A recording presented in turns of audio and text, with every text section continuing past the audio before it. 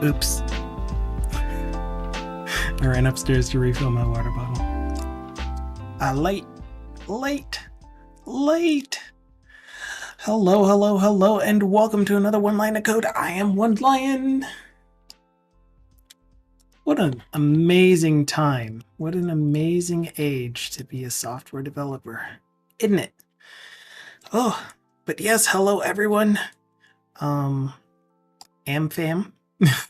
Wait, what?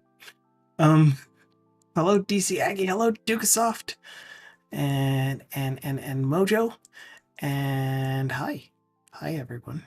I hope you're having a great day so far. Today's Friday of the week, and for a lot of us that means it's the last work day of the week. For some of us, you're already done with your work day and you're just chilling. Dukesoft, look.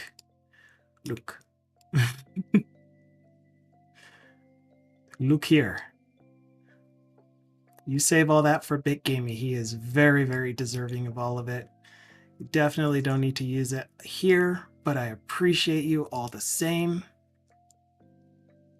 You're going to be in light mode today? Oh, what time? What time your time? And what is the UTC offset for your time?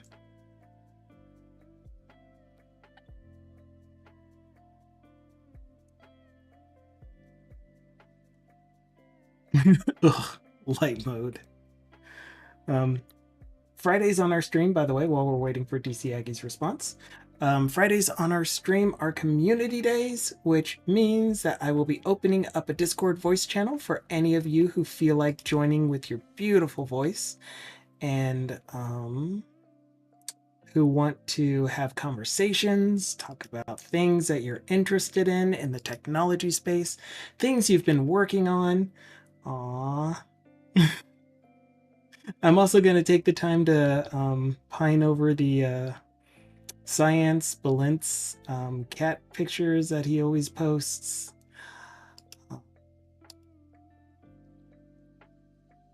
I love these.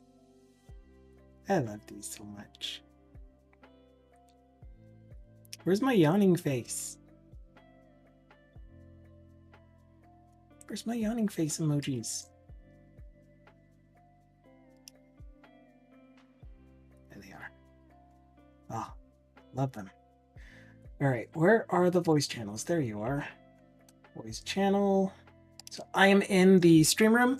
If you want to join using your voice, you don't have to use your voice. By the way, if you want to participate in Community Day, just chat. Just bring up topics that you want to talk about, things you want to share, preferably along the same content as what is normally on our stream.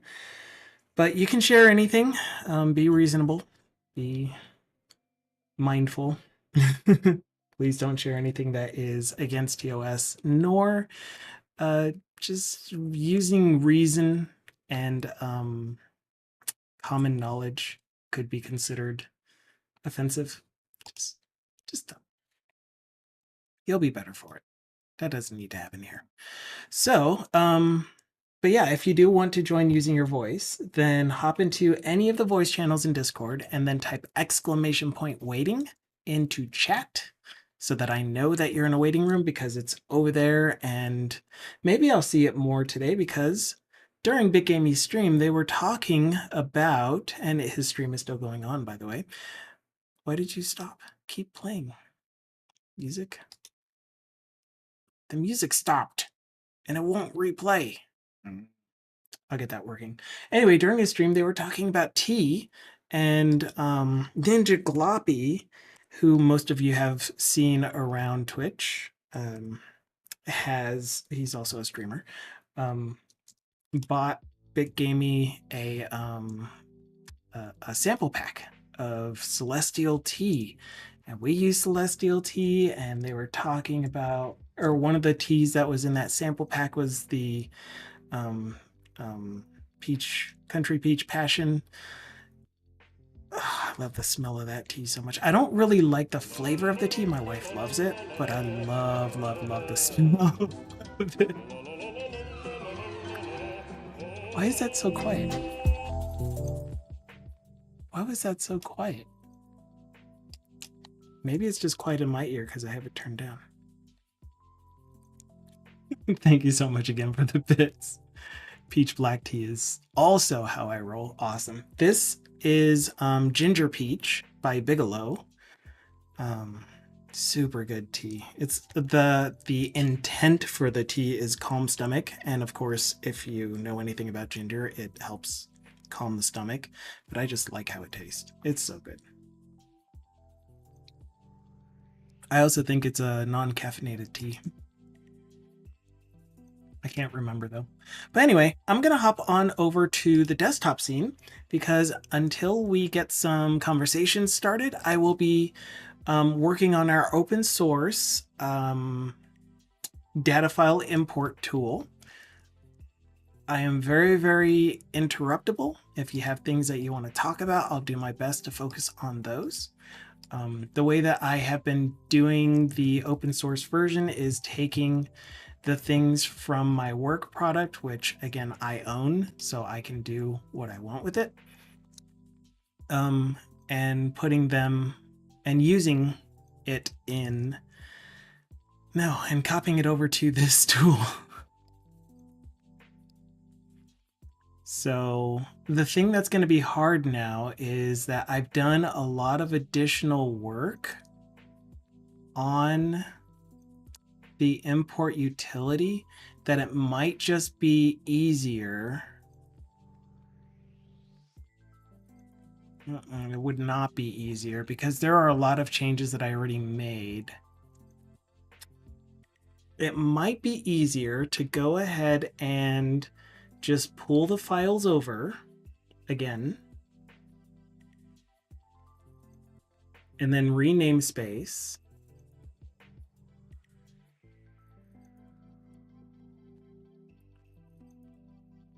And then undo any changes for things like just things that aren't supported in .NET Standard 2.0, I guess.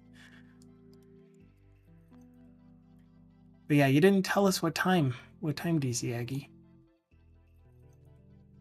To join you for light mode.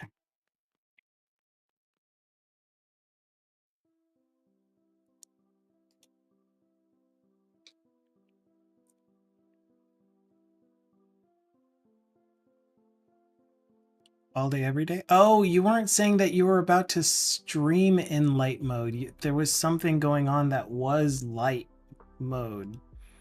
Like this. This kind of looks like New York. Where is this? Oh, wow. This is somewhere in Asia. The characters look Japanese. They look like kanji, which is also used in Chinese in one of the dialects. But one of the characters looks especially like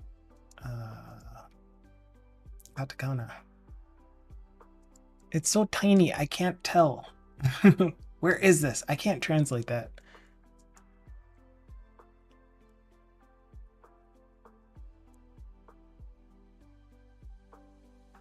Does that say Nippon? It kind of looks like it says Nippon. I don't know though. Anyway, it's beautiful wherever it is. This was in October of 2024 at around 1334. Just evangelizing for light mode. Aha, I'm also an e-ink fan. I'd call that far from New York, just a little. Squashy.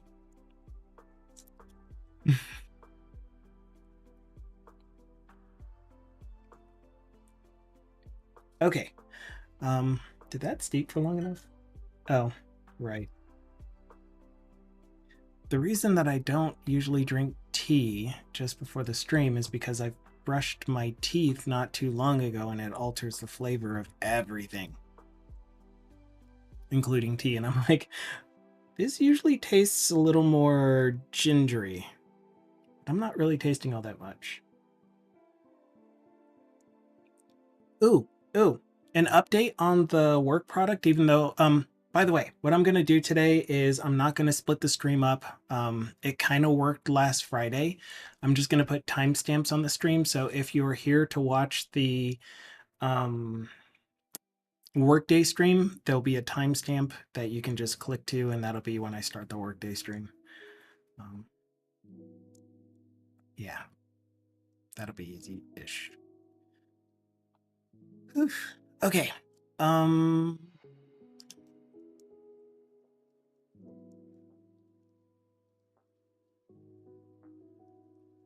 Dark mode, especially for IDEs, induces eye strain for me. Nice light mode. With reasonable brightness is how I roll. A nice light mode with reasonable brightness is how I roll. Cool. And also peach black tea is also how you roll. Nom noms. Nom noms. Yeah, I recommend trying. Well, yeah, I don't even know if this is a black or white tea. I think we should be able to know because like there's a definition for what it means to be a black tea versus a white tea, and it has something to do with like the leaves and what else goes in it. But I don't know these things. I'm just non-knowledgeable, not knowledgeness. Okay, moving on. I think we are going to go ahead and just copy pasta. I've convinced myself. So here is the core library. Stuff. Oh, I said stuff again. Maybe don't need assembly info. Gosh. What all did I update? It would just be so much easier. You know what? This is committed to...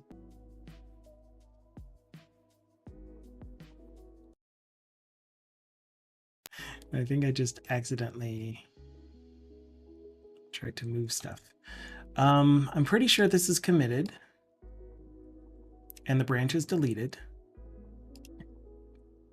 Cool. So let's get latest main.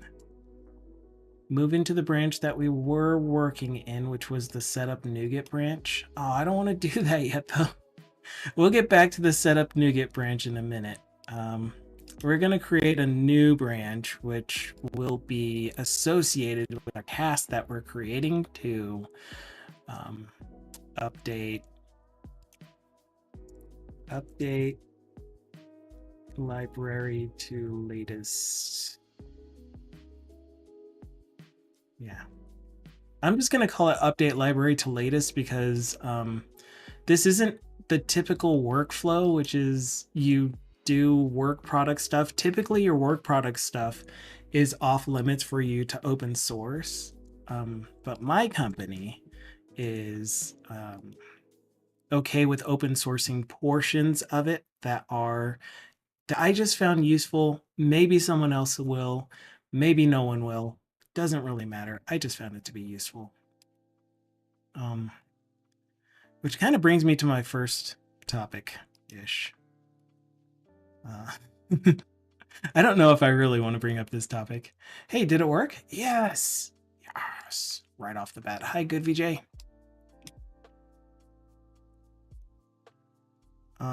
So my first topic, that if anyone wants to discuss it, is I was somewhere recently where there was a certain I want to be respectful to people and their approaches to life, but there was someone who happened to be there as well, where the streamer was saying, here's what I'm doing, and this individual was like, why are you doing that? Don't you know that this thing already exists? And the streamer was like, well, I'm doing this for many reasons, one of them being for my own benefit of learning how to do this type of thing. Another one is experimenting. And then they were also talking about, the streamer was also talking about another project that they're working on, and the only comment from this other person was, that's a security issue. It's like, this is not helpful. This is not really contributing to much of the conversation. YouTube is not receiving enough video to maintain smooth streaming. As such, viewers will be experiencing buffering. Nani. So anyway, my question to you is, do you have thoughts on the landscape? Because I kind of want to be able to fix my own perspective on this, but what is the landscape? What is the expectation I should have as a streamer? And what kinds of things can I bring up as, no, I don't want to be around that, at least not in my community, versus what should I accept as just normal? So this is semi-technology related, I guess. I mean, it's streaming in the developer space. So just let me know if you have any views and opinions on that. Speaking of views and opinions, let me turn on my banner. I guess this was more of a rant, I guess. The thing that I do not like or enjoy seeing is an opinionated person who will just essentially tell someone that they're doing stuff wrong without necessarily indicating anything helpful in the conversation. They're just saying, you should do it this way, period. Or that thing already exists. Or, yeah, I don't know. So, mini rant over. Feel free to continue the conversation if you have opinions, but I'll stop.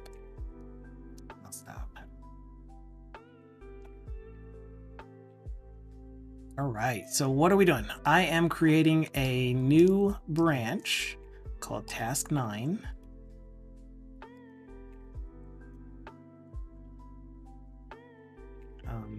Update to latest. And it's kind of a vague branch because what do you mean update to latest when you're only in the context of the repository? And I mean, you'll most likely end up seeing what I mean if you look at the code changes. I did it again.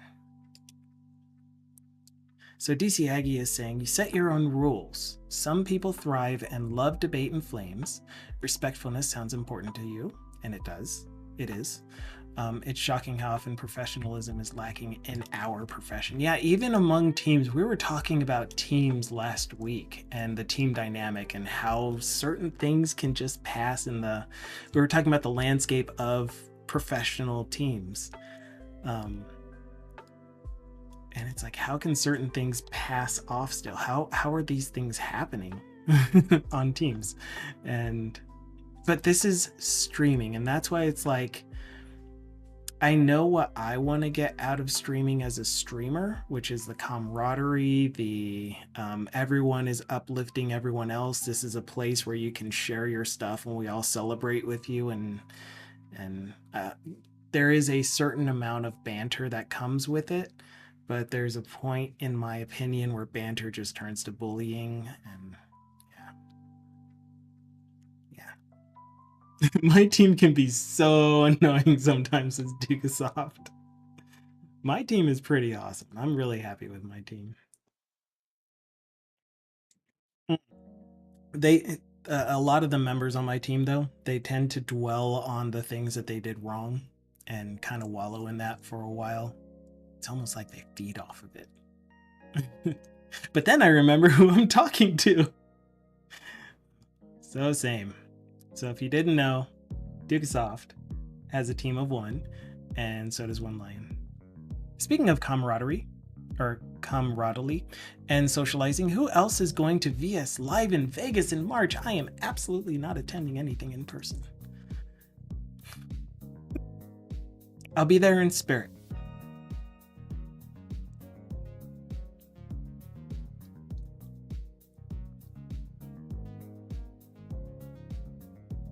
I'm trying to send my message on stream. Is there any reason why I can't? No, not at all. You should be able to. You were able to use the archery redemption, and you are able to use the alert or an announcement, highlight my message, redeem. So redeems are working, and if redeems are working, that means that your messages should be working. Is your message starting with a period, or... Oh, you don't need a Ouija board to contact me. I promise. Just open your heart. My heart's swimming around right now.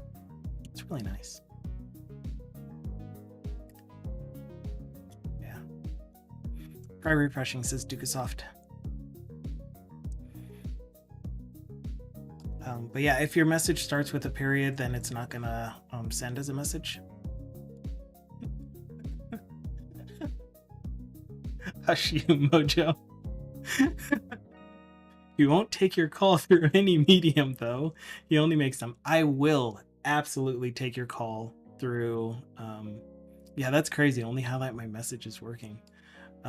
Just try refreshing. Head over to... Well, I don't want to make you do that. No, just kidding. Open the stream in a new browser, different browser. Sometimes what happens to me on Restream, check this out. And I'm really annoyed by this. So, whoa, it actually used highlight my message to be able to let you cheat. That's awesome. Very cool. So when I'm on that TV, the stream is in one of the 4 quadrants because it's a 4K monitor. Whatever, I don't know what resolution it's at. And so the streams usually look like this, and chat is super tiny, and so I'm like, I want to zoom in to be able to read chat, but as soon as you get to a certain zoom level,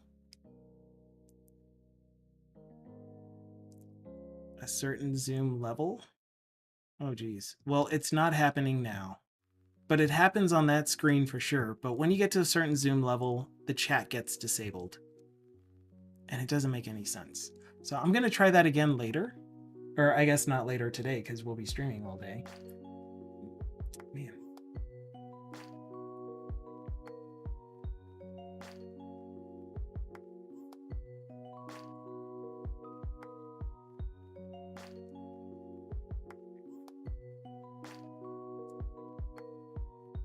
Ah.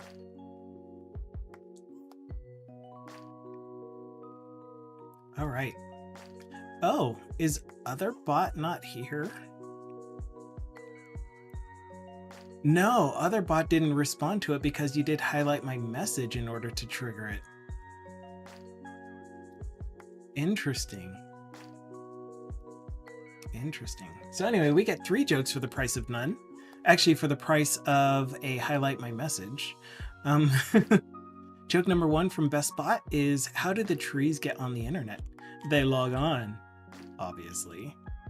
And then we get OtherBot saying, don't tell secrets in cornfields, too many ears around. Oh dear. And then Best Bot says, how do you make a 1 disappear? You add a G and it's gone. I thought that would be Oneg, but whatever. Or Agni, or Ange. That's so weird, GoodVJ. I don't know why it's not letting you type regular chat, but I don't think it's anything that we're doing on the stream. Okay, so here is the import utility. And what I'm gonna do with this is, even though I am copying and pasting the code over, I'm still gonna undo the majority of the changes that'll happen.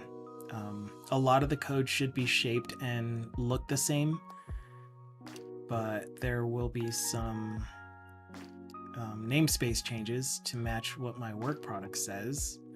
But I think this is just going to be the easiest way to pull in the changes that I've already made.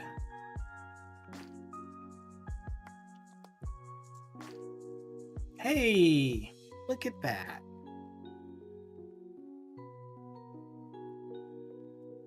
Hello, chat. Hello, GoodVJ. Yay! Why didn't it pull the www root folder over now? Okay, and finale, we have the import service. Oh dear. What did I just copy over? Why is the lab data import service in here? Hello, Gilgamesh. Oh no, that's the regular. Oh my gosh. He's special. Nice. The yay happened right as Mojo's arrow hit the target. After restarting the app multiple times, it's working now. Congratulations. I need the source generator. And then, yeah, here's our source generator in case I made any changes to that. And then the sample app. Yeah, it was awesome. Good timing. It was almost like he had an audience that was there cheering him on. See me pressing my agenda. Speaking of my agenda, did I misspell this somewhere? What is missing? Mapping? Oh. Oh, wow. So in my work product, this is mapping rule generator. So let's delete this one. Let's change you to mapping rule source generator. We're going to have some more stuff to add to that because I did come up with an approach that I'm going to go with, and we'll see that on the work stream when we get to it. An approach that I'm going to take with the conditional operator. But yesterday, I had the opportunity to talk with the client about the current status of the lab data upload, and I'll be creating the pipelines today in the stream for getting it into test and production on Merge's domain. But that also means that they're happy with it. But we spoke for about 5 hours about the entire processes, upcoming things that are going to be happening. And it was awesome times, and it was very cool. Dude is really, really smart. But yeah, what I'm trying to say is that we're making good progress. Even though I thought I was taking forever and I put so much pressure on myself, he was very, very happy and just liked the direction we're going. So it helped my inner critic from just completely going haywire. Man, that's a lot of files.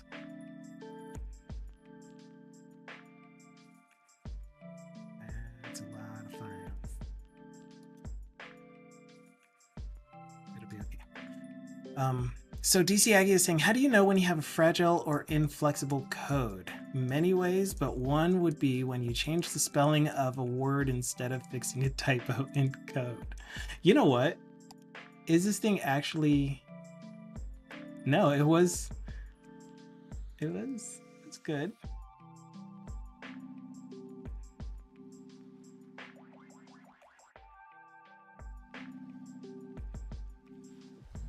The actual class was called the right thing the whole time, but for whatever reason, the file name was mapping.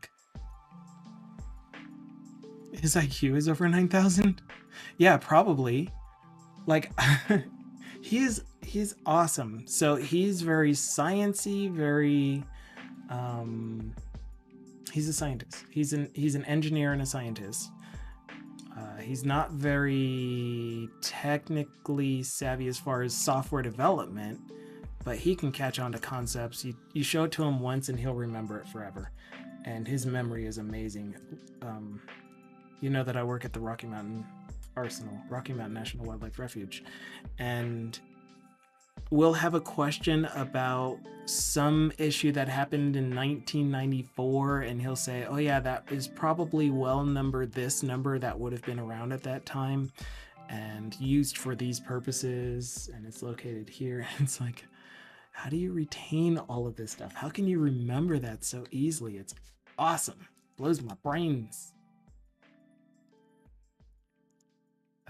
Good VJ says, someone said he is stuck in shower because the shampoo said lather, rinse, repeat.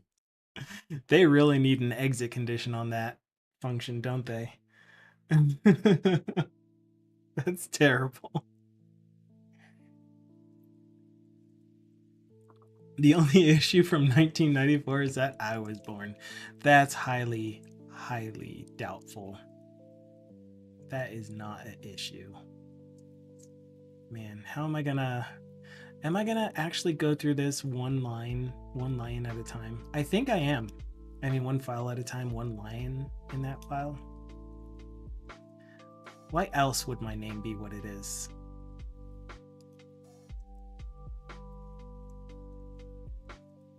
Okay, so like these are changes that I want to keep. For example,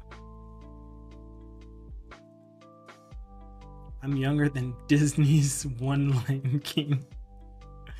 Where are you from, Mojo? Asked Good BJ. He's social engineering you, by the way. So now he has your age, he's getting your address, and he also wants to know when you were born, what your social security number is. Where are you from? The 90s. I'm an 80s kid on the run. We were the Lost Boys.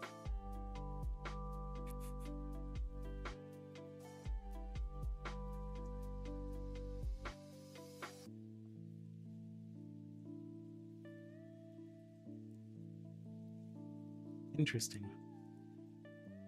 I actually have a null forgiveness operator on that one. That's fun.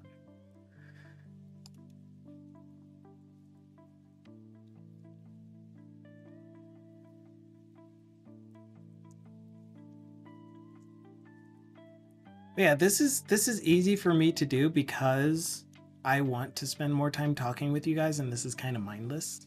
So I'm still doing the thing that I need to do slowly and inefficiently, but I am very enjoying the process.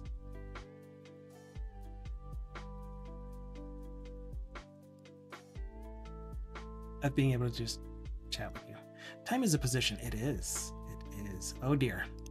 You guys are really, really wanting me to go down rabbit holes. At least Mojo is. DC Aggie says, null forgiveness. I prefer absolution of nil.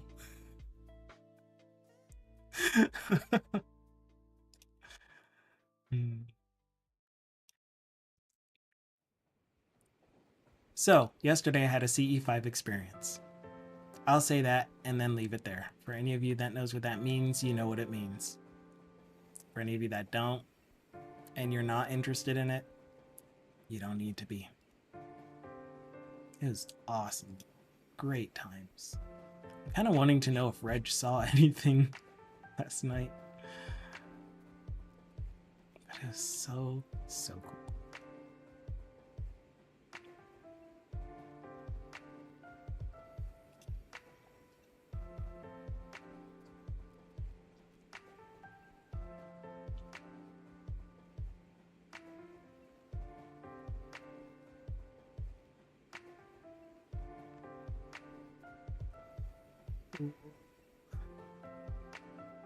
Time is relative. Time is relative, but it's also positional.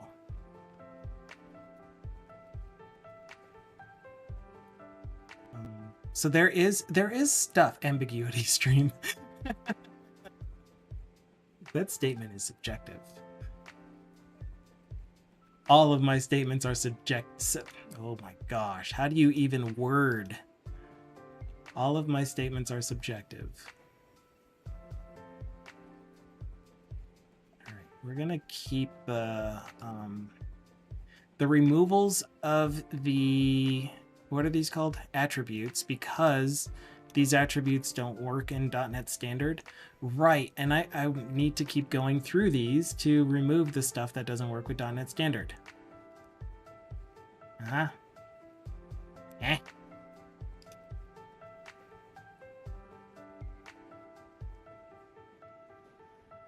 We're going to have to take another pass at these. So this first pass, after I finish with this one, this first pass will only be a namespace cleanup. And then the next pass will be undoing the stuff that doesn't work in .NET Standard 2.0. Even with latest language version on here, it still doesn't work, if I recall correctly. DC Aggie says, do not attribute to extraterrestrial life what can be explained by drugs and commodity drone hardware. I agree with you. I agree with you 100%. I do not take any substances myself. And I don't... how do I word that? Not everything that I witness do I... How do you word this? How do you word? What are words? I leave room for skepticism in everything that I experience. I think I'll say it that way. Skepticism for myself. Healthy skepticism that this could just be completely made up. But the thing is that the brain is so awesome that if you perceive it to be true, it is true for you. Relativity, as they said earlier.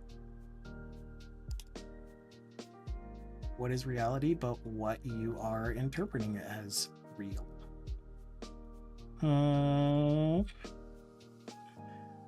English is possibly underrated, but also overrated. And then Good VJ says, I hold thy argument in gracious regard.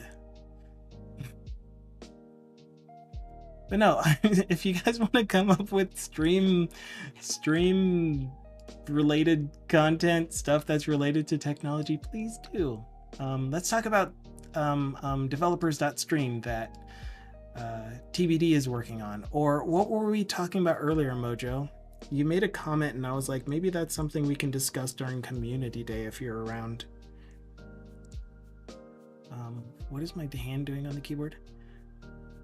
Did I tell you I moved to the UFO state? Maybe.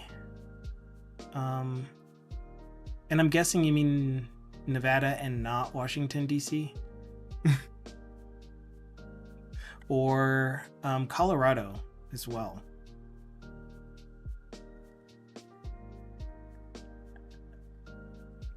I like the casino state too.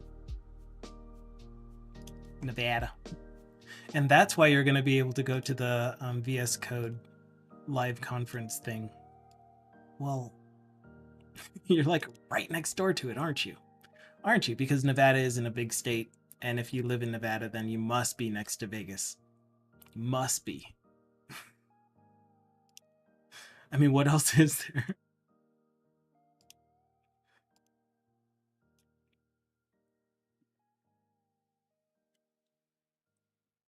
You actually are.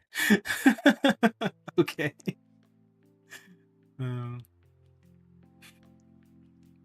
That's funny.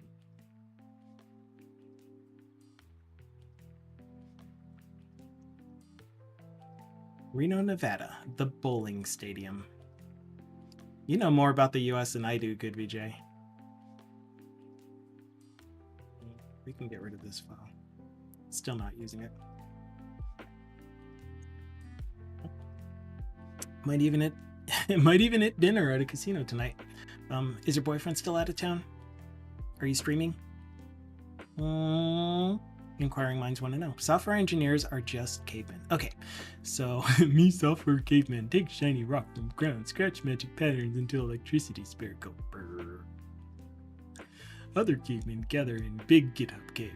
Grunt, me push code. Share magic rock scratching wisdom. But sometime rock have bug and make whole tribe computer go ooga booga. Just like that. Just like that. these are new, so we can keep that. Oh, except that we need your namespace to be fixed. So this will be the easiest way to fix namespace. That's exactly how I wanted it read. Thank you. You're welcome. I didn't want to do it any injustice. So I just did a rename refactor, which should get rid of a lot of the changes, I hope. I might want to stage and then unstage again so that I can get the true Git changes. Also, the answer to your question was probably CSS, but the troll in me wants to say writer or aspire. You can say whatever you want. This is community day. It's your day. You drive the stream. Oh no! DC Aggie did a stream last night. Why? Like I said, I was too busy doing a CE5 event. Did a stream last night. Boyfriend will return on Wednesday.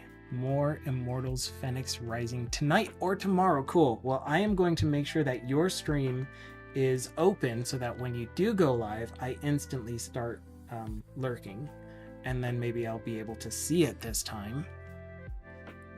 Keep the brain malleable. Oh, 10k points if for 10,000 points you switch IDEs. I was thinking of a redeem that I probably will do, and that redeem would be keyboard only, and then another redeem would be mouse only for like 5 minutes or 10 minutes or something crazy. I don't really want to have it active during my workday because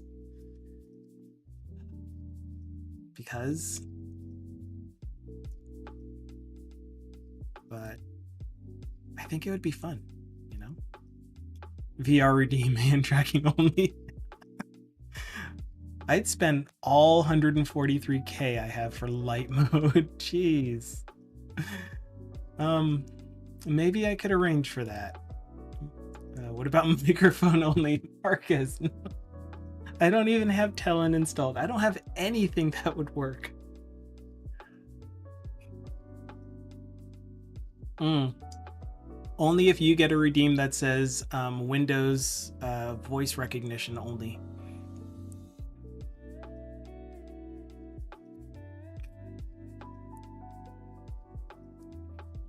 Because I'm sure it's the best software out there. Neither did I back in the day. Yeah, but... yeah, but...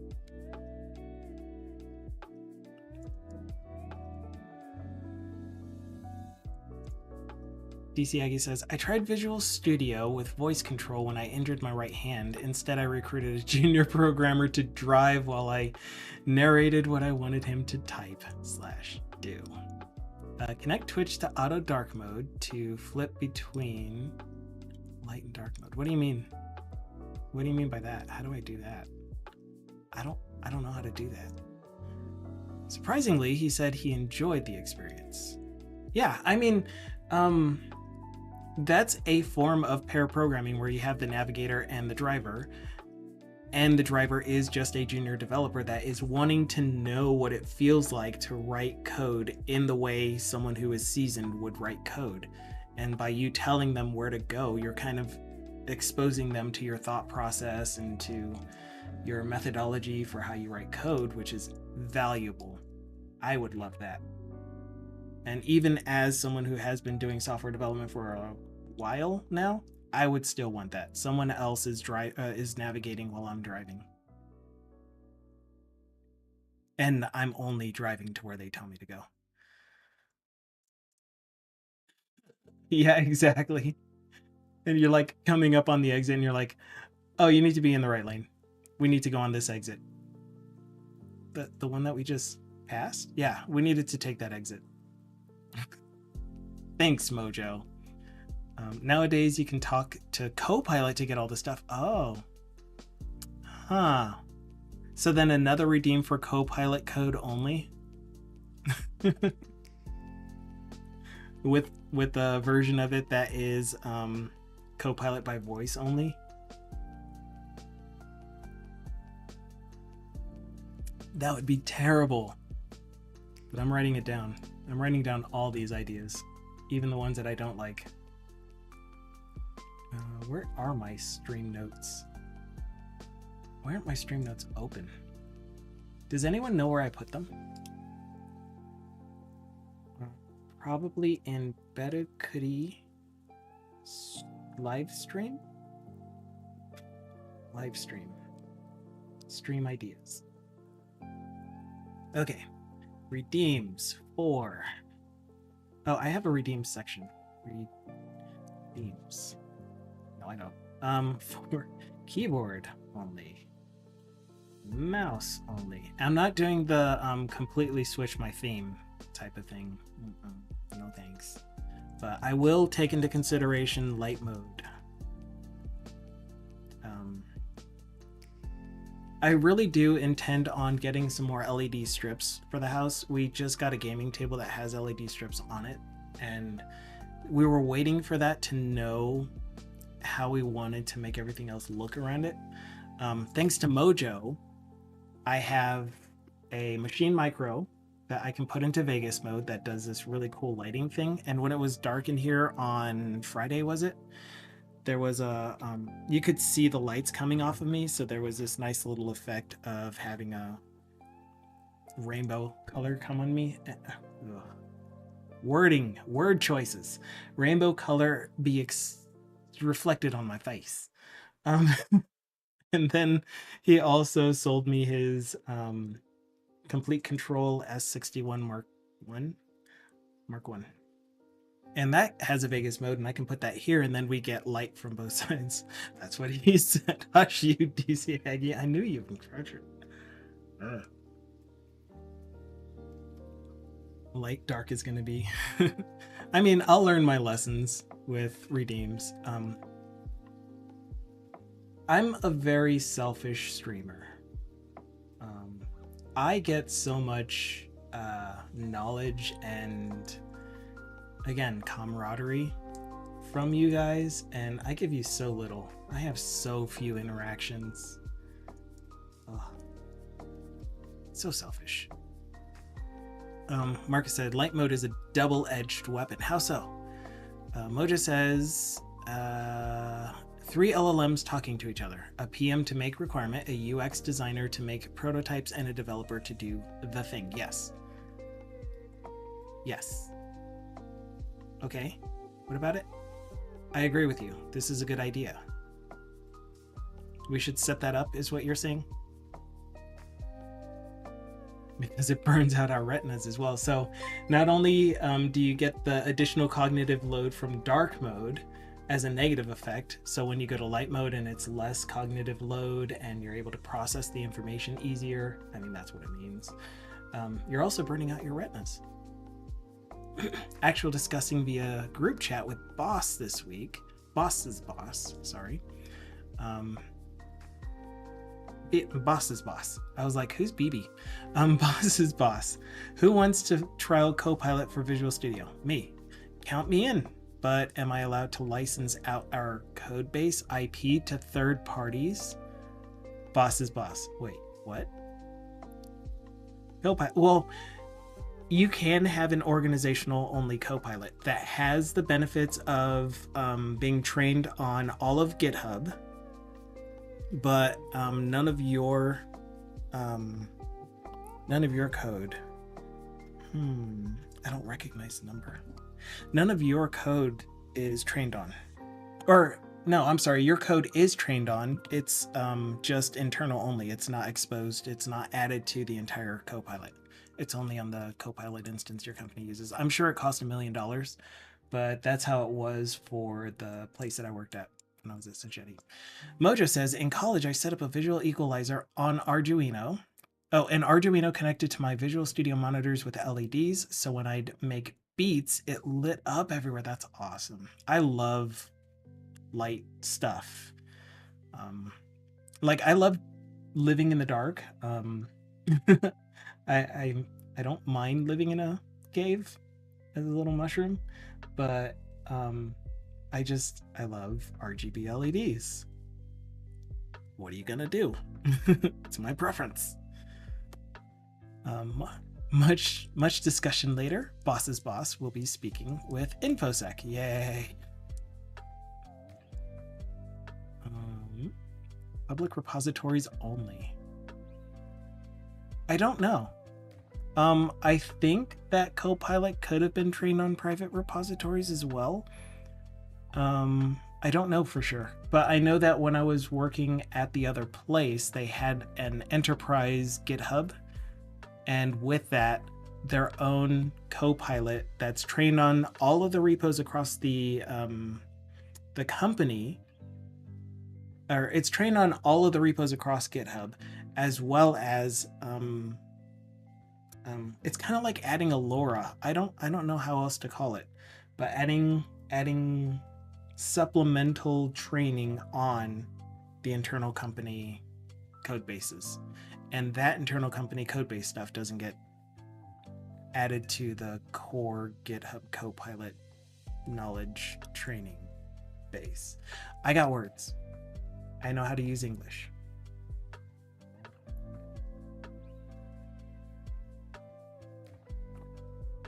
Okay, I saved everything. I was gonna do a stage and then an unstage to see what changes are really still there. So here we go. Is there an issue with using the nullability?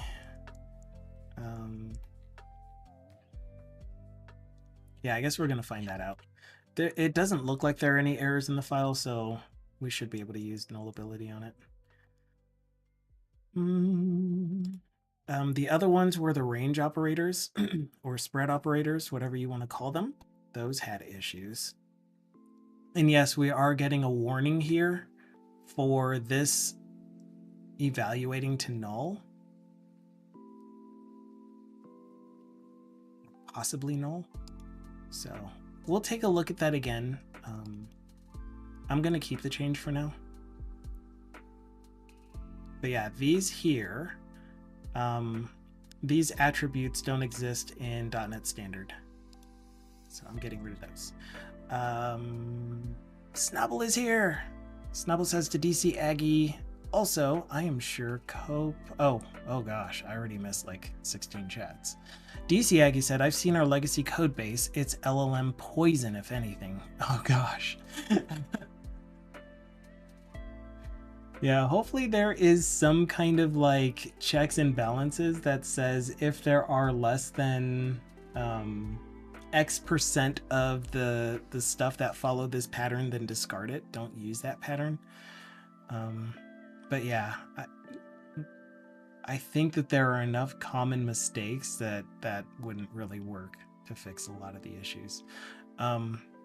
Then Marcus Voice Coder said, yes, just like that. Similar when you say app, workspace, and Visual Studio Code.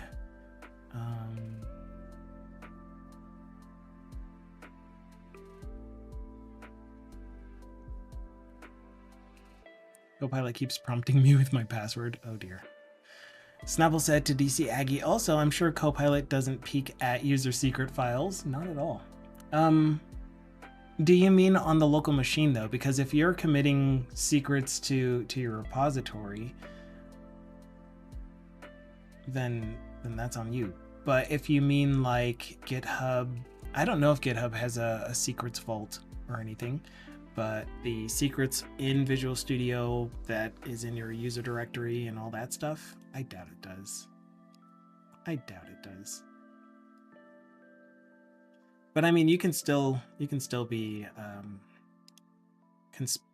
conspiratory minded at that if you want.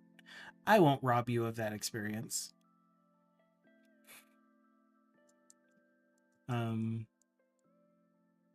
Anti-patterns galore. Mojo said, if Copilot trains on our work code, then we'd secure our position in the market because we'd be setting competitors up for failure. Hope our code is bad. I don't really remember what the thing was about CSS. It was, how does Blazor handle CSS? isolated CSS, or no, .NET Framework. How does .NET Framework 4.8 handle CSS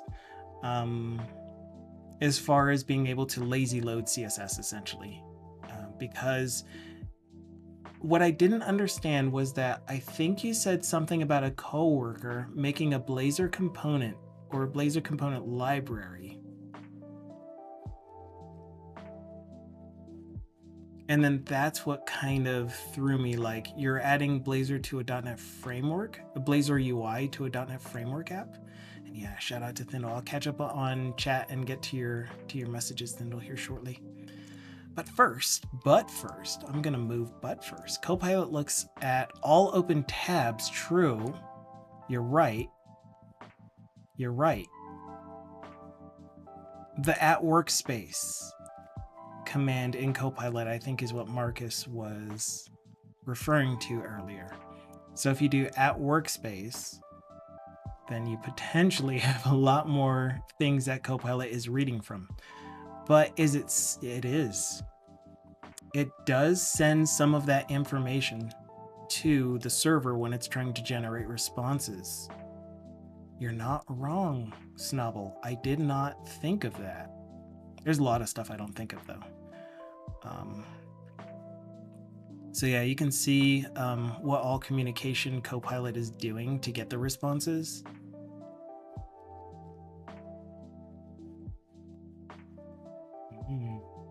That's a thought. Ooh.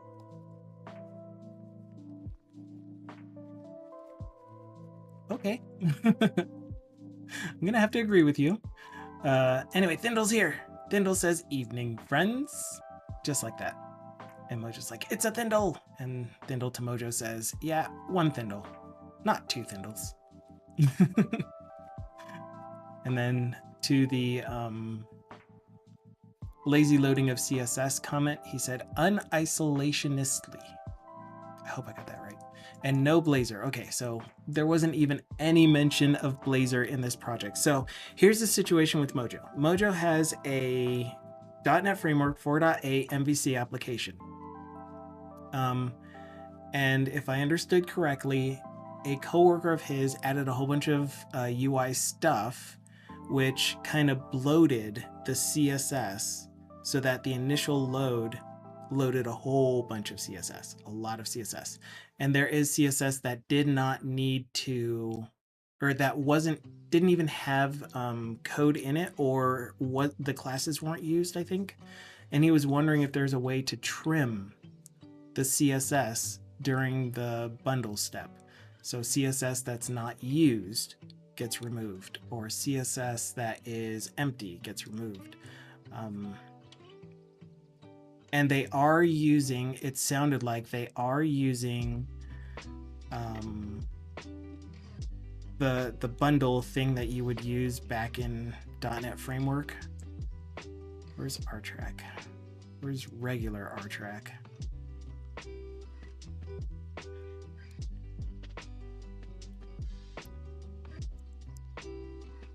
Like a post CSS, I think. I don't know. I'm not familiar with shotgun blasting CSS into projects. Yeah, but am I at least representing what you, or at least part of what you asked?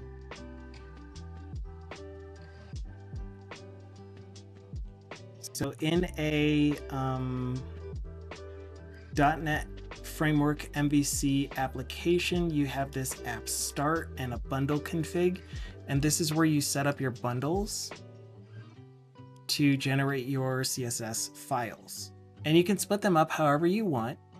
And I think this is actually going to show us what I have done with it,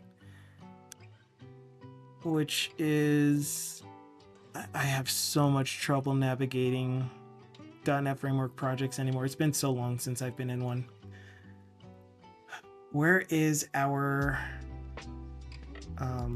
layout? Layout is what I'm looking for. View shared layout. Okay, so there is a way for you to be able to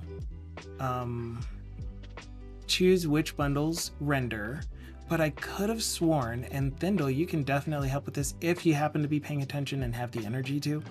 I think there was a way to still delay or defer the loading of CSS, of the CSS. But then the other thing that I do is I create a section placeholder for additional CSS, and that way the only time that the CSS loads and caches in the app is when you go to a page where that CSS is used. So this is one way to make sure that you're only loading CSS when it's used.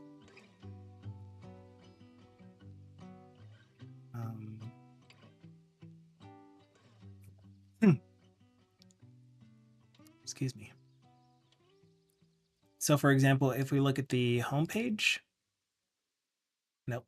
So for example, if we look at the, it's not home, really? What is the main page then?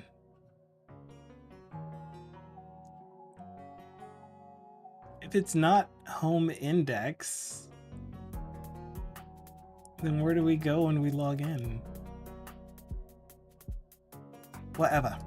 Let's say it's the RTrack upload page. Then I define what styles I want to load on that page in the add styles section. And that way this isn't being loaded as part of the big bundle. Yeah, I mean, I would, but I don't think that the home controller is taking me anywhere but index.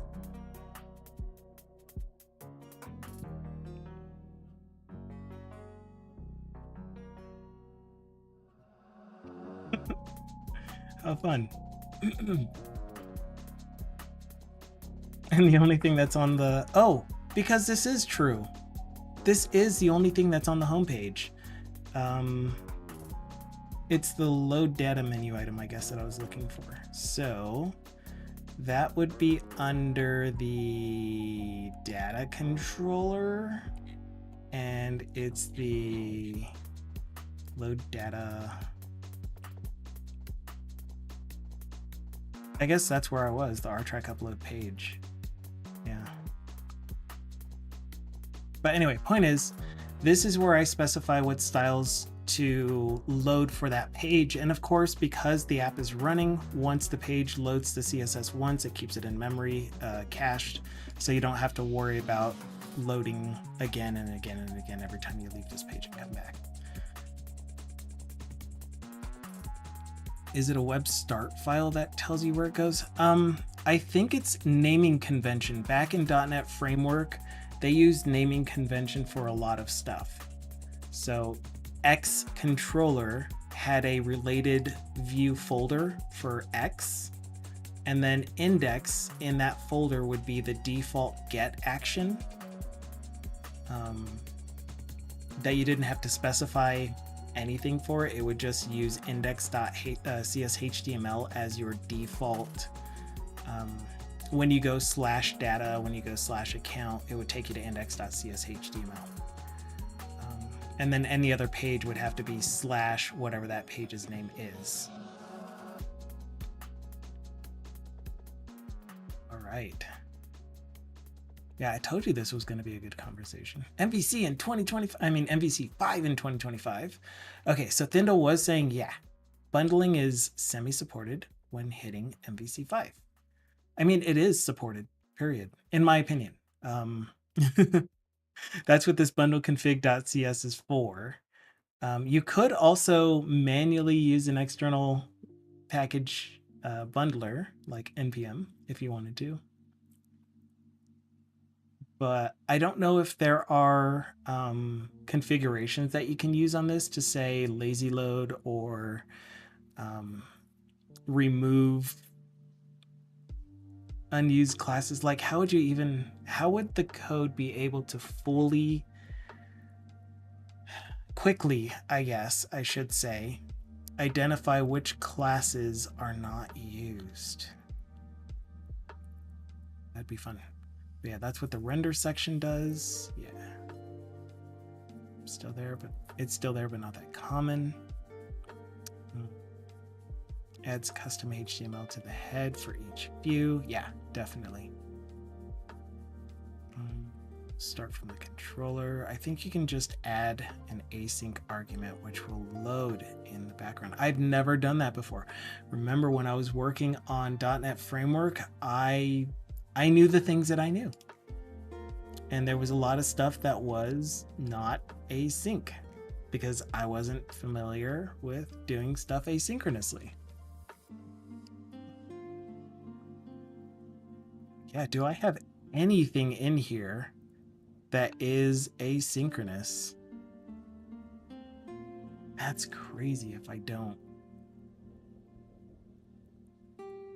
Identity config. I didn't even create that. Account controller. Yeah, so all of the identity stuff that was scaffolded for me is the only asynchronous stuff in the code that I used to write. Wow.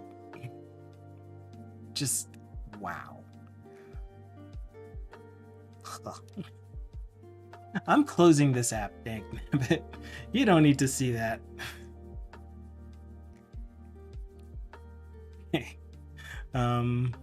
Is it a web start file? I mean, it probably is a web start file though.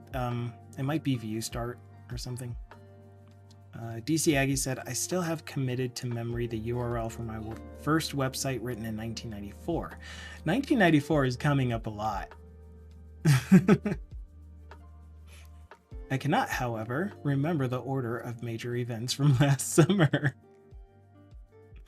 Mojo says to Thindle, our Kendo salesperson said we only need a license for any person adding or modifying a Kendo component into the project, allowing backend to technically build without a license. Interesting.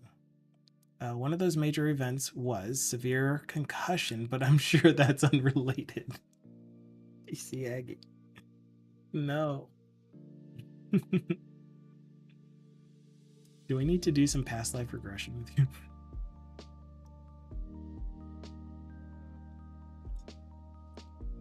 Thindle says to Mojo, yeah, it's based on the separation between back end and front end, but trust the salesperson over me.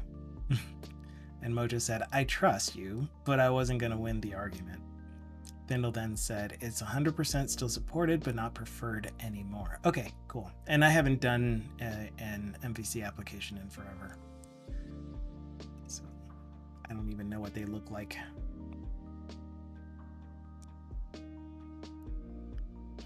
Bundling had started going out of style. That's funny. Bundling styles has gone out of style. Mojo says, an email from the company versus my buddy on Twitch. Kind of hard to win an argument with that. All right. To the water. My tea is empty. That's sad. They look about the same, but with different startup. Yeah. I would assume you get a program.cs now.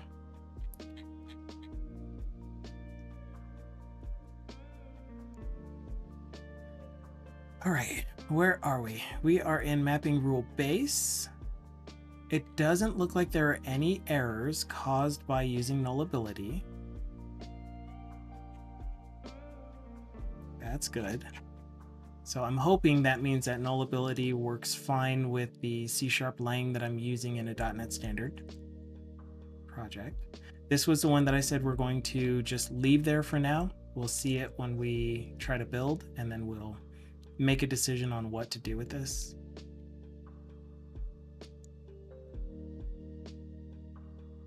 Oh, I know why I don't need anything special in the .NET 8 version.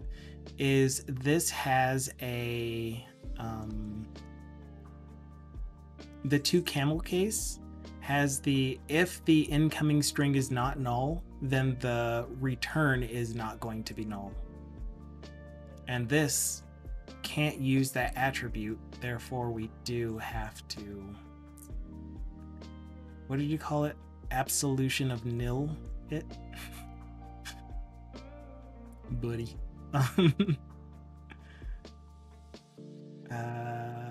Then Thindle said to Mojo, if you want to upgrade me, you can say your body on Twitch with the Teller Champion statuette. I meant buddy. I think bundling is back, at least in the White House. What? Oh my gosh.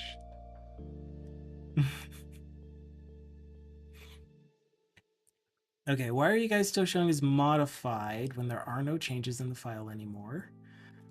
That's odd, if I do say so myself. Okay,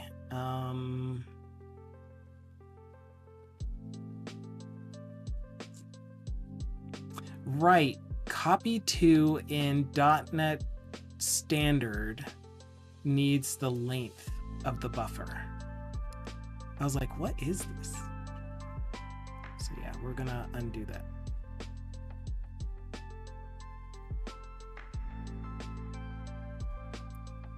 Okay, rule description. Right, we had to do this. No, wait. Yeah, we had to do this way because enum.getValues doesn't have a generic version in .NET Standard.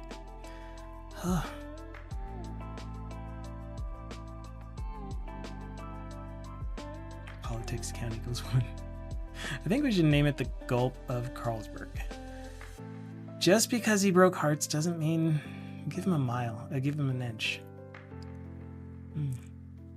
No. You didn't even have to say that at all.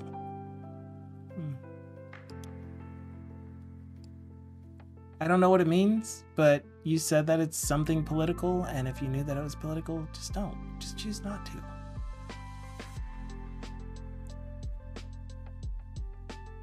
I didn't vote for bundling, but here I am being bundled back to Utah because of stupid RTO. What is RTO?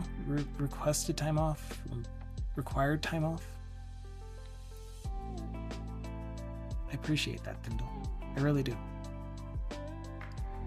There is no character version of starts with. Return to office. Wait. Is that part of the whole yada yada that you didn't spell out?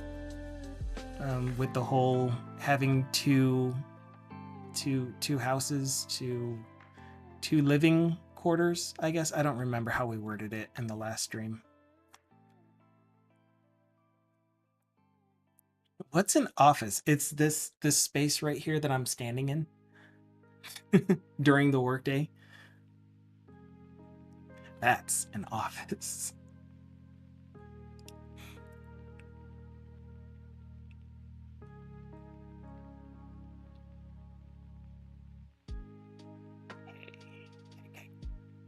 Okay.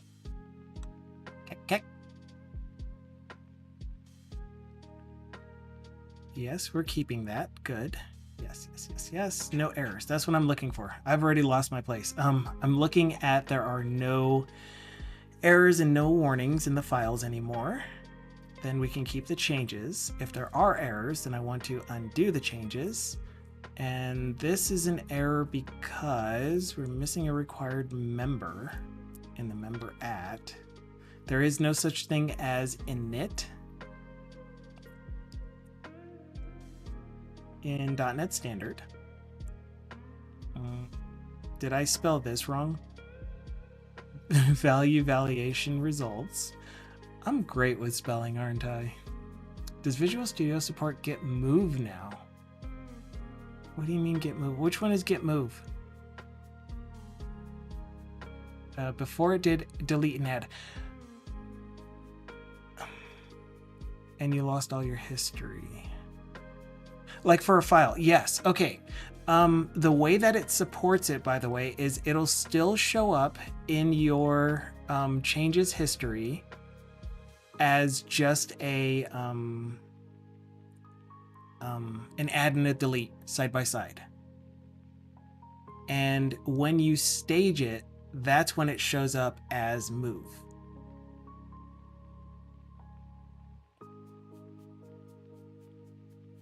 Yeah, so for example, the one that I fixed was mapping rules source generator. Is this the one?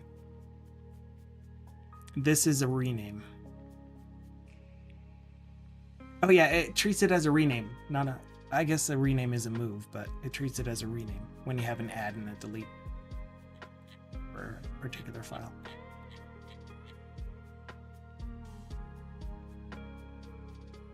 Yeah, oh, and you were reading this message. Okay, this says what I said out loud. Move conceptually is remove plus add, but if I recall, there's a special flag to get log to follow renames. Cool. Yeah, because as Stindl said, you do lose history when it does the delete of the old file, because it's like the old file is the new file. All right, so DC Aggie is telling us the story, and it is boyfriend's duty station is in Utah. He's been teleworking from Nevada, but now has to return to Utah so he can drive into an Air Force base, even though he's the only person in the entire base that works for team and will still be doing everything via video calls. It's telework with a commute and stupid beyond belief, and will cost us unthinkable amounts of money to relocate back to Utah. That is so stupid. Like, I know that the telework policy, at least for when I was working for federal service, which I'm assuming that U.S. Air Force is still going to be treated as such, was that the minimum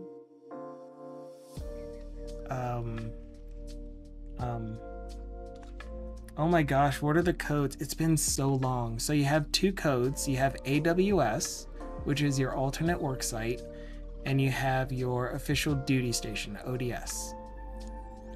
The minimum amount of time that you must work at ODS in order for a telework agreement to be in place is 10%, which means you do have to commute once every whatever it is. But it sounds like his is even worse, so that sucks.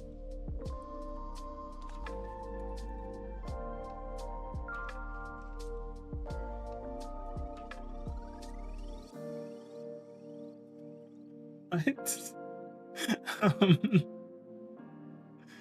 Juno said, can't the base set up a satellite in Nevada? Yeah, like the other thing is, doesn't Nevada have an Air Force base? Because the official duty station could be in Nevada at an Air Force installation. But that's probably still a commute. Like, the Air Force base is probably far enough away from you that it wouldn't be feasible still.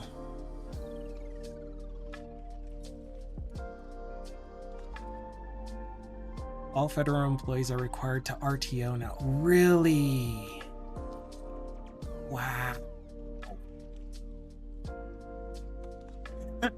Gosh. So Mojo said to President, can you rename it to Golf of One Lion? I don't exactly know what you're asking him to rename to Golf of One Lion. Oh, President Usher said this man needs a hospital. A hospital? What is it? It's a big building with patients, but that's not important right now. I don't know your quotes. Don't know your quotes. Suck at this. But then Mojo said, can you rename it to Golf of One Lion? I'm assuming it's related to the quote that you had above. And then President Usher said, yes, I have signed an XO, renaming the Golf to Golf of One Lion. And I know you were talking about Gulf of Mexico. It was an airplane. Man, and I've seen airplane like 1,000 times, but I still couldn't quote it. I wouldn't be able to quote it at all.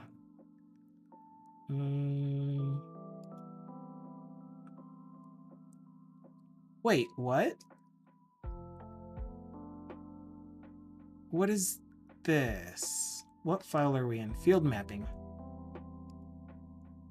Take me to fieldmapping.cs, because validation results is being declared here.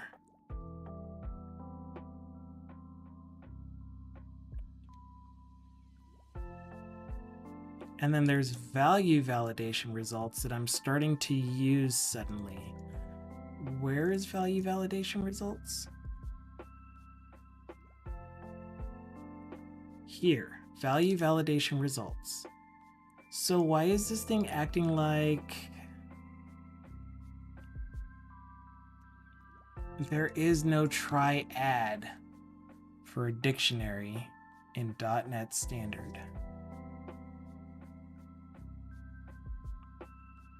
All right, we're coming back to that one.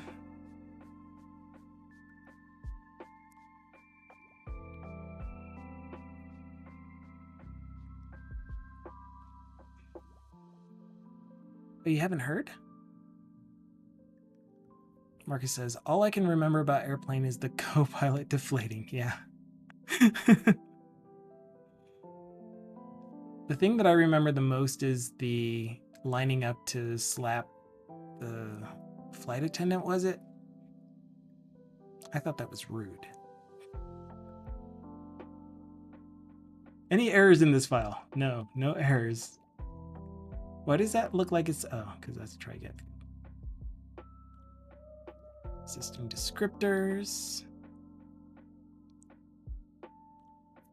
The panicky lady. Whoever it was.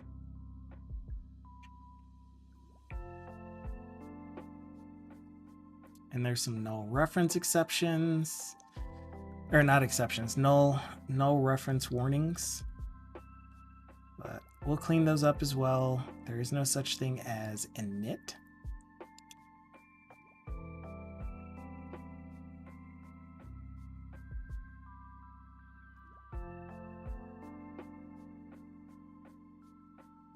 Oh gosh.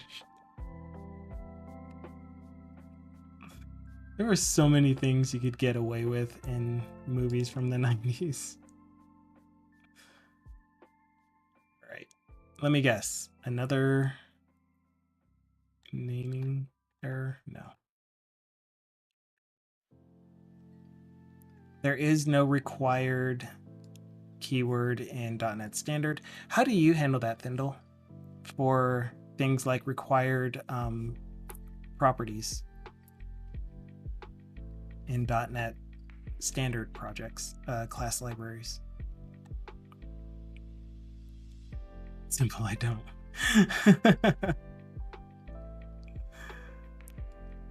If it works, it works. Sure.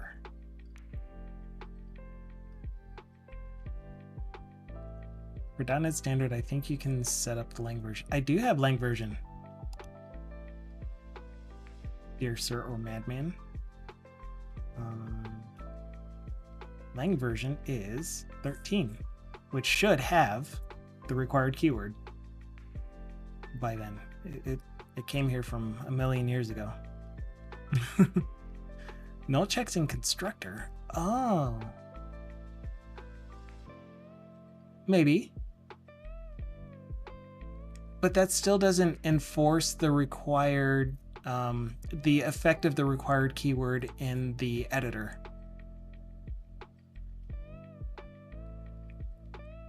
And that's the ultimate goal. Got called out of the blue. No, no.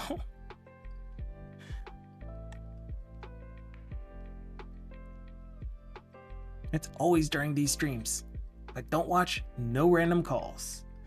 Well, I guess you're just gonna have to stop watching my streams.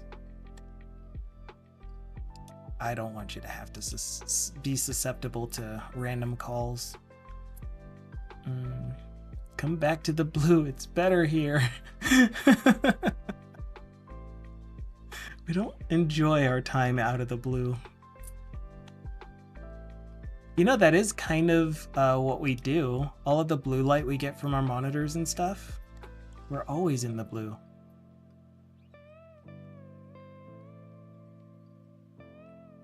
Thindle is asking Mojo, considered putting your phone in the microwave? Just a suggestion. I mean, he's not wrong. I've definitely considered it. We're keeping that change. Considered putting your phone in the microwave, by the way.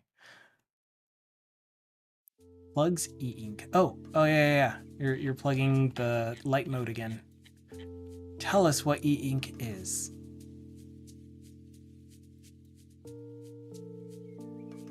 E-ink is beyond awesome, according to Thindle. It's okay, Thindle. I try to at least read what you intend. You don't get blue light when you have e-ink? How's that possible?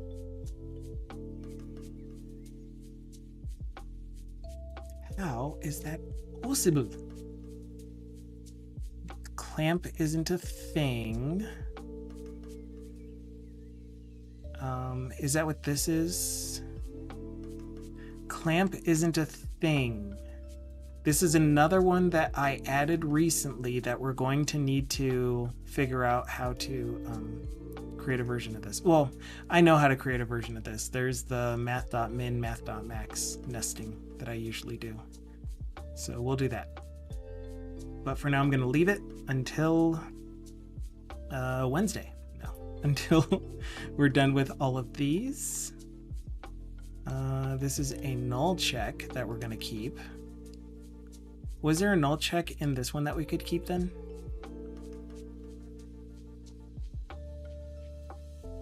Yeah. There's no other logic changes other than a null check. So let's keep that.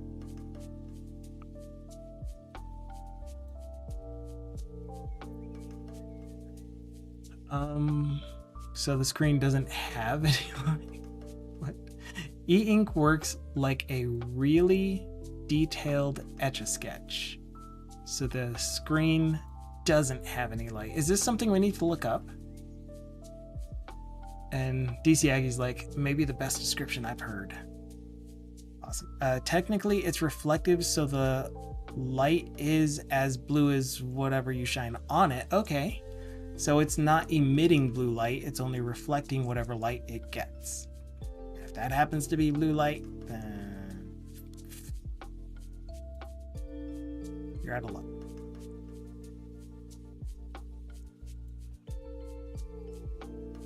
Like paper. Marcus Voice Coder says, is there a keyboard way to stage each individual change? Good question. That would suck. I'm sure it would be Alt-G. So you would go to the line that you want to stage. And at minimum, you could find anything that you need to do in Alt-G. No. You would have assumed that there is a stage current line. Good question.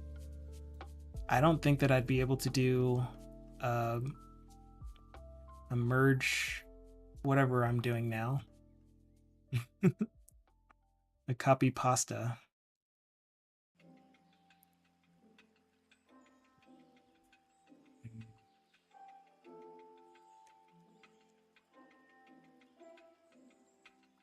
Wait. How about, what's the keystroke for the global search? Control whack? Not control whack. Control O? Nope, that's open. Duh. Control RR? No, that's replace for me. Rename for me. This one here. What is your keystroke? Control Q. I wouldn't have thought of that at all. Marcus did. Thank you, Marcus. And we're looking for stage selected range. And it's in Git, stage selected range. Wasn't I in Git? I do not see stage selected range. I am either really, really blind or it's not actually here.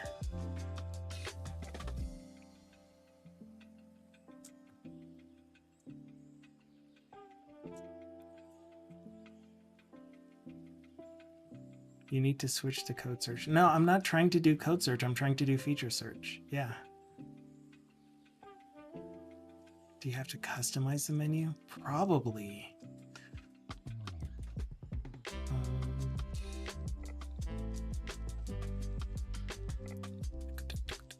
Oh, it is in toolbars. No, it's not in toolbars. It's Git. In Git, add command. I wouldn't know how to do this off the top of my head. If you want, we can look for it, but I think you were just asking to ask. Wait, look at all this stuff that's supposed to be in the menu.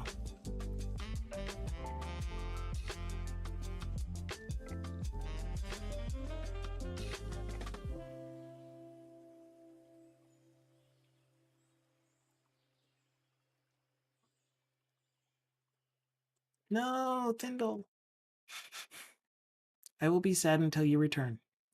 Thindle says, gotta run for a spell. You'll probably be done with Community Day stream when I get back, but either way, that's okay. I'm just gonna continue on. Once we're done with Community Day in about 30 minutes, I'm just gonna continue straight into the Workday stream with no break.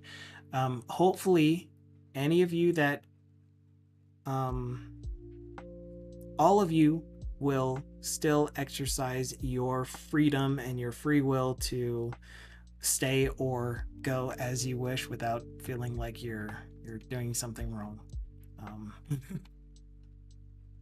But man, look at all of these things that are supposed to be in the menu. This doesn't make sense.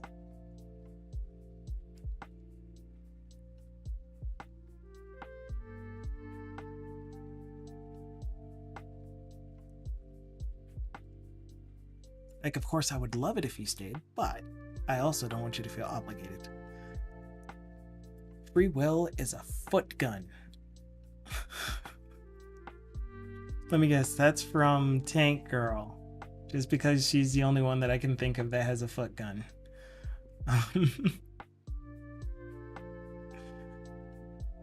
It might not be there while you're in Get Changes. What happens if you select File in Solution Explorer? Good question. See, this is why you can't go. You can't go.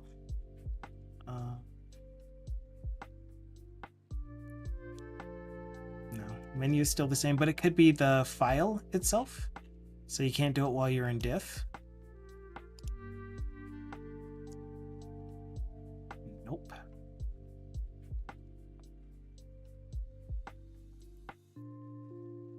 That's a good suggestion, though. Wakarimasen desu. What happens if you're... Well, this is where we were. So, have you tried praying to the full stack manager? I don't know what FSM is.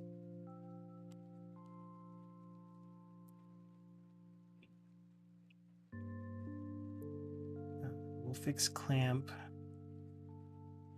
We're missing a closing. Wait, how is the incoming change missing a closing semicolon? Oh, it's not. It's not. What?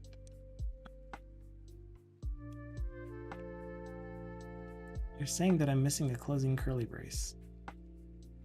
You're lying.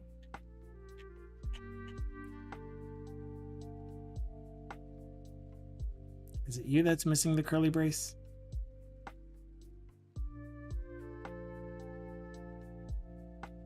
Not all code paths return a value. Oh, we'll get to this file in a second. All right, DC Aggie says, from GD Quest website, in programming, any piece of code may have unintended consequences, but some patterns are considered foot guns. When code is written in such a way that it makes unintended behavior easy, that's a foot gun.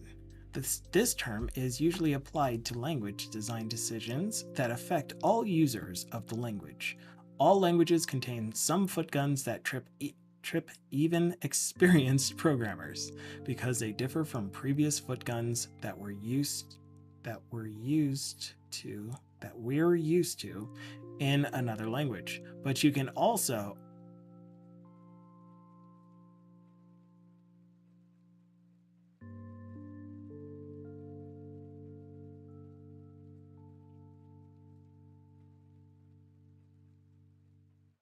or in short, features that are likely to be used to hurt yourself, but are very tempting. Who paused the video there and then skipped? It sounded like they had more to say. Daniel says, is this related to C makes it easy to shoot yourself in the foot? C++ makes it harder, but when you do shoot your I know what you're trying to say, but I was trying to be genuine to the quote since it was in quotation marks. But when you do, you shoot your whole leg off. I suck at reading is what the issue is.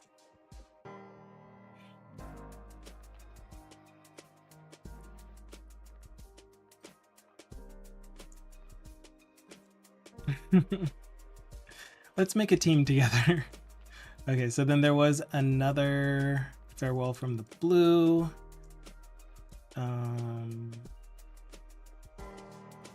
you tried praying to finite state machine or flying spaghetti monster?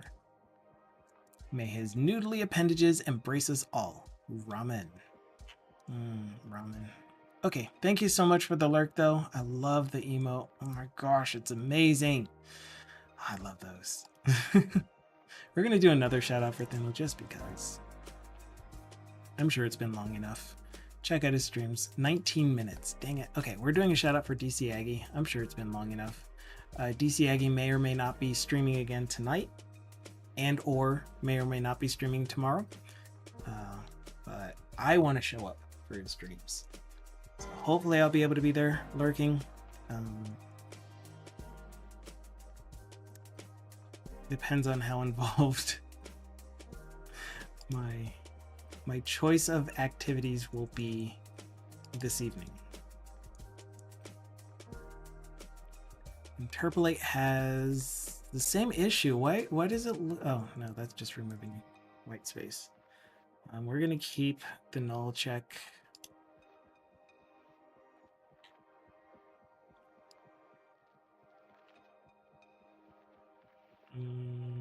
I need to convert the regex matches to a match in .NET Standard for whatever reason.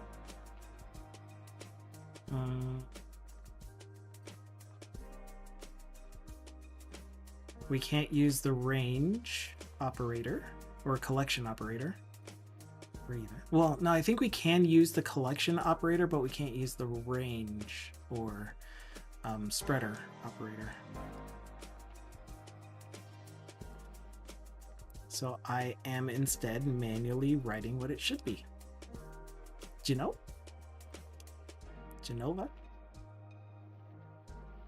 Nova. Get rid of this warning. And get rid of the square bracket. Square bracket. Des. Oh, that's just called bracket.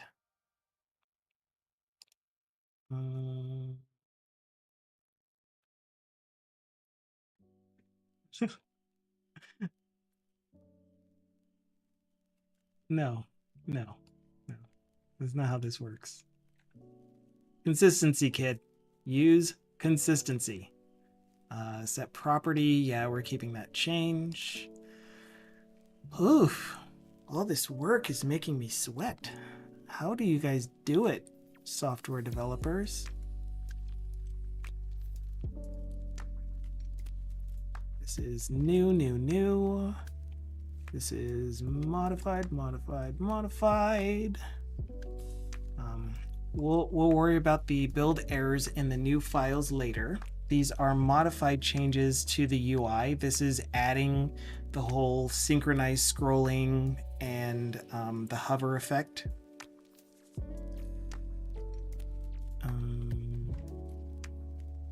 Yeah, so I'm gonna leave all of the UI changes alone. Am I though? I think I am. And then we're gonna do a rebuild, find our errors, fix the errors. So many changes.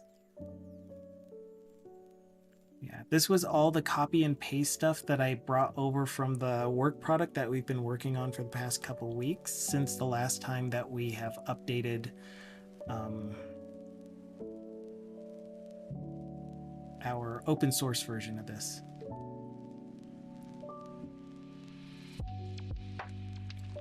So here's what we need with this one. We need to fix triad. What I would really like to do is create a dictionary extensions, if I haven't already.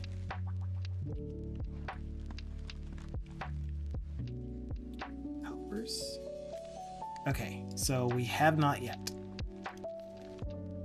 Extensions, dictionary extensions. That's right, I said dictionary extensions. You are correct. You heard that right. Public static, and then we're going to do public static bool triad. Sure. Does this actually work?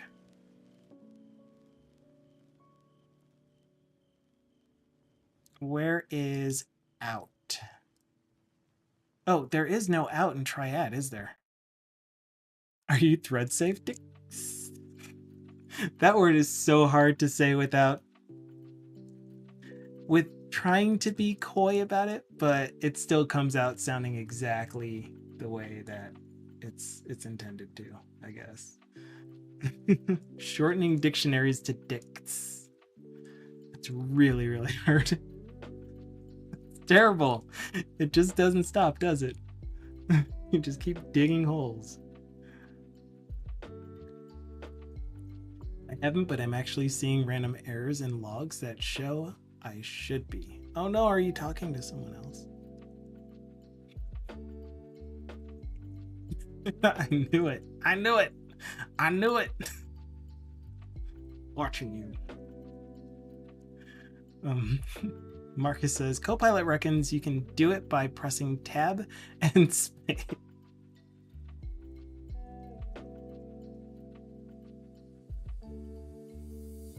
Oh my goodness. Okay, excuse me. Can we use the extensions to do triad? Yes, we can. It works the way we're expecting it to. Moving on. Next error, please. Pick all you want. As Irish John Games would say, stop it, bull boy. Speaking of, shout out to Irish John Games. He's been having some flaky internet and power issues, so his streams have been pretty random and sporadic. But definitely check out his streams when you can. Amazing game developer, great personality, fun to hang out with, mouth like a sailor. I mean, he's making a game called Rise of Piracy. What do you expect? Captain Chica says, I have issues with your code base. It wastes 3 bytes per indent. How dare! I cannot believe you would use spaces over tabs. Okay, we're gonna figure out this file. Calculate operation.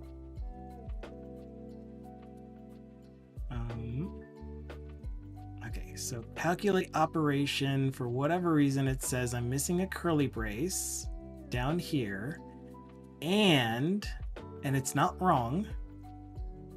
Oh, and not all paths return. Okay, so what is that supposed to be?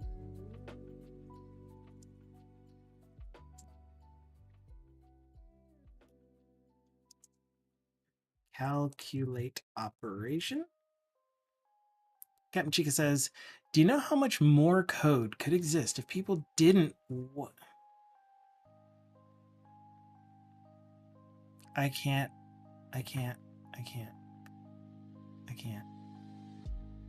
parse it. If you didn't waste space with space. But more code does exist because you waste space with space. Right? White space is still part of code. TBD is saying, did you have a quiet community day? Not really. It was fun. I say was, but we still have 15 minutes. Thank you so much for your stream earlier, though. It was amazing. You had so much involvement, so much conversations going, and yeah, it was awesome. So many meetings on Friday. Do people not know I operate an unofficial 4-day week? I was thinking about, and I still am not sure that I want to do this.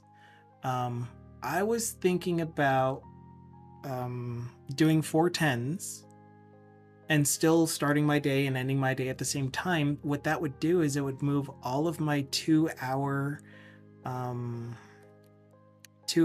a weeknight music time to 8-hour or 10-hour Friday time. No, it wouldn't, because we still have community day on Fridays. So 2 of those hours would get cut out still. So it would be 8-hour. But regardless, I don't know that I would be able to improve if I only did 1 day a week for more time, as opposed to 4 days a week at less time.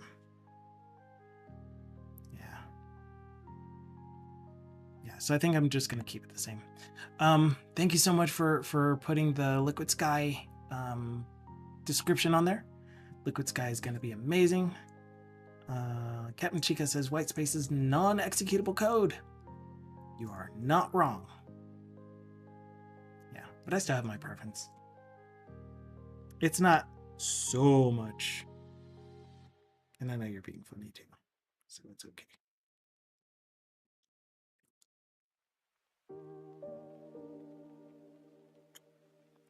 Okay, DC Agley's Agley. Now I'm reading mostly and saying your name. DC Agley says it's mostly been rabbit holes and slight references to current politics and double entendres. I don't know what that is. Entendre? Entendre. I don't even know what language that is. But what he's trying to say is euphemisms. There have been some euphemisms going on. It is French, so it's entendre. Entendre. Undone. Undone.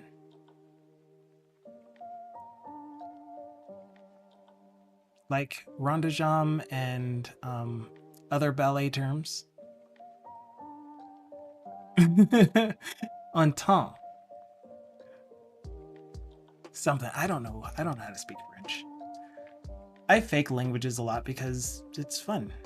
I like trying to pronounce things correctly. Okay, we're gonna bring back all of the changes for this method again and fix the things that are baroque. Where did I start the copy? Right at the method stub. Do you guys call these method stubs or method declarations? What's your preference? Since we're talking about preferences with spaces and tabs. Like, hello, you've got a big one.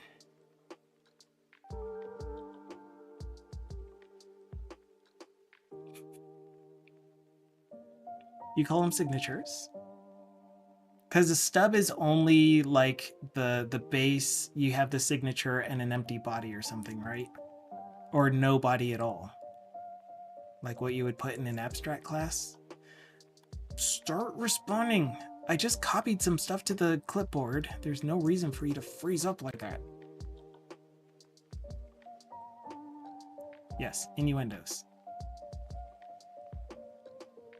It's an English term borrowed from French, meaning a term that has 2 meanings, usually one innocent and one naughty, like an innuendo. I was making straight up innuendos though, not things that are like innuendos.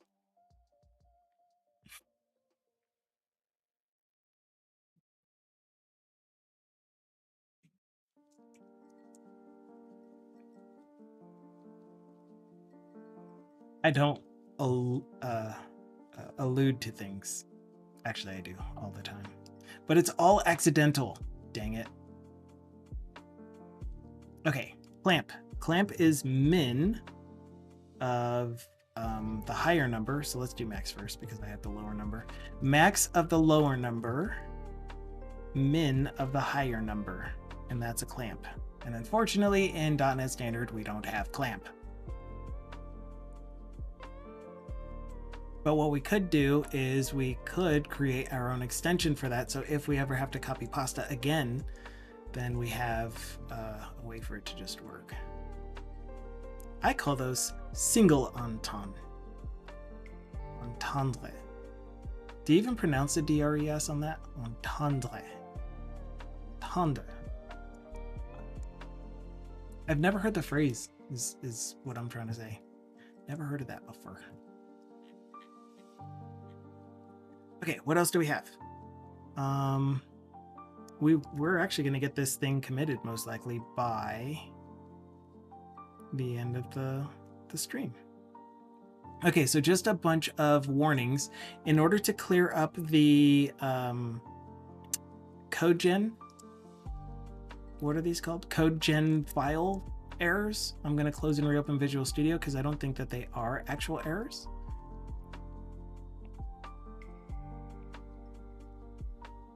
Apparently the famous fives are full of them. Are absolutely full of them. Tendre. So you do actually pronounce it DRES. It's pronounced as if it's in English. Well, yeah, I mean, as a Gaidago, as a borrowed word, then of course we like vis-a-vis or deja vu, where we have our Americanized pronunciation of it. So I guess, yeah, I probably shouldn't be trying so hard is what we're saying. Such a try-hard. I'm looking for love in all the wrong places. Marcus says, apparently the famous... Oh, yeah, and then TBD is like, yeah, they are. But yeah, how are your meetings, TBD? Were they good? Were they stressful? Were they annoying? You were allowed to rant. You're allowed to be happy about how it went. I support you in all that you say. Hi, Big Gamey. Taking the place of Apocalypse. Goodness. Oh my gosh. So I had to turn my mic or my headphones up earlier because I could barely hear the sound alerts. And I'm like, I want to hear the sound alerts because people use them and I don't want them to be wasting their money.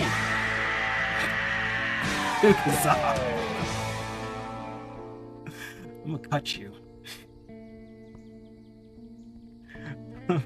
So I turned my headphones up. And apparently the bit redemptions are still loud enough. Oh gosh. It's a good thing my bladder isn't full from drinking so much water and tea.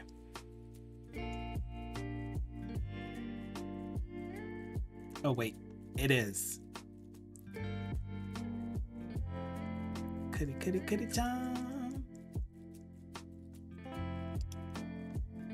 Okay, so I do have some issues with my rules.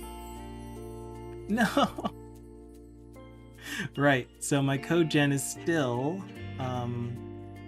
using, that's gonna be an issue, isn't it? My code gen is still using the wrong namespace.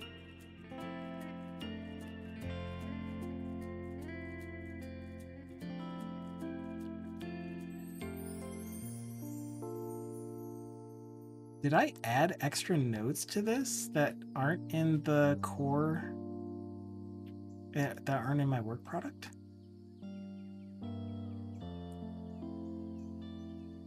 I sure did. Why are you not spaced correctly?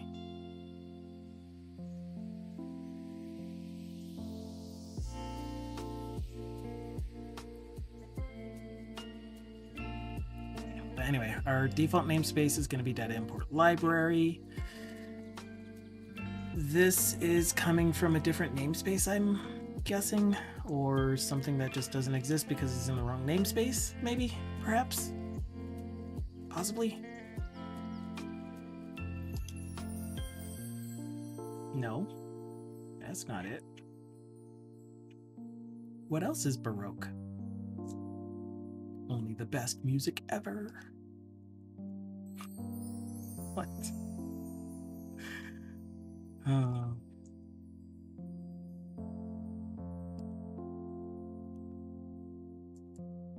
Sometimes I say things and I don't realize what I'm saying, as was evidenced earlier in the stream.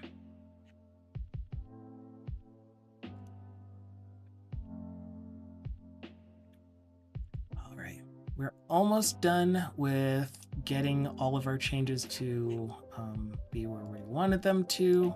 So we should be able to... Oh, right.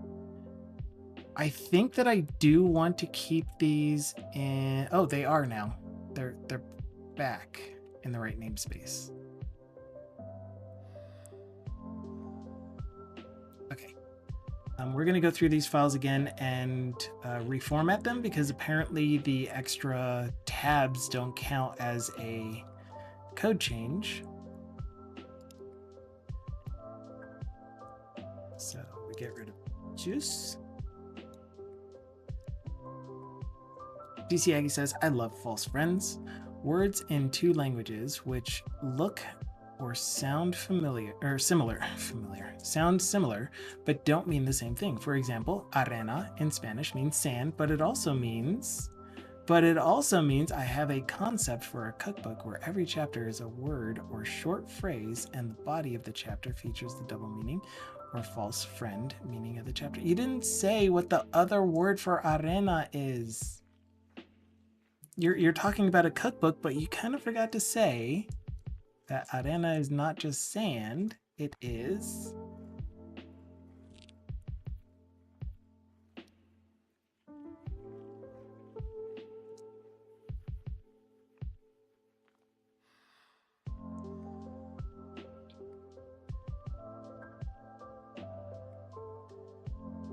Or is that you're not giving that away because it's going to be part of your book, and if we want to know, we have to read your book, read your cookbook. I don't know where I got cookbook from. Read your book.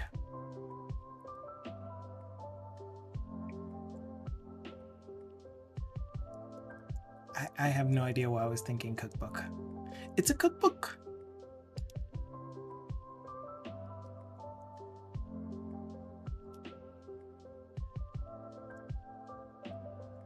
How to serve humans. Survey says. Whoa, where did my namespace go at all? You're kind of missing the... Oh, that's what happened. Oh dear. Oh dear.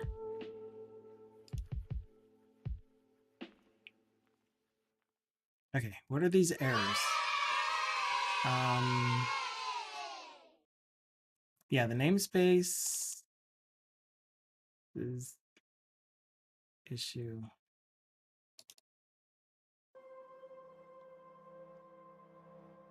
Yay! Did you actually hit it? Is that what happened?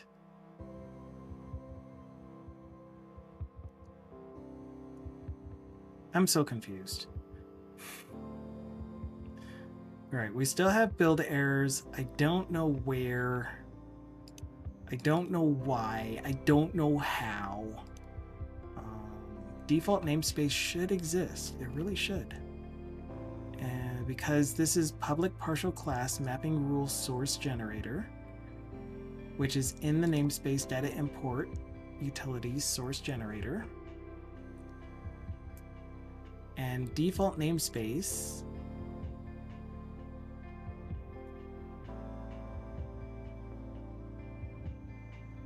oh, I'm so confused.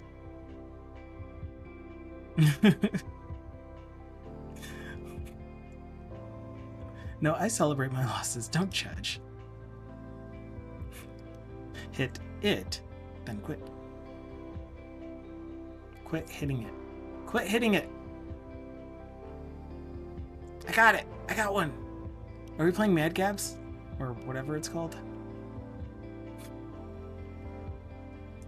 It'd be really fun doing it as software related. That'd be really fun. Guess the phrase based off of the method.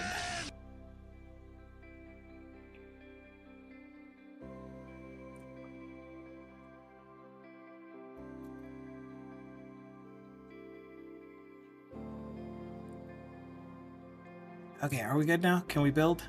We're green. We're green. We're all gringos.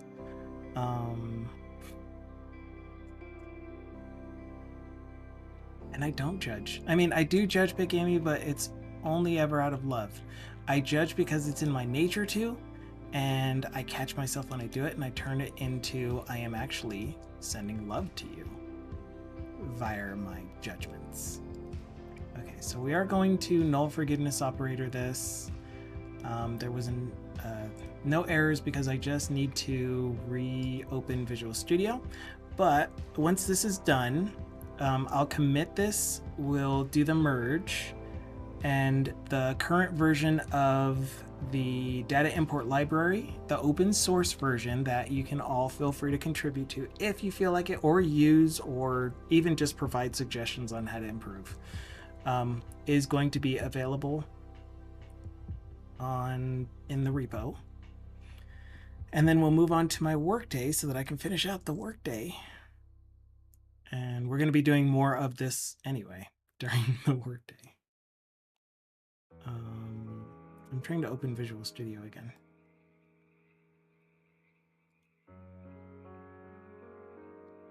How about a PR for spaces to tabs? No thanks. As mentioned, I have a preference for spaces over tabs, and it's just a preference.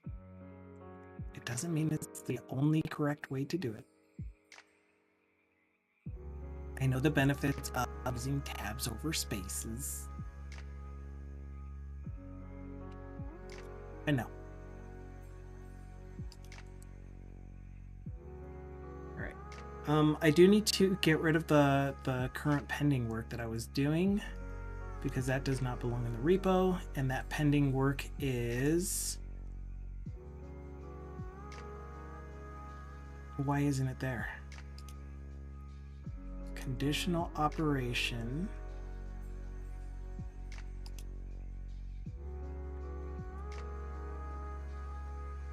There should be a folder.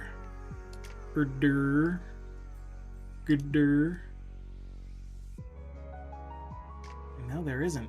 What happened to that folder? Why isn't that folder in this repo? Did I not pull latest? That would be so dumb.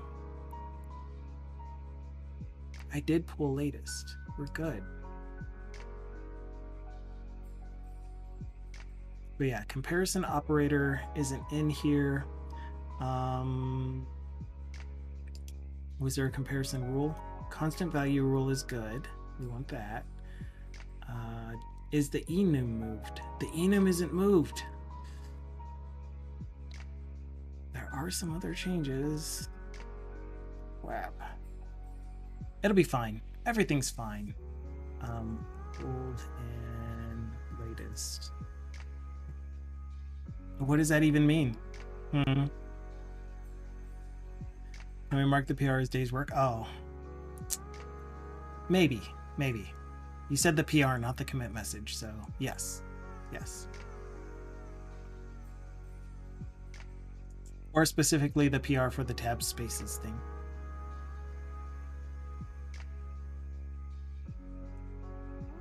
Here, just for you, find and replace entire solution, find 4 spaces, and replace with tabs. Which is it really regular expressions? I think it's regular expressions.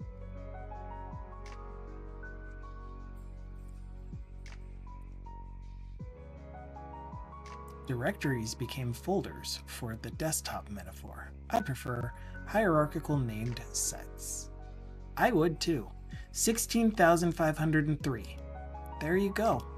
Now we have... That didn't do them all. Oh, yes, it did. What did that feel like I was actually selecting? Do you feel better?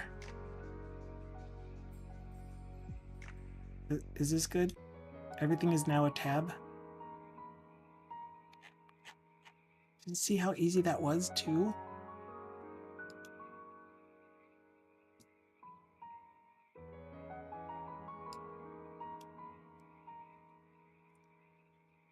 But yes, we could definitely do that if it was truly something that needed to be fixed. But it doesn't need to be fixed.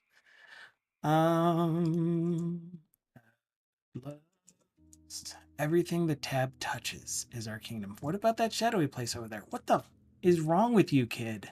Didn't I just tell you the things that the light touches are shadows somewhere that light touch? What the? That's kind of how I expected Mufasa to respond there. It was weird that he didn't. I also enjoy the concept of everything as a file. But isn't it? Isn't it? Everything is a file, even folders, even directories in current modern operating systems. What about that spacey place over there? What? We need a new one. Can we go ahead and throw this one over the cliff? It's going to happen eventually, so... We'll just make a new one. Sarabi?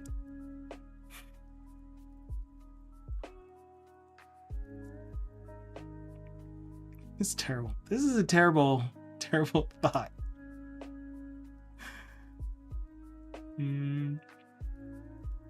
This was a task.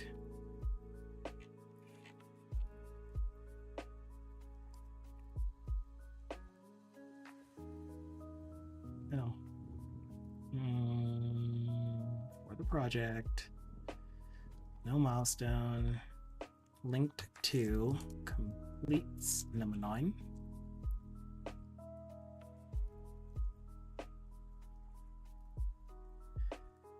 Great.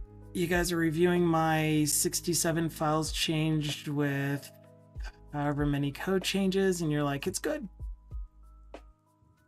And we're like, but we need you to actually do the review for me because I can't review my own. Oh, but I can. Delete the branch. The issue should have closed. It did not close. So we're going to close it ourselves.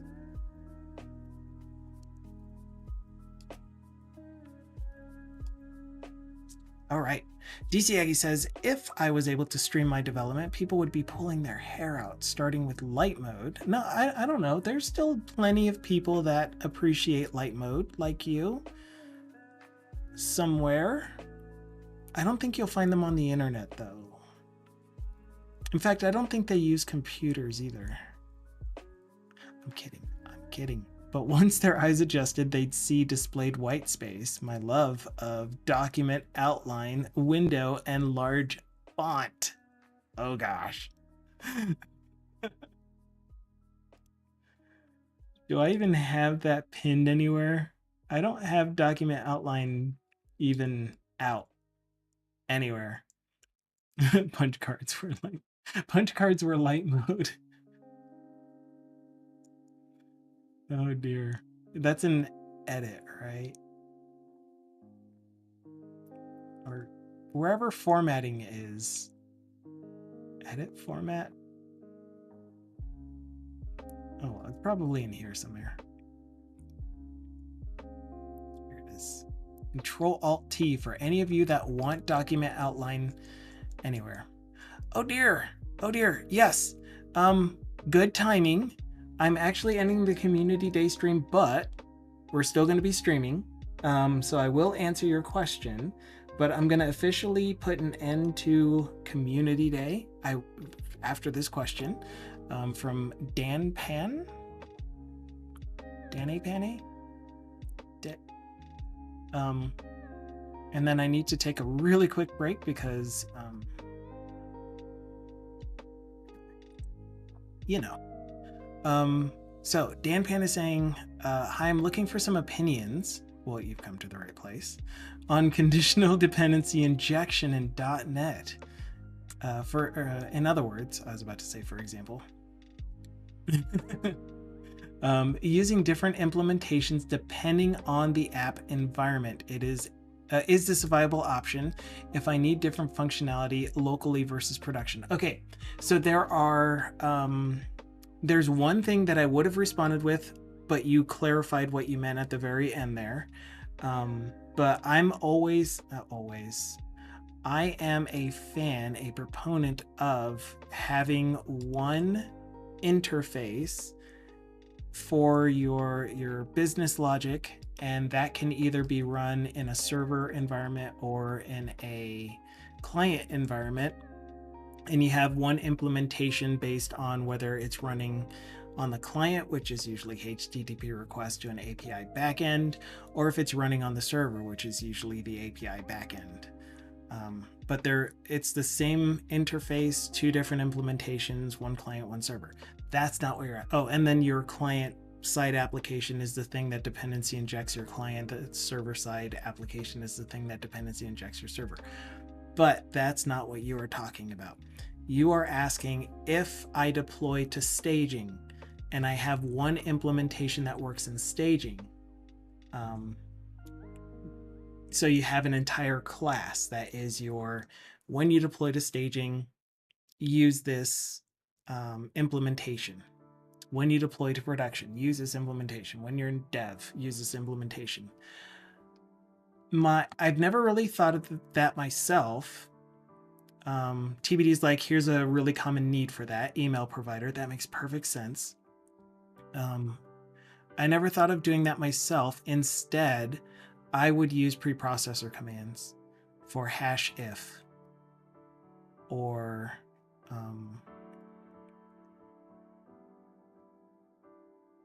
yeah, that's a tough one. But you are getting some opinions from people in chat, which is great, because my opinion is I would prefer to have the one implementation that is used everywhere, and then if there are special cases in certain methods that need to be handled a little differently, then I would use a preprocessor command, a directive. However, that said, with TBD's example, that would be an entirely different class, most likely. A different implementation for your email provider when you're running on dev versus when you're running in staging versus when you're... Well, I guess staging and production might be pretty similar. So dev versus deployed would be that one. So yeah. And you are right. It would be difficult to test. You are absolutely right. Well, my approach is what I mean would be difficult to test with directives.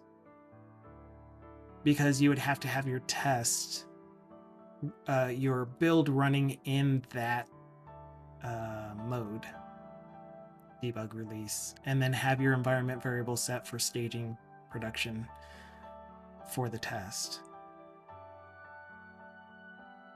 Okay, but let me read everyone else's stuff, because they have much better descriptions and words than I do.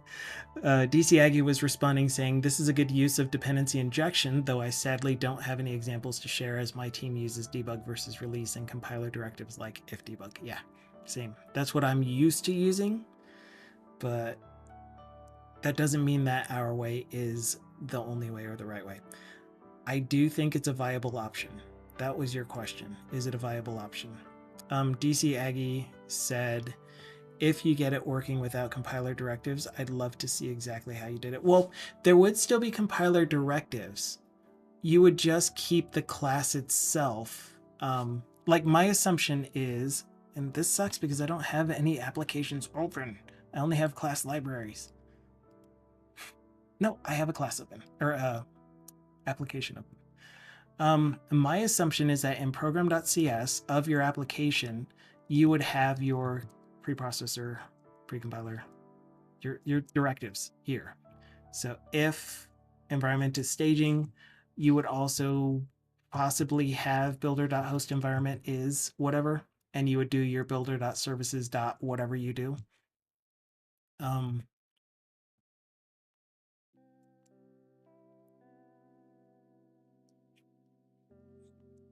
But yeah, like if the logic and yeah, I need to read the rest of these before I keep giving my opinion, because these are probably already stated. If you get it working without compiler directives, I'd love to see exactly how you did it. Dan Pan says, I was afraid that it might be more difficult to test as the code running in production is technically different than the other environments. Thank you for the input though, guys. TBD then said, test that component in isolation. The fact that you've tested, oh yes, oh thank you, TBD. This is a great point. I love that you almost always come up with this type of thing. Test that component in isolation. The fact that you've tested the interface against the application, even with integration testing, will reduce the likelihood of failure in production.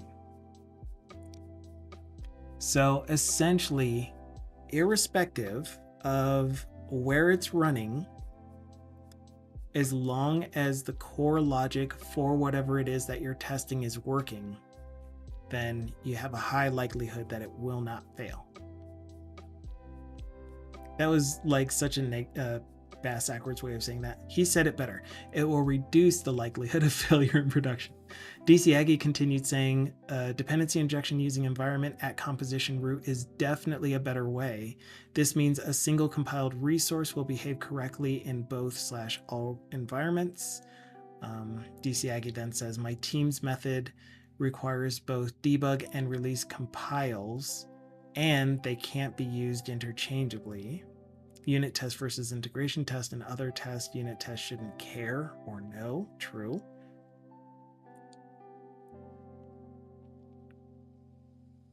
Yeah, so your unit tests, you would have unit tests for each implementation anyway. That just makes sure that each method in every implementation of it does what it's expected to do. Your integration test would just assume that all of your unit tests are passing and put in stubs and fakes for any of your services that would be performing this logic that is different on server versus different on, different on production versus different in dev. So together, these guys already answered it. Why do you even need me here?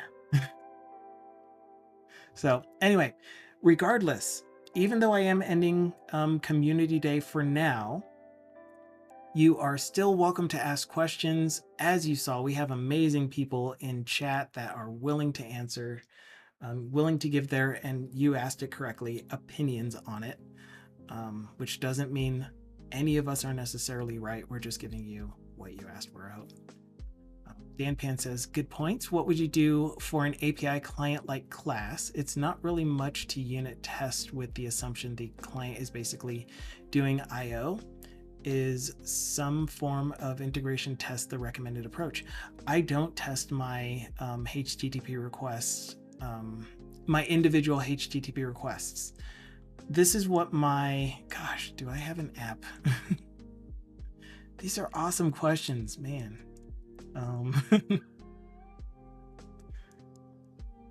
Thank you for them, by the way.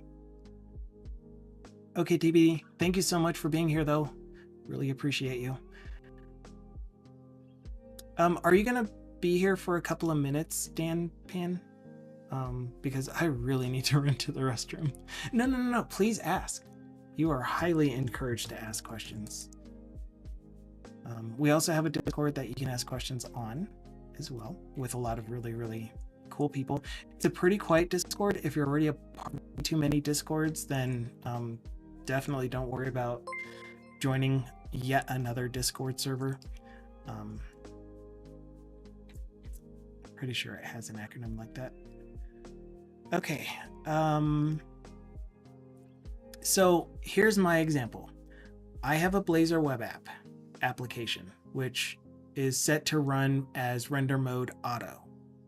With that, I have a whole bunch of stuff that happens that's business logic related that accesses server resources, but I also need to call it from the application. That works perfectly fine if I was only running in Blazor server, then I could have the one service class that you would use the methods from. Because it has the potential to run in WebAssembly, let's say report.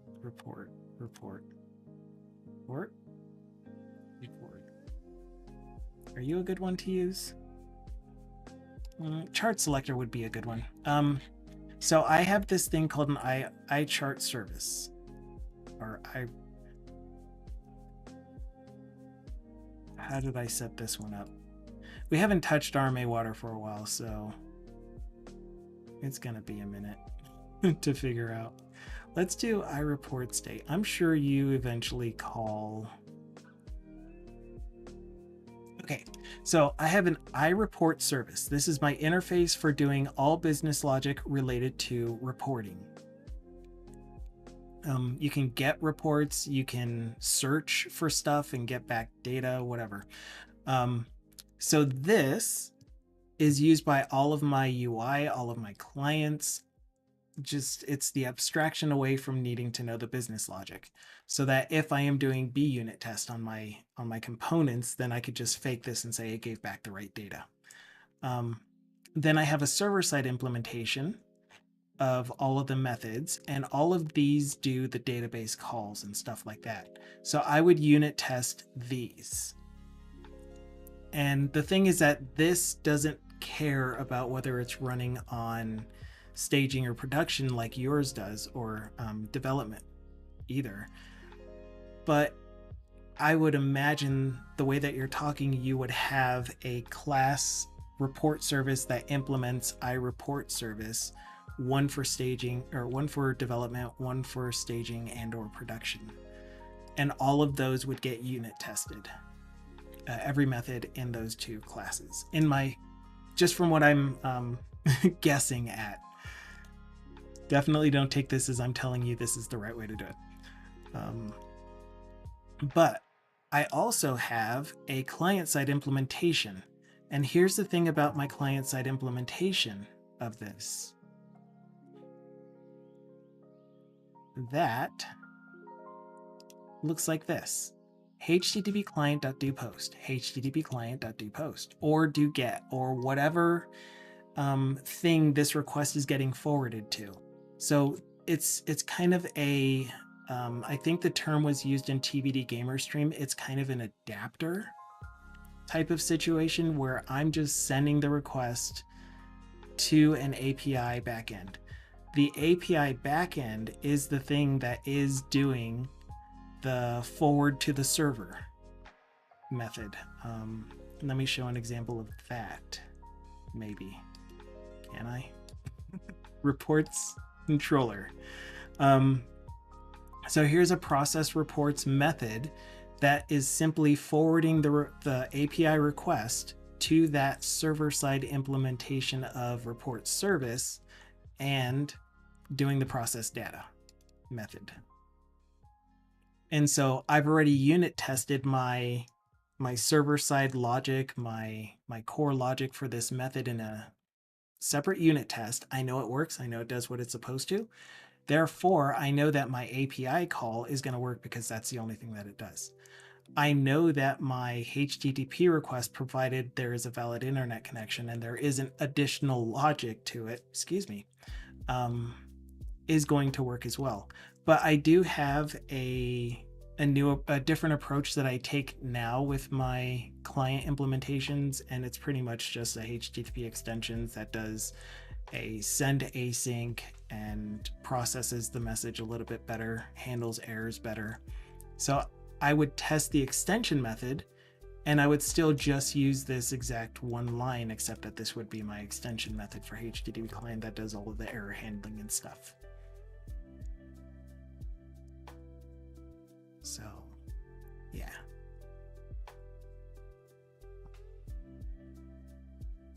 So I hope that made sense. Okay, that said, I'm going to step away for a couple minutes. I think, oh, I still have water in that bottle. I'm only halfway through this one.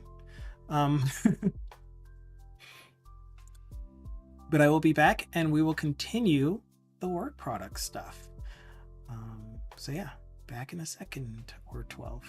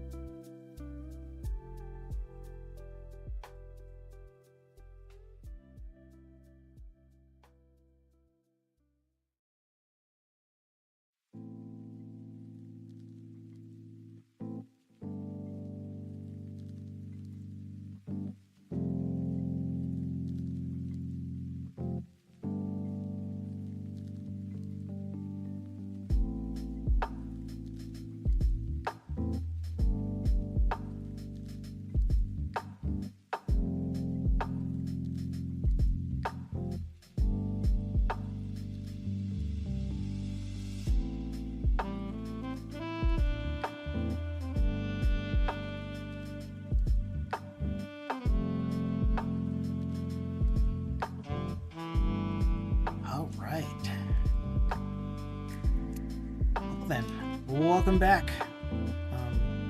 Hello, and welcome to another one line of code. I don't know, I'll still do my intro. Make sure you wash those hands.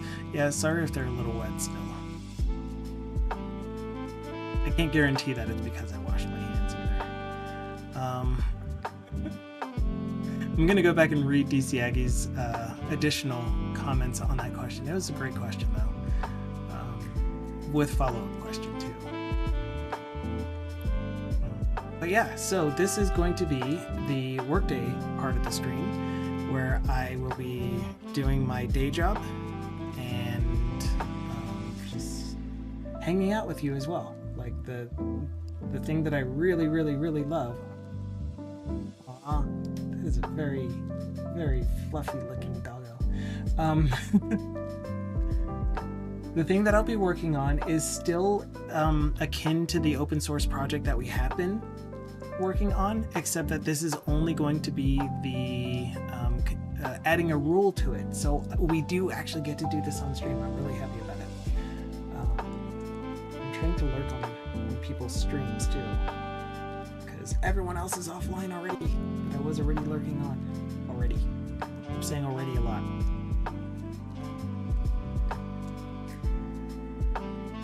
And then I'll catch up on chat as soon as I get joined in on these streams. Hey, and Candy Dev is streaming right now. Oh, you're right. I forgot to turn it down after coming back from the break. Thank you.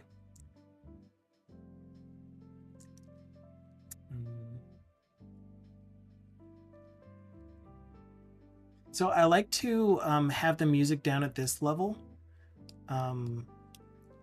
At a constant this level, so that if you wanted to, you could turn the stream down enough to where if you wanted to hear my voice, you could still hear my voice, and the music is quiet enough that you won't hear it in case you're listening to someone else's stream that does have music, or you're doing your own music. So hopefully that works out okay. It's what I do on other people's streams. I turn it down so that I can still hear their voice, but lurk. What?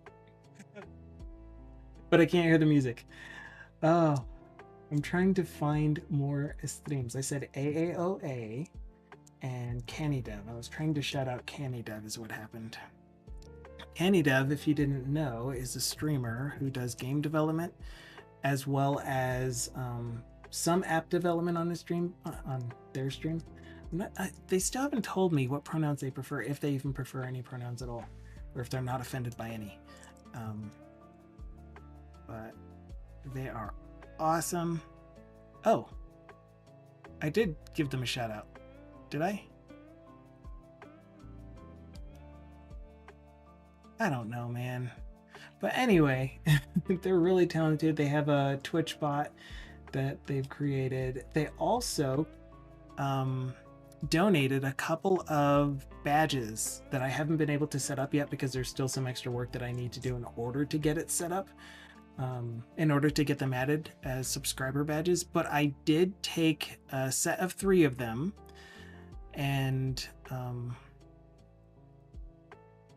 wait, what's going on? Is my thing just lagged? Because the shout out thing just now showed up for me after Dukasoft did his So Duka Canny Dev. But anyway, the lion emote, the animated emote, is 3 of the badge emotes that look like they belonged together, upscaled using AI and hopefully keeping their art style. And I checked with them and everything is good. But anyway, upscaled, combined together to make this kind of lion roar face thing. Okay, so I'm lurking on Annie, I'm lurking on AAOA, I'm lurking on Irish John Games, who just started his stream. Awesome. Okay, so soapy water. Back to the desktop. So this is my work product. No, this is RMA water. For those of you that are new here, I am One Lion. I am a application developer, if you couldn't tell, and I am currently a solo dev working as a direct contract to the Rocky Mountain National Wildlife Refuge here in Denver, Colorado area. And they had this really big issue happen a long time ago as a massive environmental cleanup effort that needed to be done because of it. Contaminated soil, contaminated water, tumors, cancer, animals being born with multiple heads, all of that stuff. It was really bad. They did a whole bunch of stuff to get it all cleaned up, nice and good. And so now we just have a whole bunch of wells and water treatment facilities and sampling and stuff that we have to do to meet EPA regulations and make sure that that there isn't any more contamination or pollutants in the soil and water of the area. So the applications are all geared around that effort, which are let's do our official reports that we need to do for the EPA. Let's gather the data. Let's monitor the soil and water chemical analyte content and stuff. And it is around 7 web applications or so that perform the full gambit of this, with a whole bunch of databases and a lot of old data. It's a 2-headed bird. It's a plane dropping a mysterious mist. It's super fun. That's right. It was a really big, super fun site. We don't need that anymore, thankfully. But yeah, we're in the maintenance, or not maintenance. I guess it is maintenance still. We're in the maintenance stage where we're just making sure everything stays clean. So the application that I'm specifically working on currently is a new feature that we were adding to allow the team to receive lab results from labs that we haven't used before that aren't creating files in the expected way. They're just sending us Excel workbooks or CSVs that are in whatever format they happen to be in.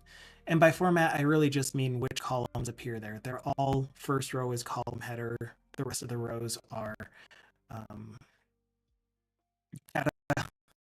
words. The rest of the rows are words. And so they needed a way to do ETL, essentially. Take any file, put it into the system, do some transformation on the incoming data to turn it into the thing that's supposed to go into our database, that gets all of these record checks done to it, that gets these sanity checks done to it, and then ultimately gets dumped into the final database resting place for it. that we do all of our reporting from. So I will show you what that does, but as promised, I'm going to scroll back up a bit and catch up on the chats. So make it 20. I said I was going to step away for a couple minutes or seconds. And then DC Aggie's like, make it 20 seconds. Wash those hands. Cannot confirm nor deny. Oh, yeah, this is the comment that I really wanted to read first. So I'm scrolling up just a little bit more. Just as a reminder, here was the most recent question from Dan Pan. Good points. What would you do for an API client-like class? It's not really much to unit test with the assumption the client is basically only doing I/O. Is some form of integration test the recommended approach? I mean, yeah. Anyway, we talked about that. So DC Aggie then said to Dan Pan, you'd unit test your code with DI and injecting something you control in place of the actual API. Yes. Testing of the actual API would be different type of test, probably an integration test. So yes, DC Aggie is at least agreeing with your assessment of that. Yes, that is kind of the approach I'm thinking about, says Dan Pan. And then to DC Aggie, makes sense. Cool. Very cool. Nice example. Thanks. Make it 20. Wash those hands. DC Aggie then said, if anyone comes to VS Code Live, it was VS Code Live, right? Not just VS Live, which is going to be in Vegas. Do you know when? Do you know how people can sign up to go there if they weren't aware of it? Hit me up. I'll be skipping any session slots where the only options are AI or subscription-based topics, so I should have plenty of networking time. Awesome. And then you help me with my music because I forgot to turn it down. It is Visual Studio Live. Okay. And it's March 9th through the 14th. That isn't a bad time frame. I mean, I still would prefer not to go anywhere, but yeah. And then you can sign up at vslive.com.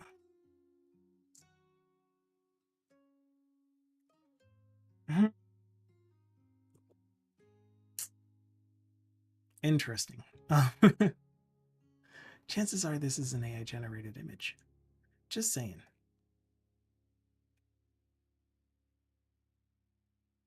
I don't know why I would say that, but I'm just saying.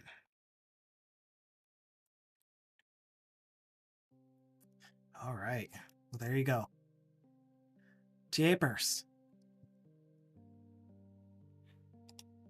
Is there a virtual option to attend virtually? 4-day virtual hands-on with Blazor. Ooh. Okay, I'm leaving this tab open and I'm gonna look through what the event is all about after the stream, because that does sound cool. Wait, that says previous events. Dang it. Still, I'm gonna look at it. Is there a separate virtual thing? September, maybe? There's .NET Conf that happens in October, November, but specifically for Visual Studio, I don't know. Oh, there is a... Oh, gosh, I'm telling you, I can read. I'm only this much dyslexic. Not too much, but it's just enough that because I make intuitive assumptions on how things are going to be phrased, I end up flipping things around and turning a statement into a question and a question into a statement. Okay, moving on. So here's the application at work, and then I'll tell you about what it is that we're trying to implement currently or improve with it currently, other than removing unused namespaces. Oh.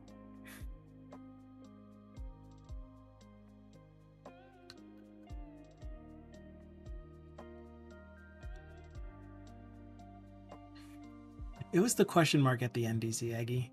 I saw a question mark at the end, and then I saw there is next to each other, and so I'm like, oh, it's going to be a question, so it says is there. Blame me. Your mind reads like TCP, some packet loss and no guaranteed order. All the time. That is an accurate assessment of the way that my mind works.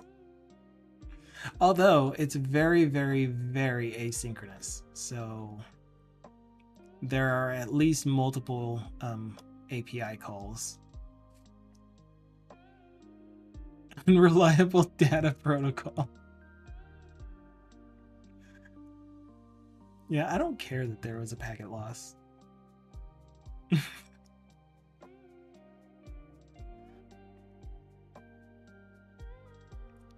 Okay, here is the running app. Here is a working example of what we are trying to accomplish.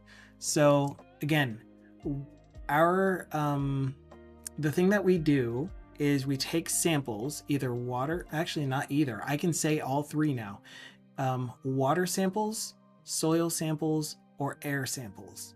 We bottle them up, put some labels on them, put together a chain of custody record, seal it up, send it to a lab. The lab then does analyses on them that we order. So we want you to test this soil or water or whatever for arsenic. What is its arsenic content? The lab will then test it using various methods. We're trying to move to purely EPA methods eventually, but we're still using Army methods for some of them. It used to be an Army installation, by the way. And so the way that it worked before was we had one lab, ARDL, that did all of our sampling. Their system generated what's called a TRN file, a transfer file. I didn't come up with it. I'm going to set this down so that we can go look at this thing, because I love showing this thing. If you're tired of seeing it, I apologize, but this is the system that the lab uses to report their findings. Please say you named the arsenic testing code Old Place. I didn't name any, well, I named very little of the code and methods. Most of it is ported over from the original JSP. President not sure gets your reference to. I don't. Of course I don't.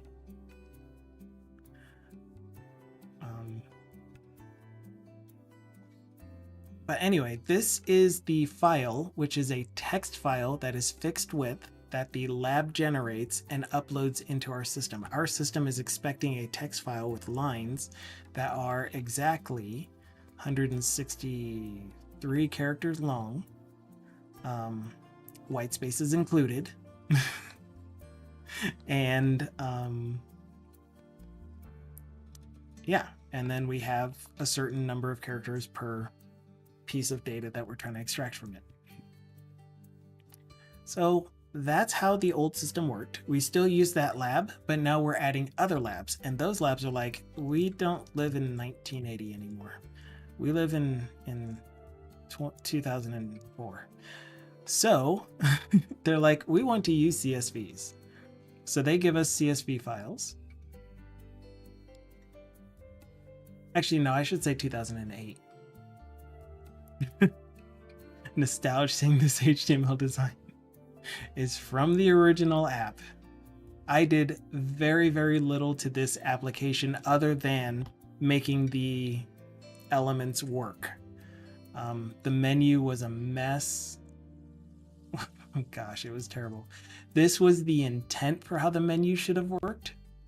But it was doing the thing where you had to click on the menu item itself in order to be able to expand it. And then if you moused off of it, it would still collapse itself, which was so weird. Are they HTML frames? No, they're not. I think that is one thing. Oh, maybe, because this app is still the straight port. I didn't do anything to upgrade it to modern.net, which we're going to do on stream, by the way. Marquee. Well, it does have CSS. True. It'd probably look better if it didn't, though. All of these, like, even the headers on these pages, they're images. They're images. This is not selectable text. This is an image. What?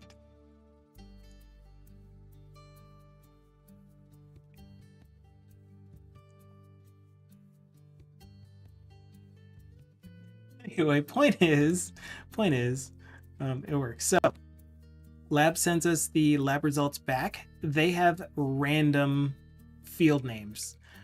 Actually, you know what? Let's pick a file that does have field names from a real lab that sent us real results.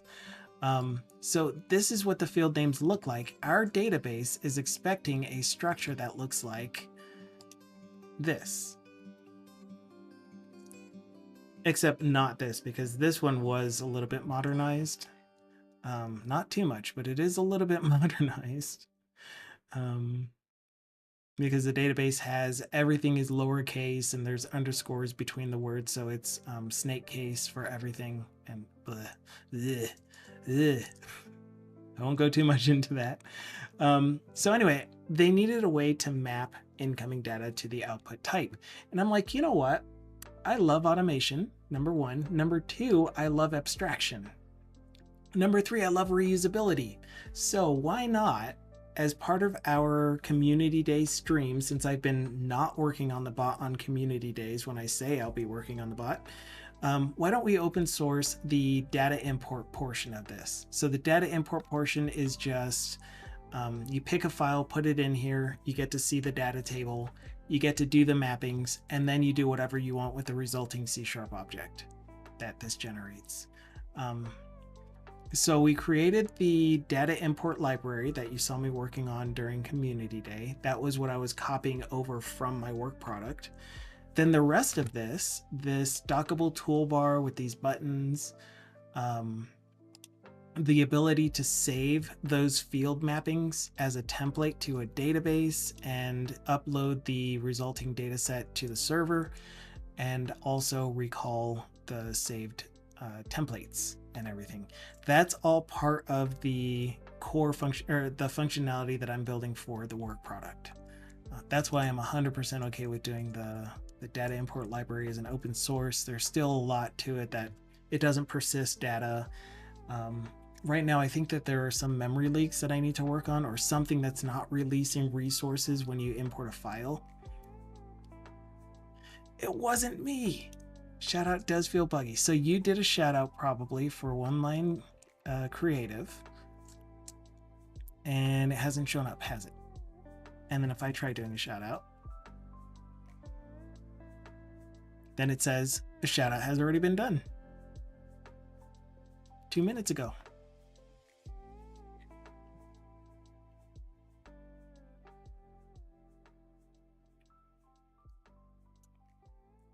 I am crazy. Yes. But anyway, One Line Creative is my alternate channel. I stream on Mondays on it. I do music related things. I guess I can now confidently, because I finally looked up the definition, I can call myself a music producer. I'm learning how to do mixing, and I'm also going to learn how to do mastering eventually. But right now I'm in the phase of trying to learn mixing. But I can already produce music. I just need to mix. Learn how to mix it. And then eventually master it. So that's what I'm doing on Mondays, playing with music. I'm in Fruity Loops, I'm in Vital, I'm in other sound engineering applications, and just having fun with it. I've gotten a renewed passion for it. Types of music that I am most likely going to be predominantly working on are going to be lo-fi and synthwave. Okay, enough about that. Back to the app. So, we've gotten a long way for transforming from the input data to the output data structure. The input CSV to the, or CSV or Excel file. This handles both. Shoutouts. These are the things that are bugging out. Come on, I'm sending a command to you. Come on.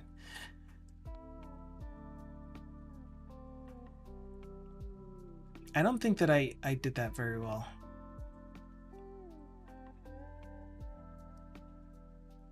Yeah, I didn't say that I had vocal talent of any sort.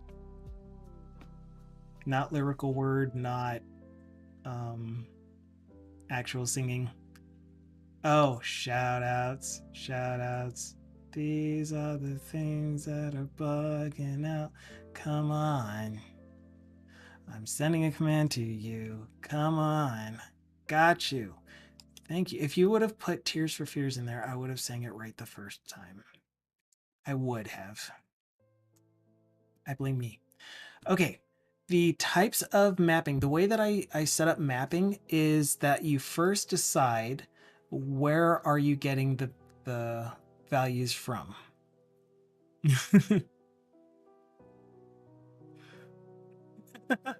And Dan says, I appreciate Tears for Fears reference.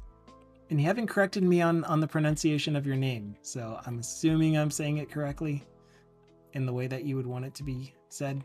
Unless you did, and I just didn't read it.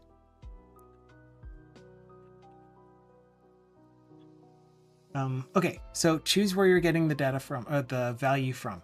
Is it going to be by combining multiple fields together? Is it going to be by providing a constant value? Danny, all right, cool.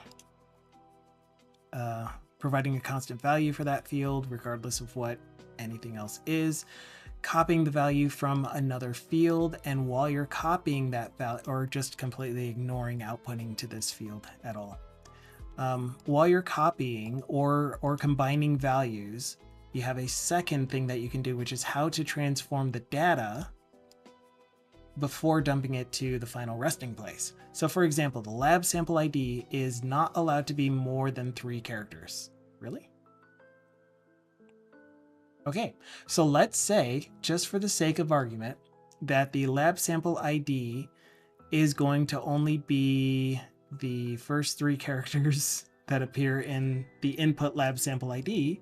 So you have these operation transformations that you can do, transformation operations that you can do. You can do a calculation on a numeric value. So if it's not a numeric value, 0 plus 1, it is, because the JACE library that I'm using is interpreting the dashes as minus signs. So it's actually doing the math of 280 minus 200,310 minus 1 plus 1. And it's coming up with 200,030. Fun. But that isn't going to be the case every time, because sometimes there are strings and it's like, this is not correct. But point is, it does math for numeric fields. You can also combine fields here, which you shouldn't be able to do, but you can combine fields here inside of this one value transformation. So if you're out here in the mapping and you do combined fields, and the first field is a combination of other fields with this one, then you can choose combined fields. I don't know why you would do it that way, but it's possible, even though it's not fully set up. Conditional is what we're currently working on, and that's just a not implemented exception.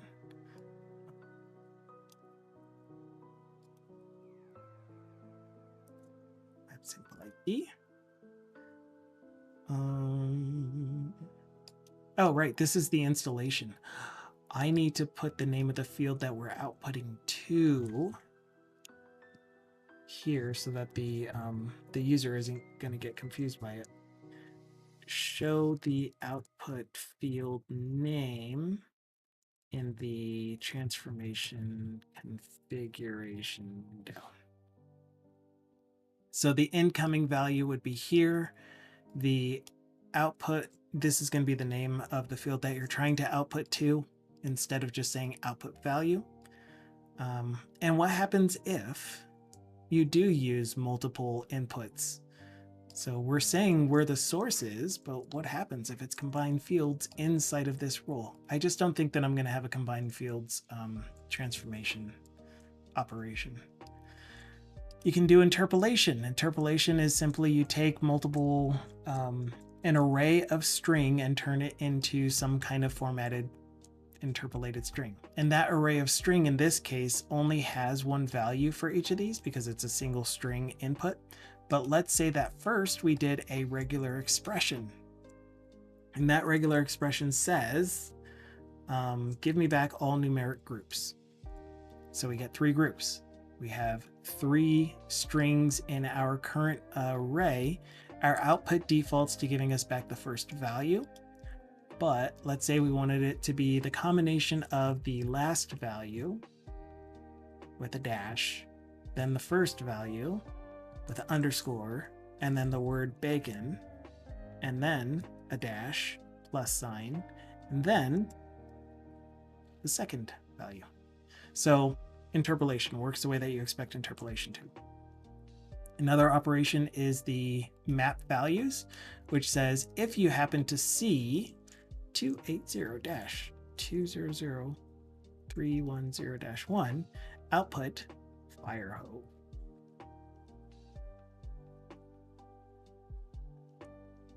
And then we can get rid of this.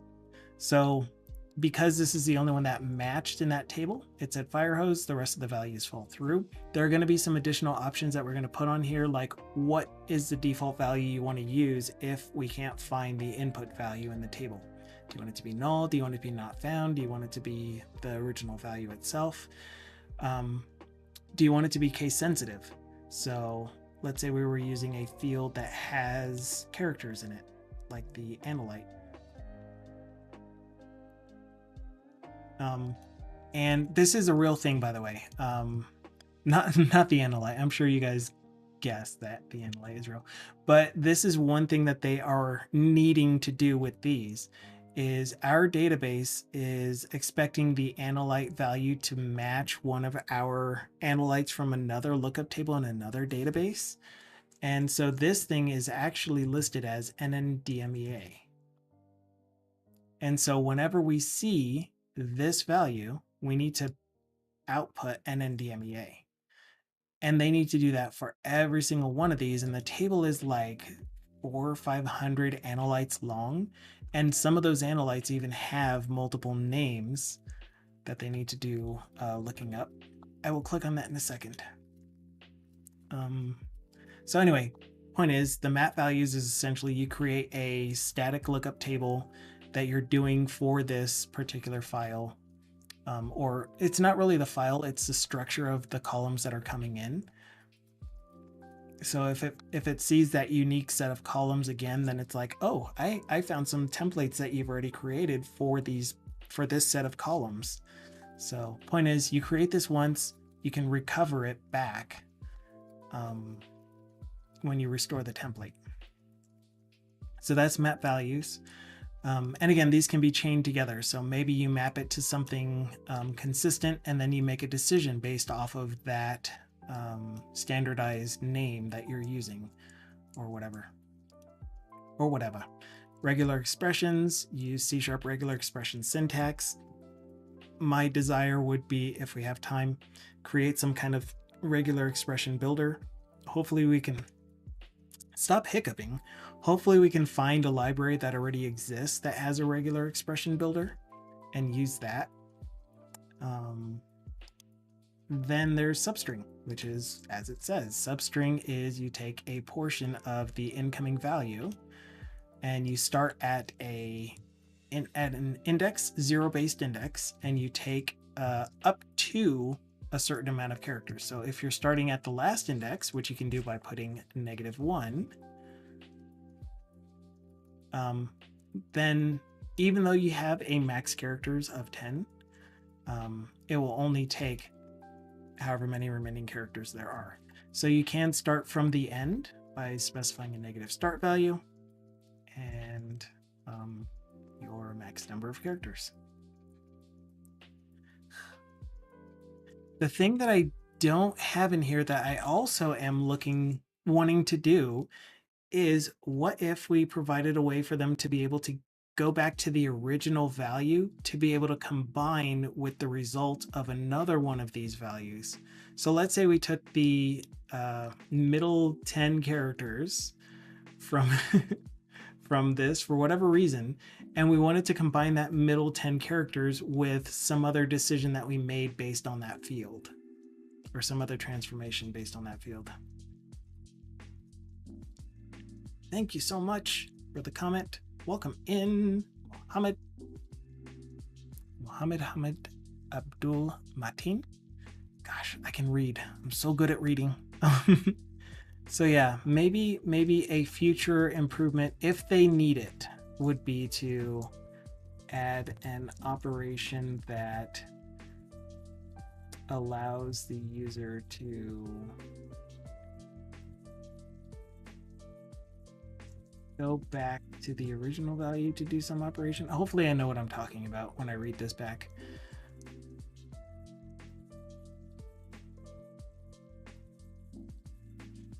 So essentially it would be like groupings of operations. Operations that start with the original value. Yeah, that's what it's going to be. A grouping of operations that starts with the original value, where in this group, you have this transformation chain to the original value. In the next group, it starts back with the original value, and then you have another transformation chain, and then you have something that glues it together, most likely an interpolate action or a conditional that says, if the result of the first operation is this pattern, then output that, otherwise output the second one, which is just a conditional, so we'll get to that. Elevator pitch should queue up for a little video of the pitch. You know, I think I've said this 3 times now. I've gone through all of these 3 times now, that it should be in one of the recordings the full way through. You're right. That way I don't have to keep going through it. But the reason I do go through it is for my own benefit, so that I know what we have completed and what we still have to work on.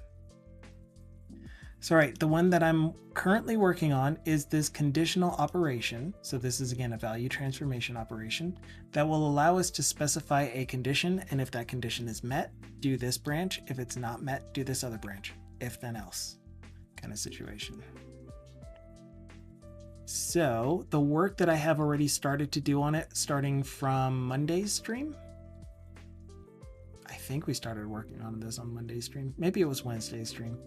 But starting in one of the previous streams this week was started coming up with some ideas on what to call this thing, how it might get put together.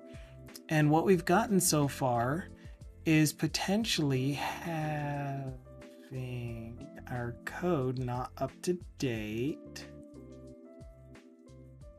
This is the data import utility that we were working on during Community Day.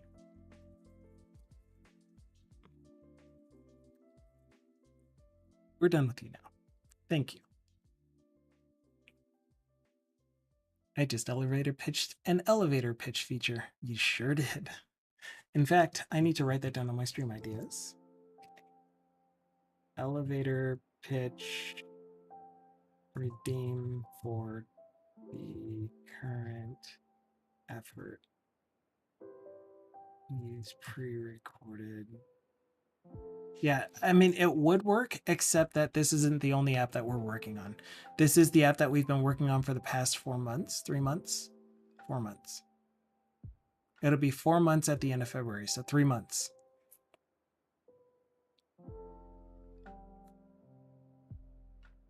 But we are, for the most part, done with it, aside from adding in this additional transformation operation. But before I do that, the most important thing that I do want to get done during the stream is setting up the pipeline so that when we do push this next version, it will also publish to both staging and production. So let's create the pipeline. It shouldn't take long. I should have a template already, and if not, I'll just copy one of the other applications. Oh, and if you weren't able to read the rest of my shirt, it says, sorry, I wasn't listening. I was thinking about code. I need to click on this before I forget. Oh, yes. Yes. This is true. This is so true. Like, because I didn't set up a regular expression builder, I gave them the tool of regex 101. And I'm like, I hope you just don't find the need for needing to do regular expressions, but I can see where you might need to extract just a numeric portion of a field. So there'll be some common ones that you'll memorize pretty quickly. Because like I said, the user that I was speaking with is really smart, really amazing. Yeah. So they're definitely going to be able to understand and keep track of it. Why do I have my alarm set for 1:35 on Fridays? I know that I'm going to end my workday at 3:30. Let me fix this too. But we will build this pipeline. This is my reminder to do my time card alarm. And yes, I need an alarm for that.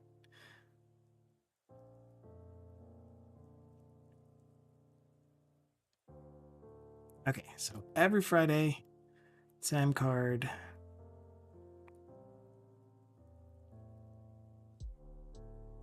At 3:35 my time. Okay, I used a lot of words then, didn't I? You know what? I should have grabbed a pineapple juice. Even if it's not something that helps, if it's just me, it still feels nice. I like how it tastes. Okay, pipeline. These are the majority of these are the projects in Azure DevOps for the applications that I maintain.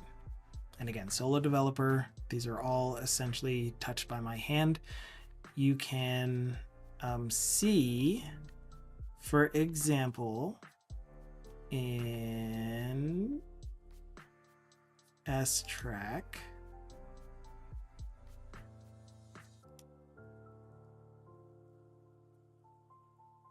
that's still all me. I could have sworn that Jeremiah's name would be all over this. Anyway, a previous employee that I loved working with because, yet again, another really, really smart person, but he wasn't a dev. He was a help desk person who was smart enough to pick up some development work and was my junior developer for a while. And then he left. But he's doing great. Last I talked to him, he's doing amazing. So that's really good to hear. That's me. Oh, right, because I was the last one to touch it. So it's going to have my name all over this. Yeah. Anyway, point is, my name is on about 80% of the changes, which is not great. It's not a boast. It's a a dig at myself. I have to touch everything, don't I?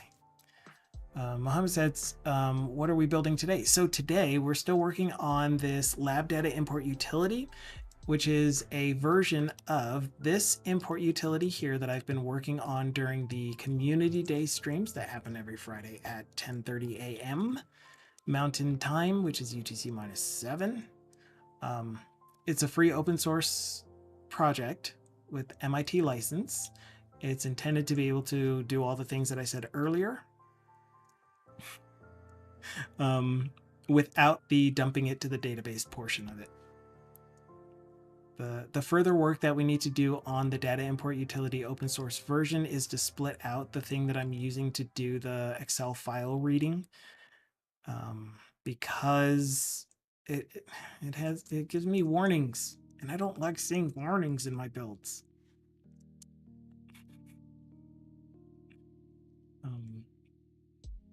DC Aggie said, boss, what is this recurring meeting every day at noon? Every day at noon, you're right. Lunch, boss, smart. Then no one schedules a meeting during your lunchtime. Me, yeah, totally not, because I would forget to eat. True. You guys see me standing in front of the camera on Mondays and Wednesdays from 9:30 to 1:30 my time without really taking a break. But what you don't see is that after my stream, I immediately relocate to the couch and am sitting at a MIDI keyboard controller and immediately starting to work on music. And yeah, I don't go upstairs until 3:30 p.m. Okay, okay, take this off.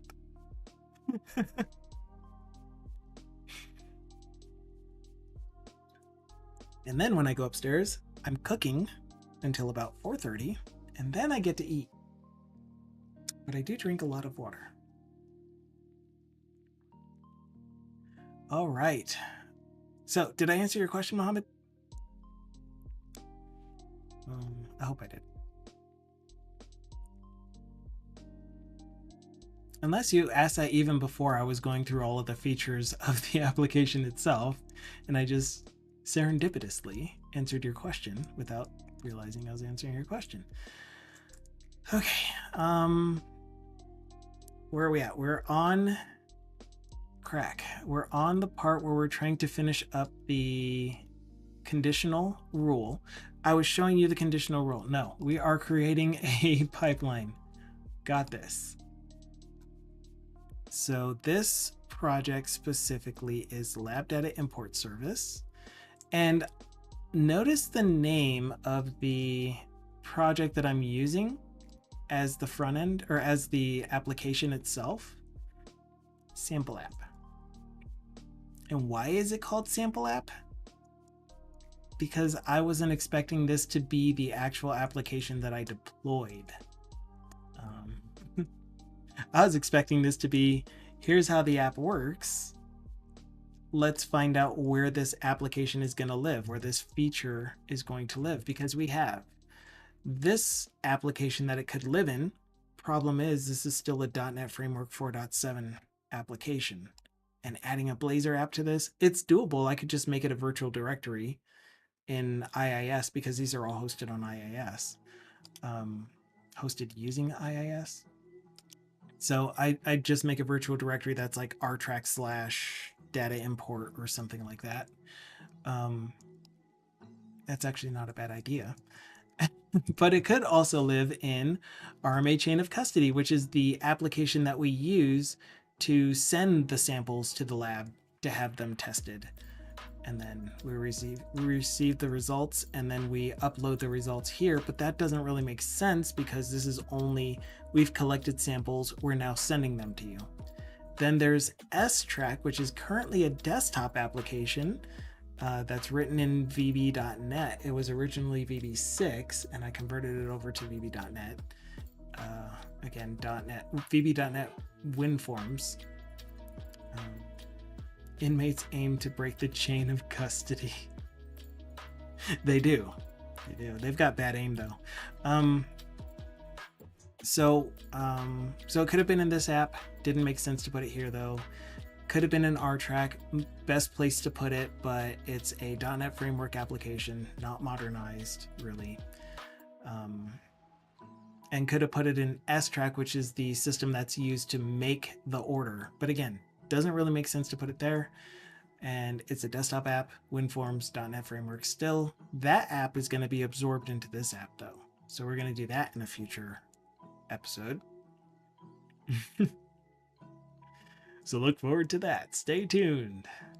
And then the other place I guess that we could have put it is RMA Water. But this application is all about reporting the information. So we really do have a good split up of the applications themselves. We have the one that's used for collecting samples, the one that is currently a desktop app that's used for ordering labs to test our samples, but it does make sense to integrate that into the chain of custody application.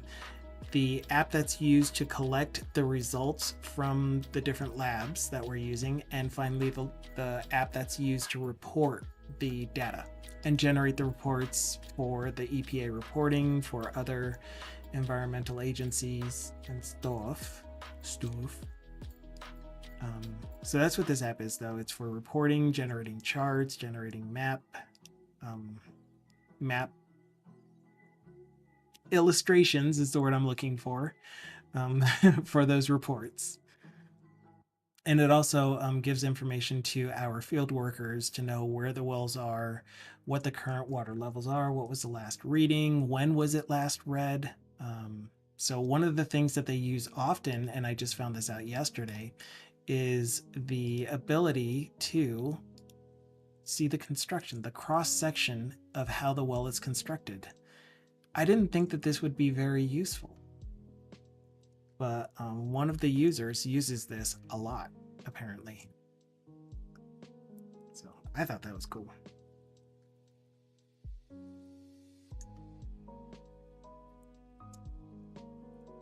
Okay.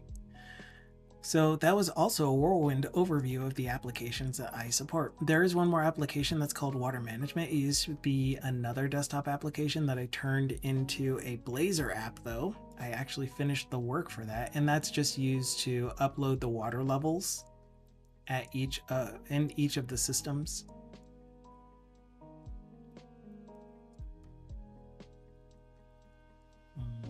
There's another app called Army Vegetation Monitoring, which takes qualitative information about how much flora and fauna there are, how much dead plants are there, what did we observe for the species of plants and stuff. I keep saying and stuff. I don't know why I keep saying it that way either. I apologize if it's annoying. I will stop. I need to stop. All right, so we're creating the pipeline to deploy this application. We're going to do it using the classic editor because I like the classic editor more. I don't like YAML. I don't like YAML. I'm leaving it at that. We're going to do this when we do a PR to main. That's the only time that we are, or no, we're going to, yes, we're going to do it when there's a PR to main. And President Usher says, I can't stand YAML. For the best experience, looking for a better experience to configure your pipelines using YAML files? Try the new YAML pipeline creation experience. No thanks.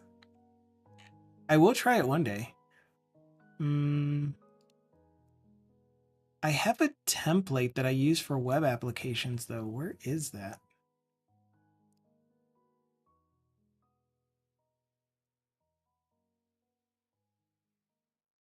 Yeah.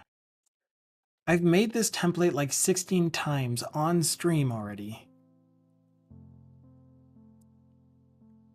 You know what? Let's go see if we can get our most recent one, which again was a .NET 8 Blazor web app.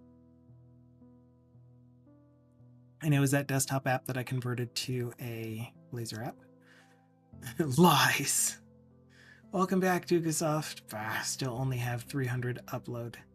Supposed to have 1K. It's supposed to have 1K. Scratch his head. Mine is currently at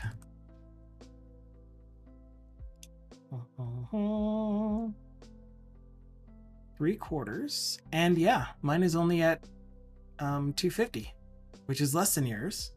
And I'm supposed to have 1 gig.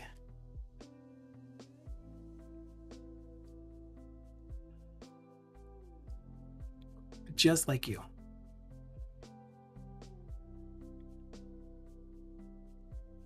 Oh dear. I'm not going to read that out loud, but possibly true.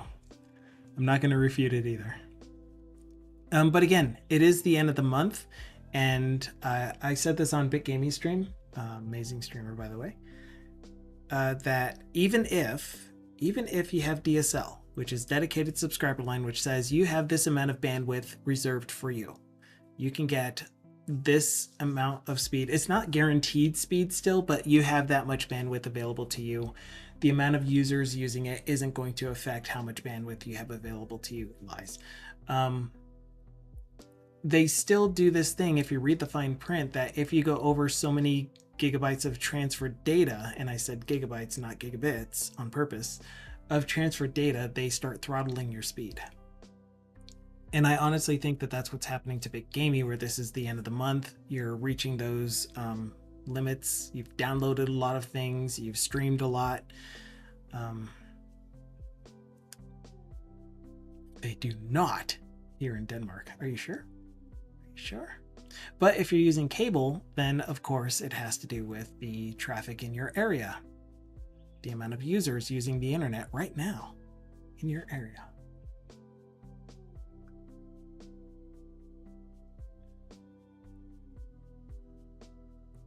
With your shared bandwidth.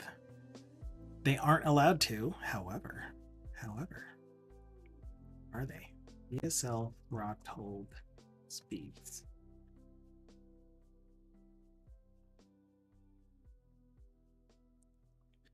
I still think that they are.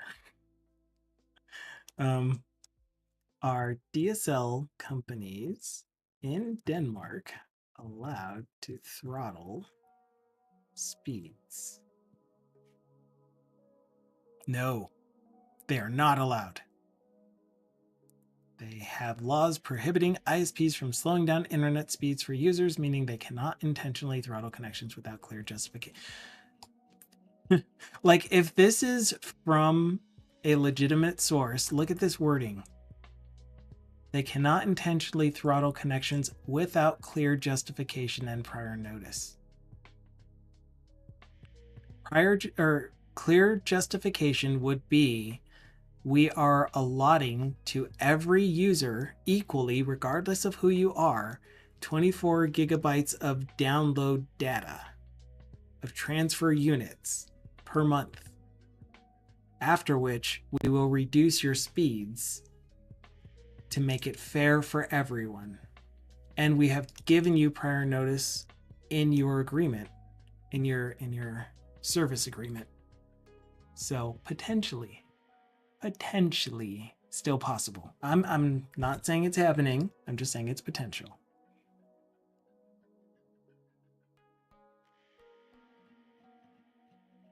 Like how it's suggesting that I was missing a past tense on this. Are DSL companies in Denmark allowed to throttled speeds? Thank you for correcting my English to bad English. Just because I'm looking for information about Denmark. Anyway. DC Aggie's doing better than both of us. 330 up. Via Wi-Fi. Mine is wired. I have Angie connected via Ethernet. Plugged in right there.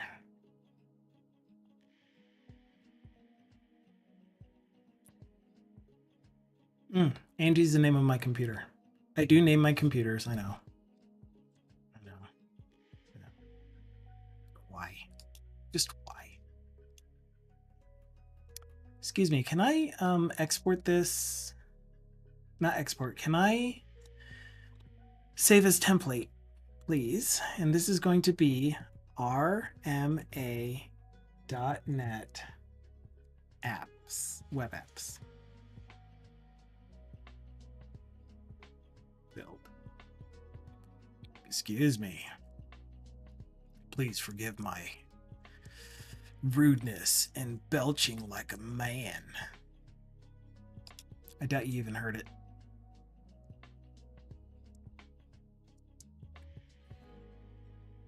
And there is no saving release pipelines as templates. Or you can export it and then you can import it. So let's see if we can export it then. Which means that I've already done this too.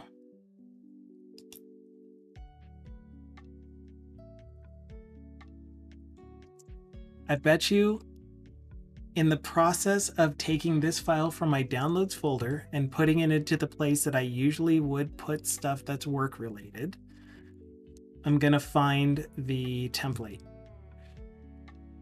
Azure DevOps. Nope, it's not in here. Interesting. Okay, so this will be RMA app deployment or release pipeline.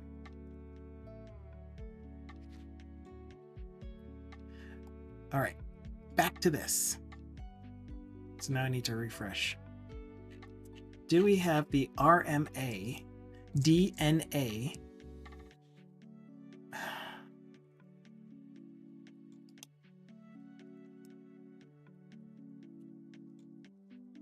pipelines? Pipelines.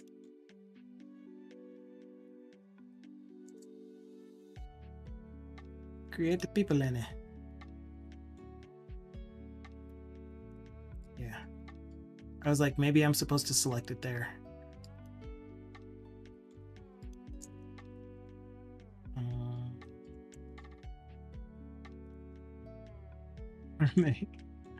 Why isn't it showing up though? Azure DevOps pipeline.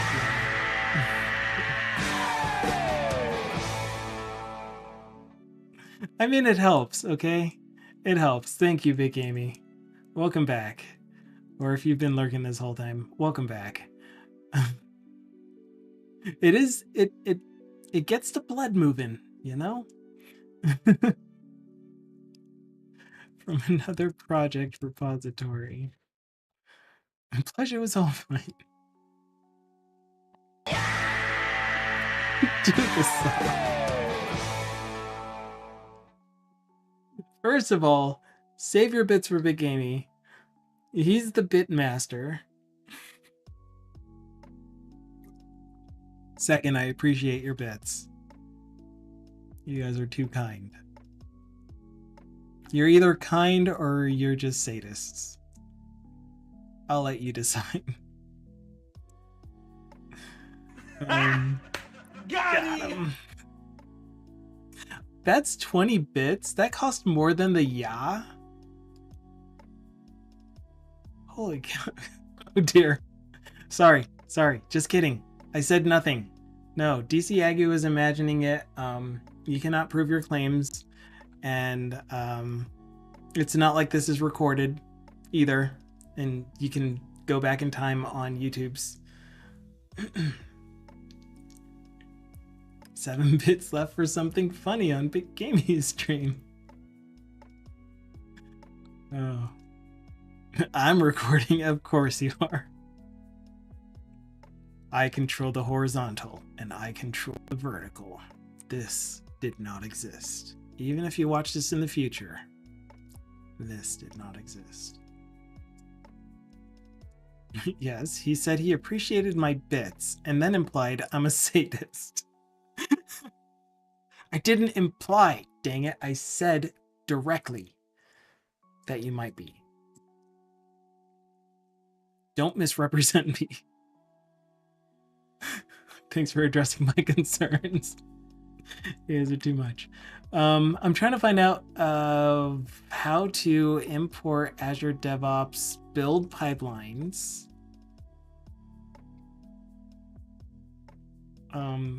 from one repository into another. Template, I guess. How do I share a template between two projects? You use YAML, obviously. You copy and paste the YAML file over. Well, what are you thinking? Thindle's back! Thindle's back! That was my guess, actually.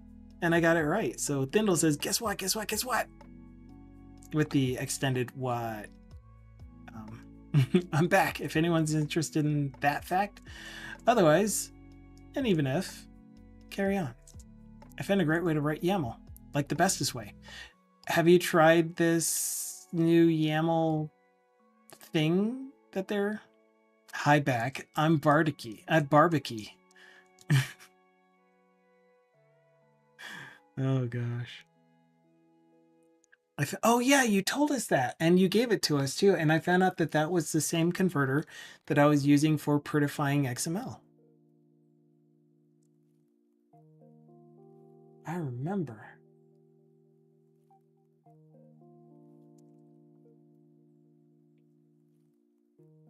Yeah, but I'm still not going to write YAML. I'm still not going to make my pipeline in JSON either. We're just going to do an empty pipeline. I think this is what ends up happening every single time, is I'll look for the one that I just exported and won't find it. So I just start over from scratch. Dang it. Okay.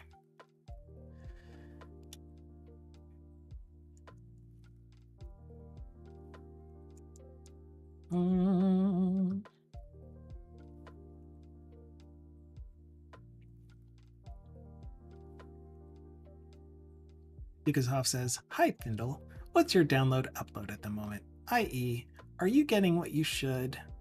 Or are your upload speeds suddenly just being redunculous?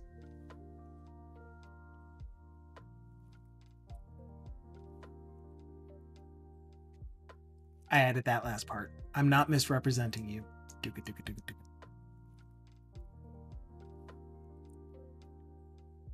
All right, one thing that I know I need are some variables because I'm lazy like that.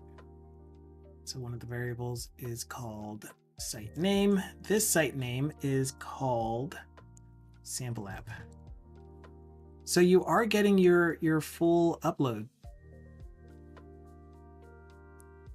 Yeah, a lot of us do. So BitGamey was only getting 5 megabits and less during his stream upload, and Dukesoft is getting less than his upload speeds by about 200. Did you say, Dukesoft? I'm getting about a quarter of my upload speeds. Promised upload speeds. I have DSL, by the way.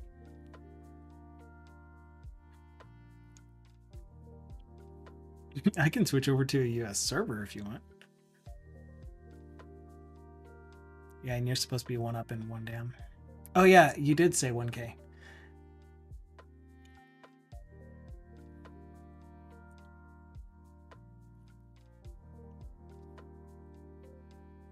Yeah, but so are our tests. I don't know how this is gonna work. You know what? I might need to rename the actual application project to be not sample app, to be lab data upload. Yeah, I'm gonna do that. We're gonna call it lab data upload Blazor, and we'll update the project name. Because we should just be able to rename the CS proj file. I don't care that the namespace was sample app, but I'll still also rename that and the assembly. We'll just do it all. We'll do it all. Point is that I want the lab data upload project when I do this. Although it's going to be the solution too.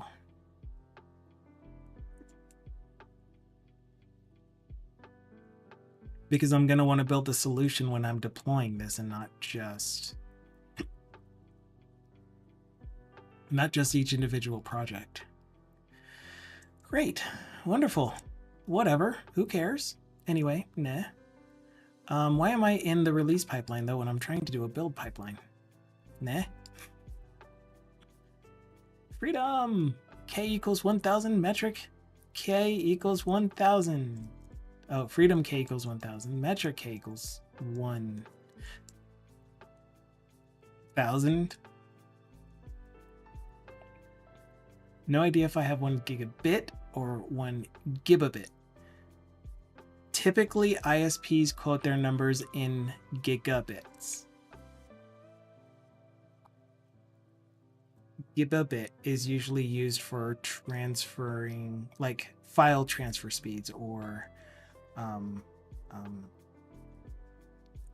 transfer units.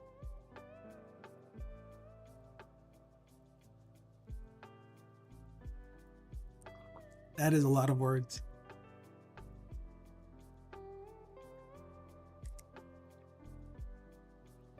I'm going to get this right on the first try. I thought a Freedom K was 5,700 Freedom inches and 24.8 Freedom bushels. It's possible. It's possible.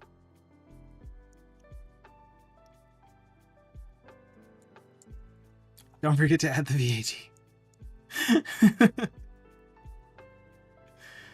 Oh. I am so glad I do not have to work with commerce systems at all.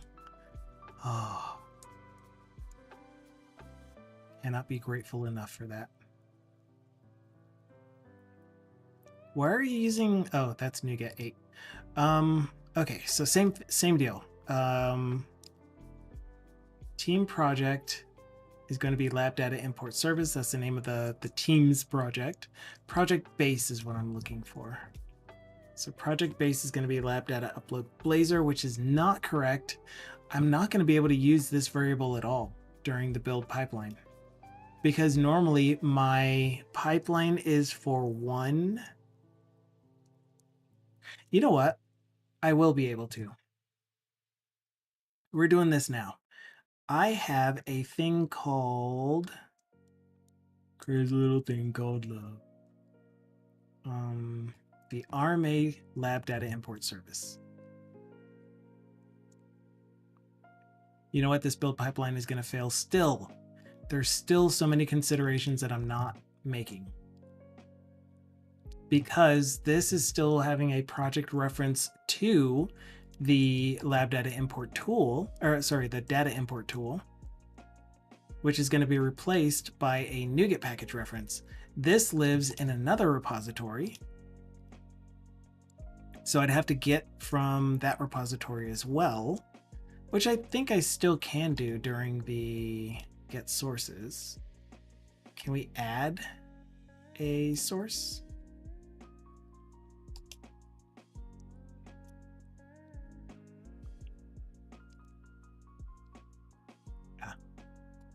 Wait, what? I just want to add to this one.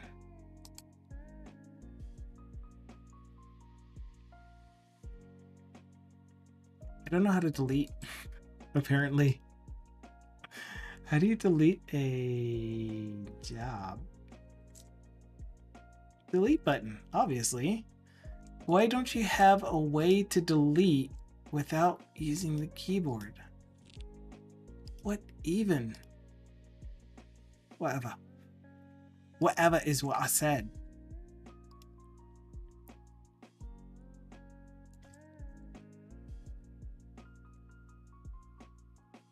Yeah, that really sucks because it's a different team project too.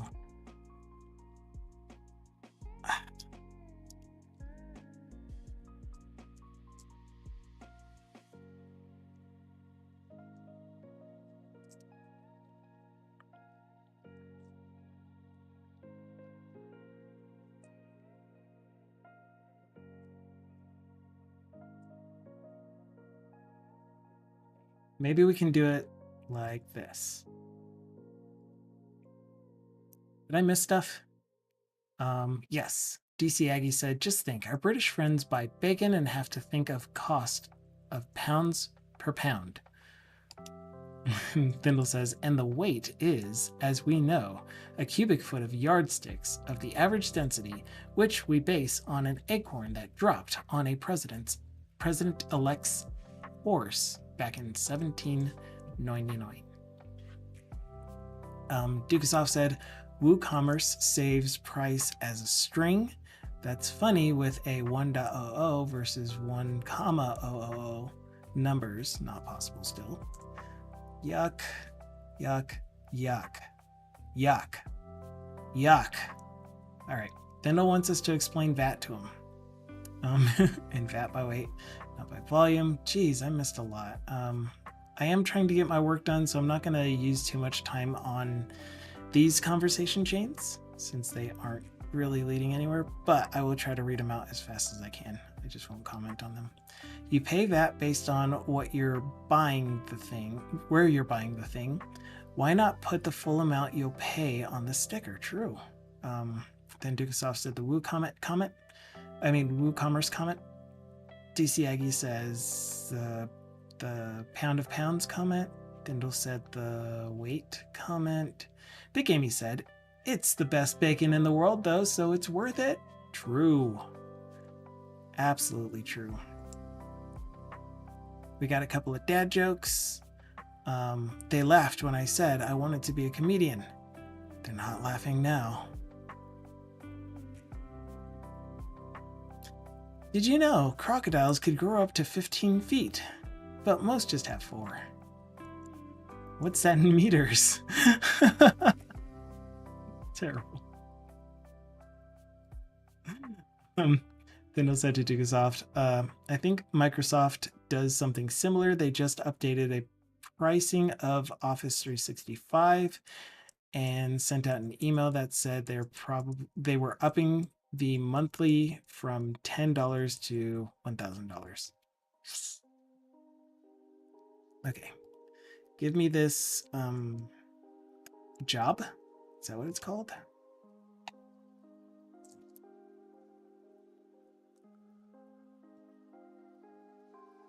Okay. Now how do I use it?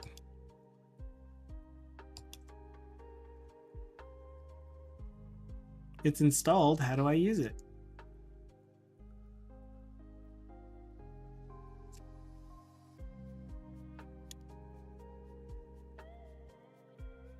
Wait, this is a DevOps extension, not...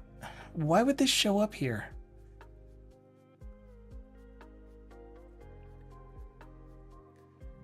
Wait, no, this says it does what I'm expecting it to do. Azure DevOps extension to clone an additional Git repository and check out a specific branch. This is what I want it to do. How do I use it? Why wasn't it a suggest? Because it took a minute. You have to wait for propagating. Repository URL is going to be... Did you just say URL? I cannot believe you said URL. What kind of... Lab data import service. Armits file import utility. So we are building a pipeline to publish the application. Eventually. Why does this look so weird? Because it's collapsed. Branches, not branches. Files is what I'm looking for. It's happening. It's happening. I am losing steam. Clone, Earl. Said it again. I'm offending someone somewhere. What do you mean repository path? Full path to store the Git repository. If empty, then default working folders. Yes.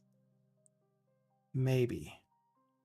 Yes, because I still want the paths in my CS proj to be relative to this this one. And so these two are going to be at the same level. We want master. Master? Who in the world uses master anymore? It is called main, right? Yes.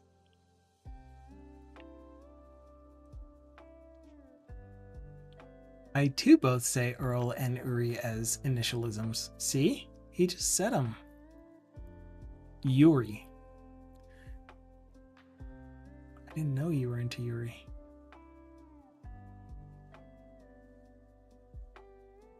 I would have thought Yahweh, maybe? Anyway. Crocodiles, I think Microsoft. Just to be clear, I should not save price as a string in C#. You could. That does help avoid some rounding errors. I'm not great at e-commerce, like I said before, but there are some cases to be made for saving monetary values as strings. Or even big numbers as strings.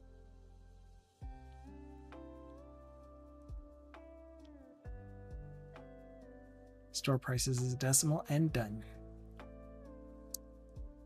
I'm just saying it.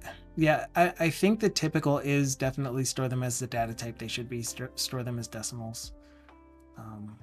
Or multiply by 100. That's another good one. That's a really good one, Thindle. So you put the price times 100.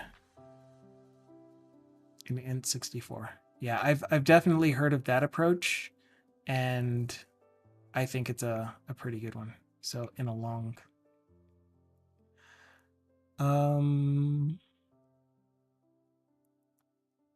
webcomic about two nerds, Earl and Yudi.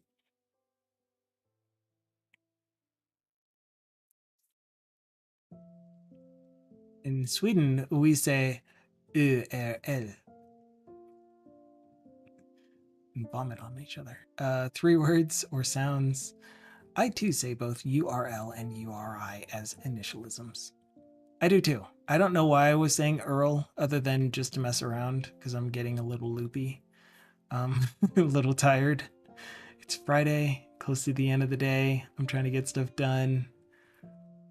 In Denmark, we Earl in the toilet when we drunk. Earl. I get it. Get it. Way back when I was a junior dev, I learned the hard way about data types and the difference between scientific rounding and accounting rounding. Yes. Oh my gosh, yes. I should do a class price decimal. You could. Although, again, wouldn't you want to make that a long?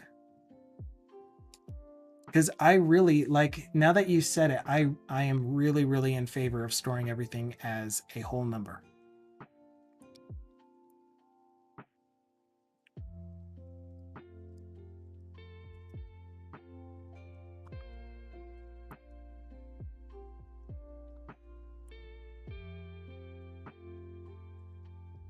Yeah, I like that a lot. I won't remember, but I like that a lot. And in fact, I think you may have even told me about it, and I forgot about this when we were doing the financial management calculator. And I'm like, how do I store the values? And you're like, well, you just do it as an M64. And I was like, that's a great idea, but I didn't do it. Whole numbers are great until you go to buy gas. Oh, true. True. Why'd you bring that up, DC Aggie? Well, the e-commerce system itself. It's possible that the e-commerce system might go to the 100th or even further. Yeah, calculating tax and interest. Actually, that one isn't so bad. Because again, you're just dividing by 100 first and then doing your calculation. Or you still do your calculation first and then divide by 100. Something.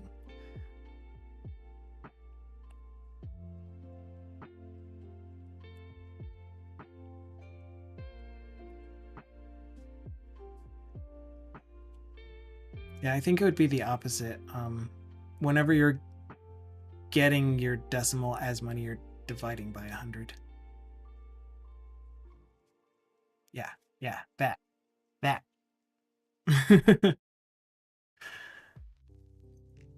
Okay, I really, really do want to get this done though. So I'm going to focus on this. Please continue your conversations. I'll have to catch up on chat. But I'm going to pause it there and do this so that this can get done. That's going to be agent job 1. I am going to add this as a separate agent job because, well, I don't know. I don't know what agent jobs are, actually.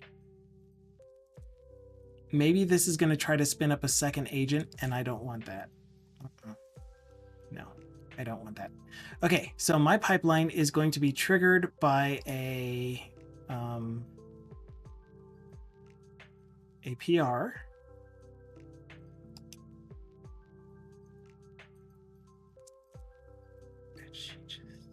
Yeah, only when you push to main, which can only be done in a PR for my projects. Then we're going to add into here. Oh, I'm still configuring stuff. You're going to be the name of it, which is going to be this. Not CI, just build. Lab data import site build. That's what I need. I need 2 separate pipelines. I need one pipeline for the NuGet package that will be generated from the library, one that will be for the web application from this library. What I really need to do, though, is to change the references to the data import library to NuGet references. We'll do that eventually. We'll do that very soon. We'll do Windows latest. We'll do... Why does this have extra stuff?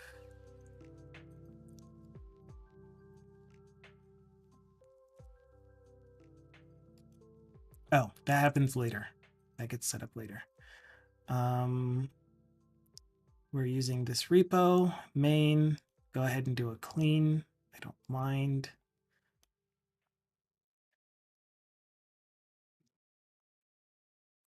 check out submodules. The build pipeline will check out your Git sub. I don't have Git submodules though. That's the issue. I do have other Git libraries that are referenced as project libraries or project references, not shallow fetch. Okay, then for our actual build agent, the thing that is doing the building, we need it to be able to reference the correct library. That doesn't happen here. We need to clone, again, the other project, which hopefully we have permissions. I think I need to specifically indicate that this project's service has permissions to the other project, but we'll figure all that out together. We're going to add use NuGet version.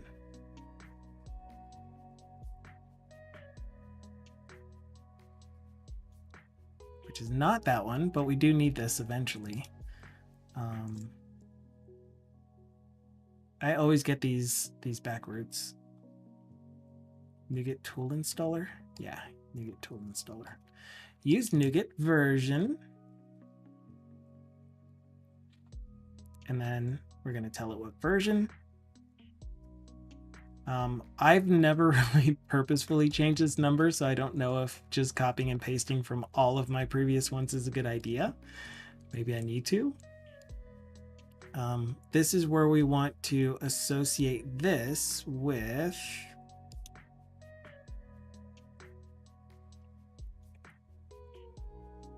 gosh, where is this? Do we create the pipeline parameter? I don't remember how to do this step.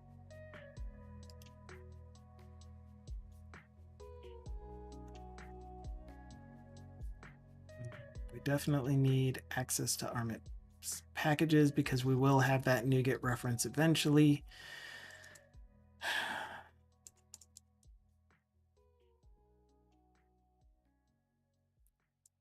This is supposed to be NuGet restore. Right, this happens later. So let's create the other steps, which is the NuGet use.net core.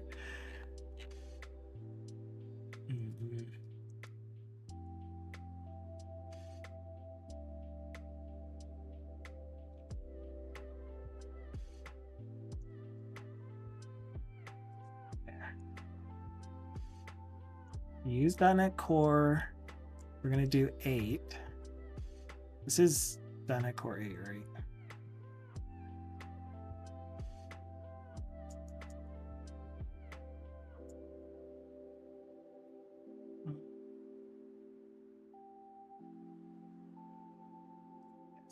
LTS. LTS? I don't know. I don't know anything. Don't listen to a word that I am saying because I do not know anything. And then this is going to be .NET Publish, which I think for this particular project, I'm going to want to do a .NET Build and then a .NET Publish, because for whatever reason, when you do a .NET Publish, it's going to error the first time because of my TypeScript to JavaScript build task. And it has so many issues with that. So this will at least get the .NET, the TypeScript to generate, or the JavaScript to generate first, and then the TypeScript. No, and then we do the publish, is what I'm trying to say.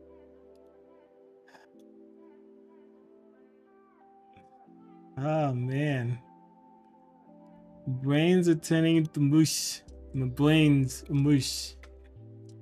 Do you know how to brains? Have you heard of the brains?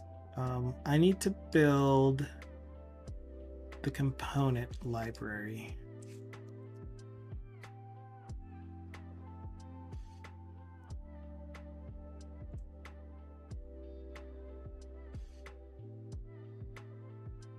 It's something like that, right?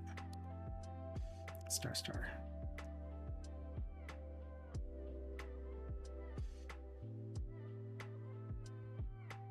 Is there a way to like add comments to a build step? I'm asking, but I'm not actually looking at chat, so not going to be helpful.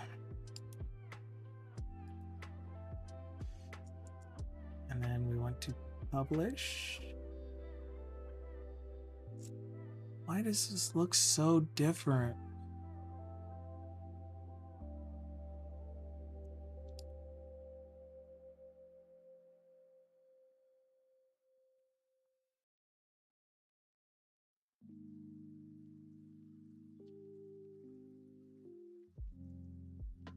Oh, because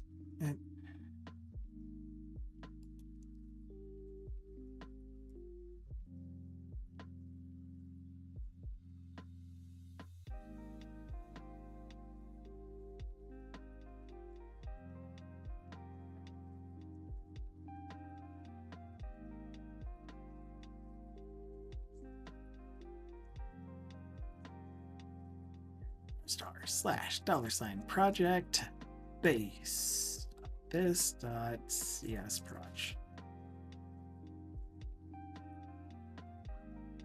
Okay. Zip. Yes. Good to go. Good to go. I'm building a classic pipeline. Do you have a judgment on that, sir? Do you have something to say to me?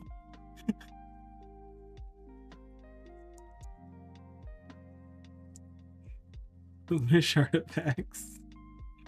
You know, I'm just messing. I hope. If not, if that sounded too real, let me know. I'll cut it. I'll pull it back some.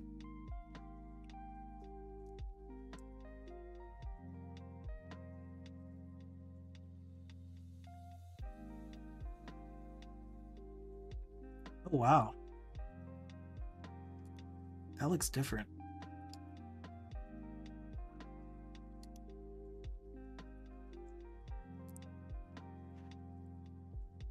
Yeah, I prefer because I really don't want to write YAML, and nor do I want to learn the syntax for even doing the configuration using JSON, which I'm more comfortable with. I guess the benefit would be if I did all of the... Yeah, why does this look so different? Would be if I did all of the publishing by using a C# class that I could configure using another tool most likely, and then generate a JSON file from doing that. But that's what this is. This is generating a YAML file by configuring stuff in a WYSIWYG or in a GUI, which I like a lot. So what's happening to my publish artifacts? Oh, it's because I did publish pipeline artifacts. I need to publish build artifacts, not pipeline artifacts. What? Oh, man. I'm missing the L for everything. Download. You know what would be funny? If I were Microsoft and I wanted to be a troll, and I really don't want to be a troll ever. That is not something that I want to be known for. But if I were them, I would take out one key task that everyone uses if I wanted to force them to go to the YAML pipelines. Just make it mysteriously disappear, like publish build artifacts. Just make that disappear. Wouldn't that be funny? Not be. I would cut someone. Okay, we're gonna name the drop lab data import sample app. Okay, so that's gonna get done. It's good enough for me. It's good enough for government work. I'm not in government work anymore, but I mean, kind of am, kind of am not. Prime contractors, anyway.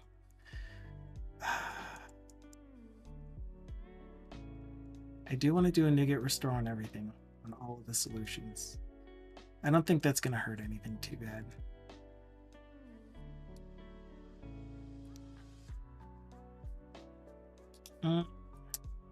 We may as well... Yeah, this will be good enough. Government adjacent. Yeah, I would say government adjacent. Okay, so once I save this, then I'll catch up in chat and then we'll work on the release pipeline. But I really want to get back to finishing up the conditional operation because I think it's got some really cool stuff that we're going to have fun with. I don't know why I'm I'm Pascal casing, almost Pascal casing this entire comment. Why?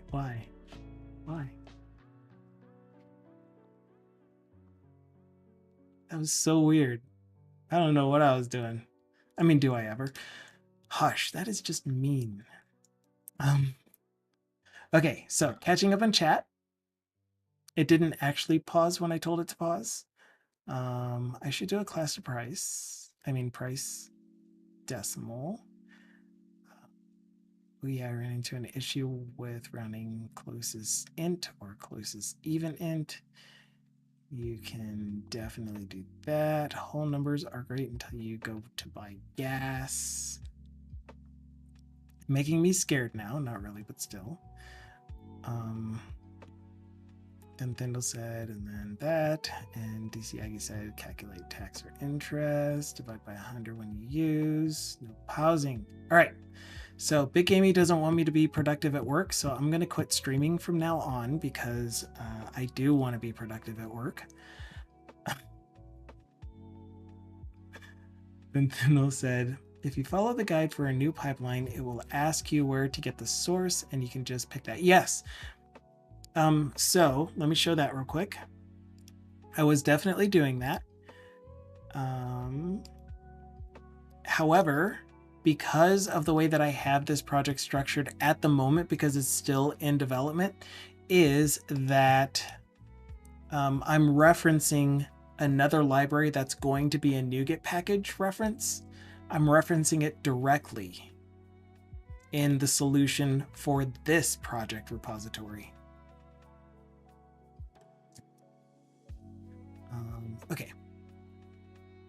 And so I needed to not only get this project's source, I needed to get from that other repository as well. Yeah. All right.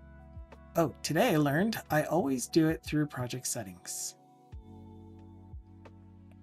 Oh, I don't know what you learned, but yeah.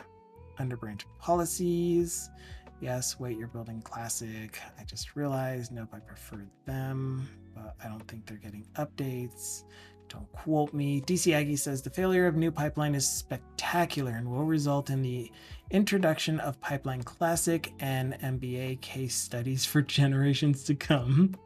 That's a 1980s Soda Wars joke for the youngin in the chat, or just the people that were alive during that, but don't really know pop culture very well. Thindle said government adjacent. Yes, potentially. Then said one of the bestest features of the classic pipeline is that I don't need to out all my failed pipeline attempts in commits. You do though. So every time you hit save, you are still doing a commit. I don't know if you know that. And not just that, every single time that you save in queue and then the pipeline fails and you do another save in queue, and it's just like, well, I can't delete that one because, you know, just delete all of the failed ones, dang it.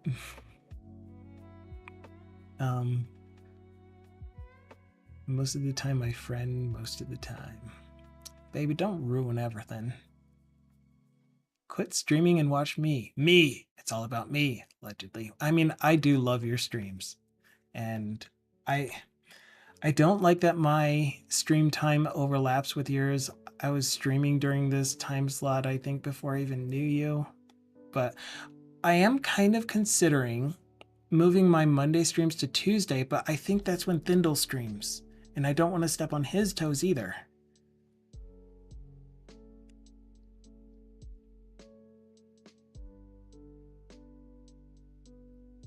There's just so many amazing streamers on Twitch. And the reason that I would want to move my Monday streams to Tuesday is because now I'm doing Music Mondays, and there's this extra amount of time that it takes to set up the stream before I'm able to start working on music on Mondays now.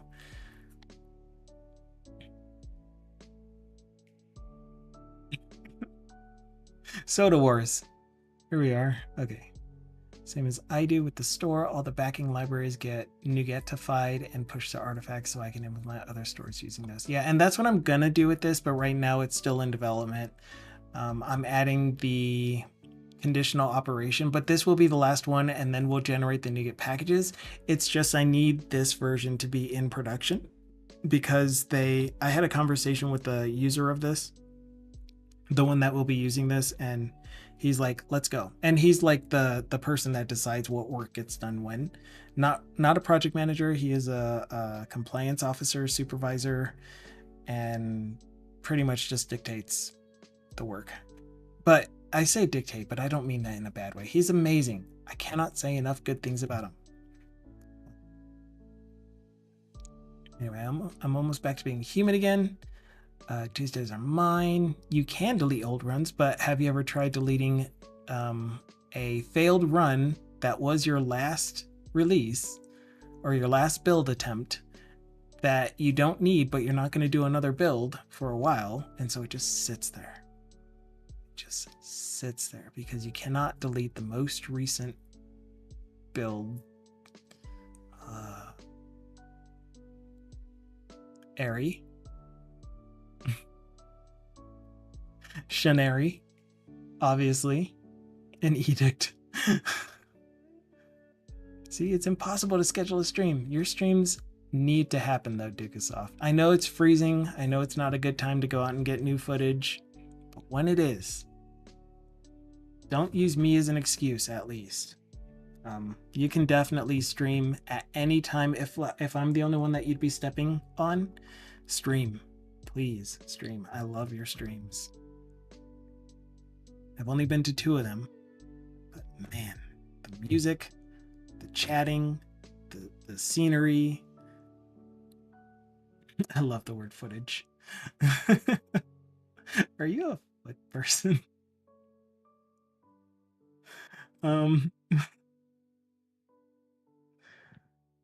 My feet are 42 years old. 42? 42. The funny thing is that I'm older than that. Anyway. Oh gosh. Okay, so build pipeline done. I'm gonna do the release pipeline. Same deal. I won't really be reading chat until the release pipeline is done. This one should go a little bit easier because I'm just gonna import it. Excuse me. Excuse me. That's pretty presumptuous of you.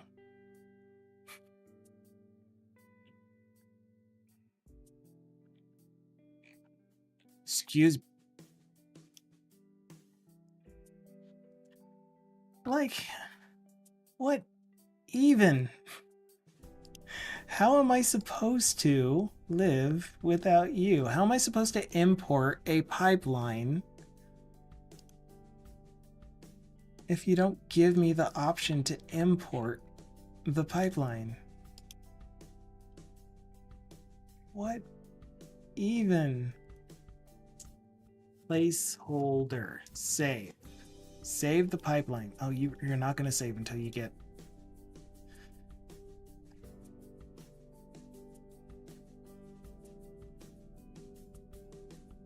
Listen here, donkey.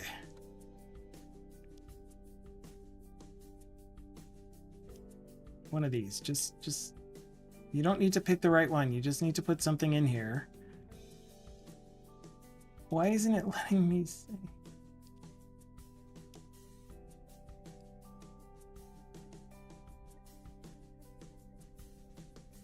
What do I need deployment group for?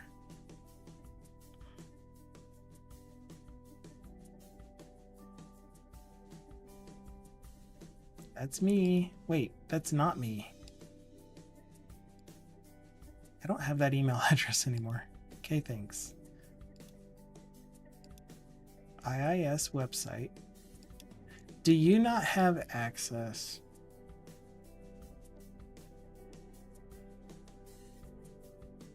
I think I need to do my security configurations too. You know what? We're giving up on the pipelines. I'm going to go back to chat. I will manually deploy this to production if need be, but that's starting to get frustrating. So I'm going to move on to stuff that is not frustrating. No, I'm a cinephile. Cool, good. I'm getting old feet. I'm getting old, feet. I'm getting old feet. Thank you so much for the follow. I really appreciate that.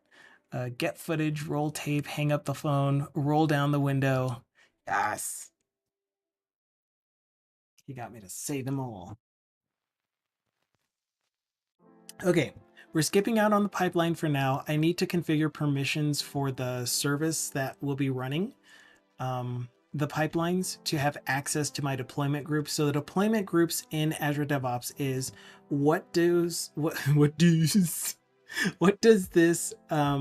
your pipelines have access to deploy to? So I've configured them to be able to access my AWS servers and deploy to deploy using, what is it called? MS Deploy. Oh my gosh, why was that so hard?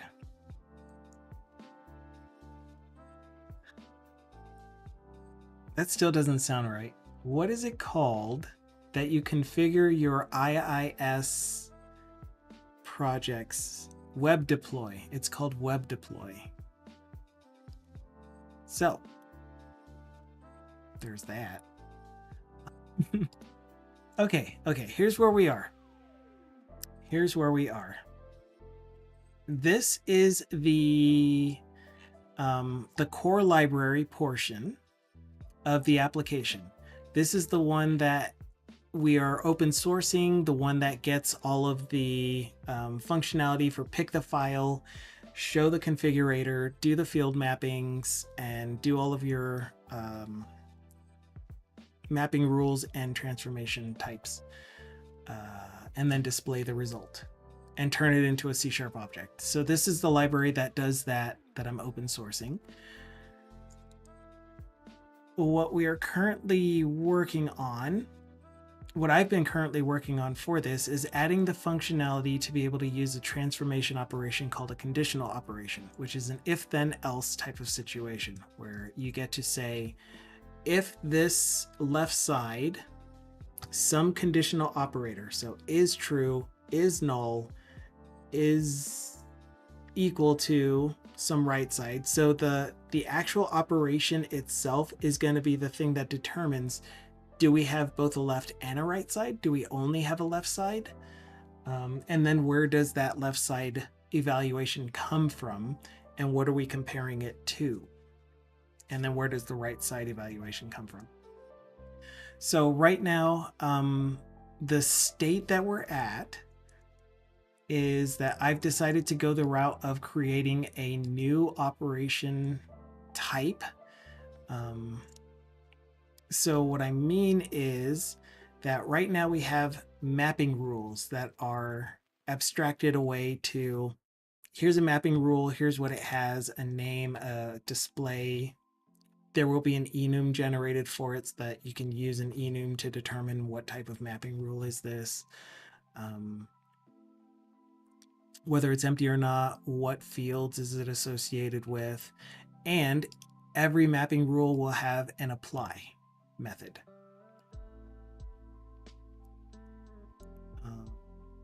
And so when we define the mapping rules, there's one called combined fields mapping rule, which is the one that says multiple sources are going to populate this field.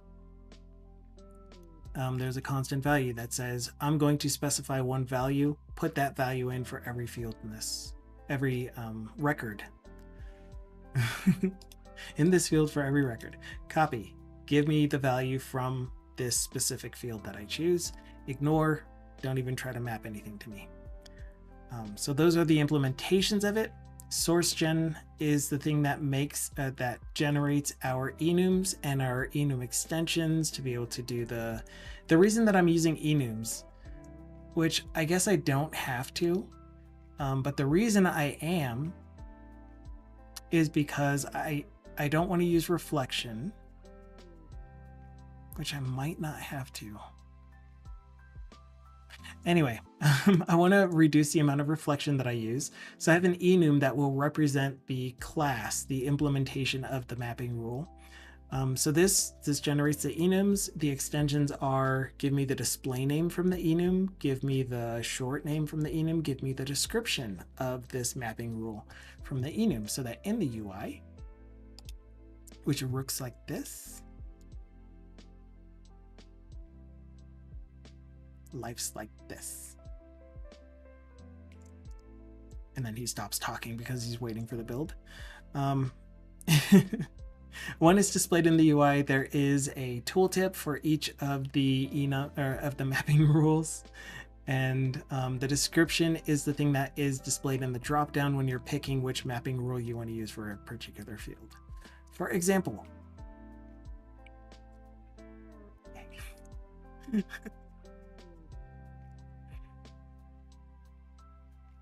when you pick this file, and you pick your friends, and you pick your friend's nose, and you open up the configurator, then here are all of your mapping rules. This is the friendly name. If you hover over one for long enough, then it doesn't do anything, even though it should. That's okay though. But each of these has a description.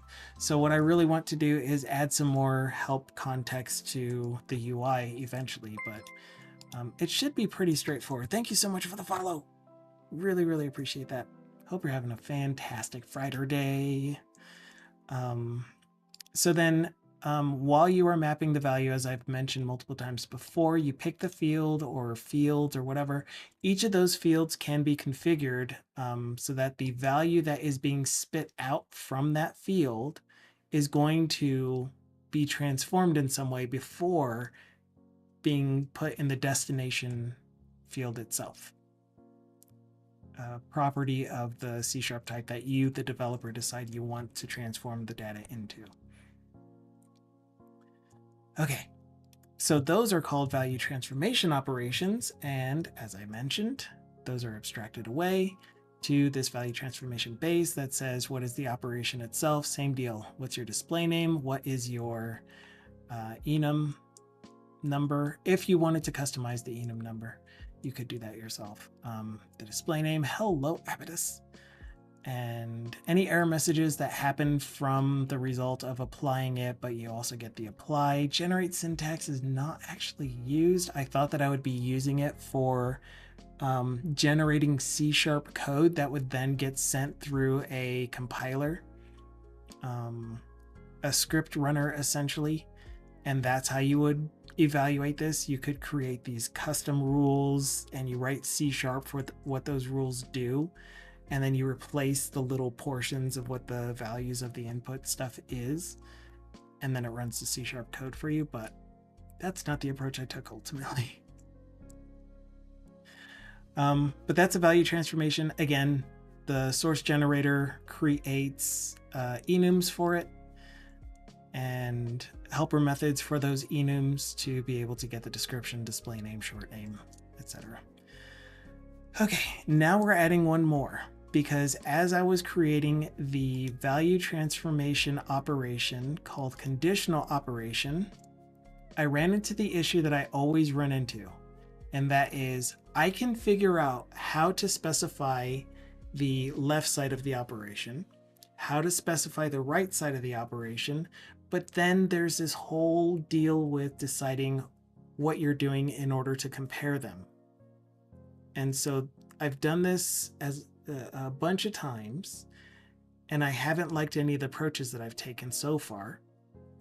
So what I'm doing this time around is I am creating a comparison operation base that's going to be treated a lot like the value transformations. And this is going to be the equals, the greater than, less than, is null, is not null, all of those things. Is true, is false, endless, not endless. Thank you,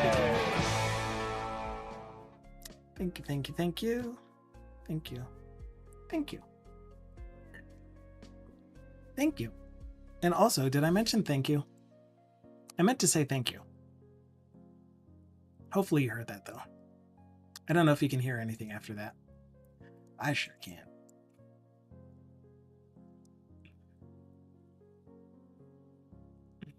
This is a good thing, Dugasoft. This is a good thing. Okay. Yeah.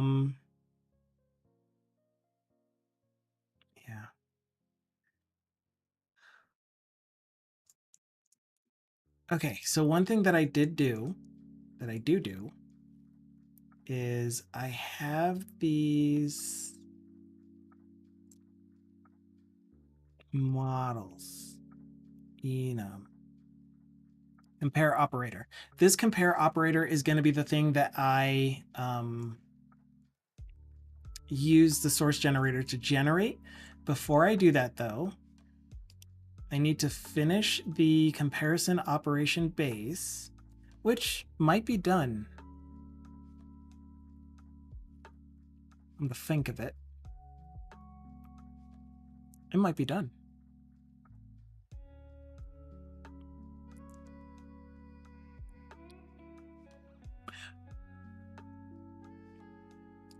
You do not need a compare operator. You are the compare operator. What was I thinking? All right, so the left operand is non-nullable, but I need to be able to change it.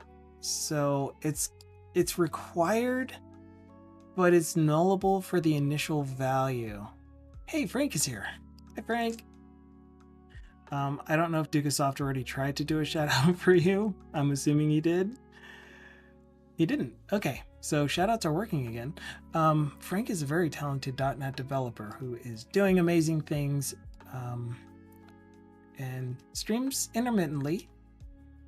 I think you said you were trying to be a little bit more consistent with your schedule, but regardless, if you aren't, just follow him anyway. You'll get notified when he starts streaming.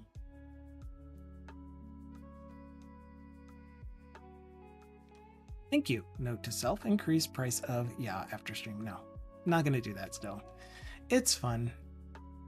Yeah, I didn't stream today because I was traveling. I see. Yeah, TBD was wanting to raid you. Saw you in his stream earlier. But I hope you're having a fantastic Friday. Your travels went well and you are safe and stuff. Okay, so here we go. I think we are actually done with this base class. It has everything that we need in order to describe an if-then-else statement. It has the left side.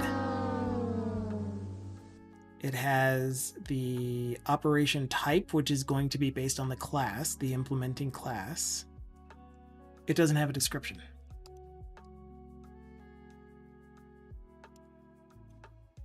Description. But yes, that is one of my favoritist audio alerts. It's just such a good sound. Okay, so let's do some implementations. And I'm gonna do it this way. It's gonna look ugly at first, but it's gonna be nice. It'll be nice. Or it will not be nice. I was watching a stream while waiting to leave the hotel. All went well. Travel in the same time zone, so that's good. No jet lag, no just... Gosh, is this day over yet? Although, how many days does today have so far? Have another. Well, thank you. Thank you. And another.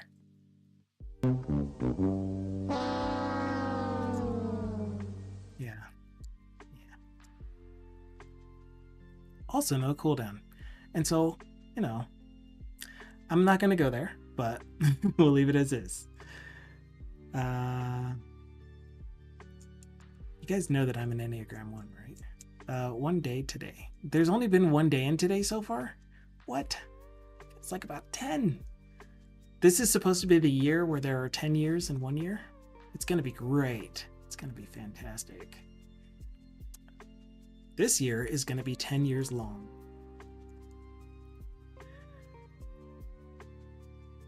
What am I looking for? Does it even matter?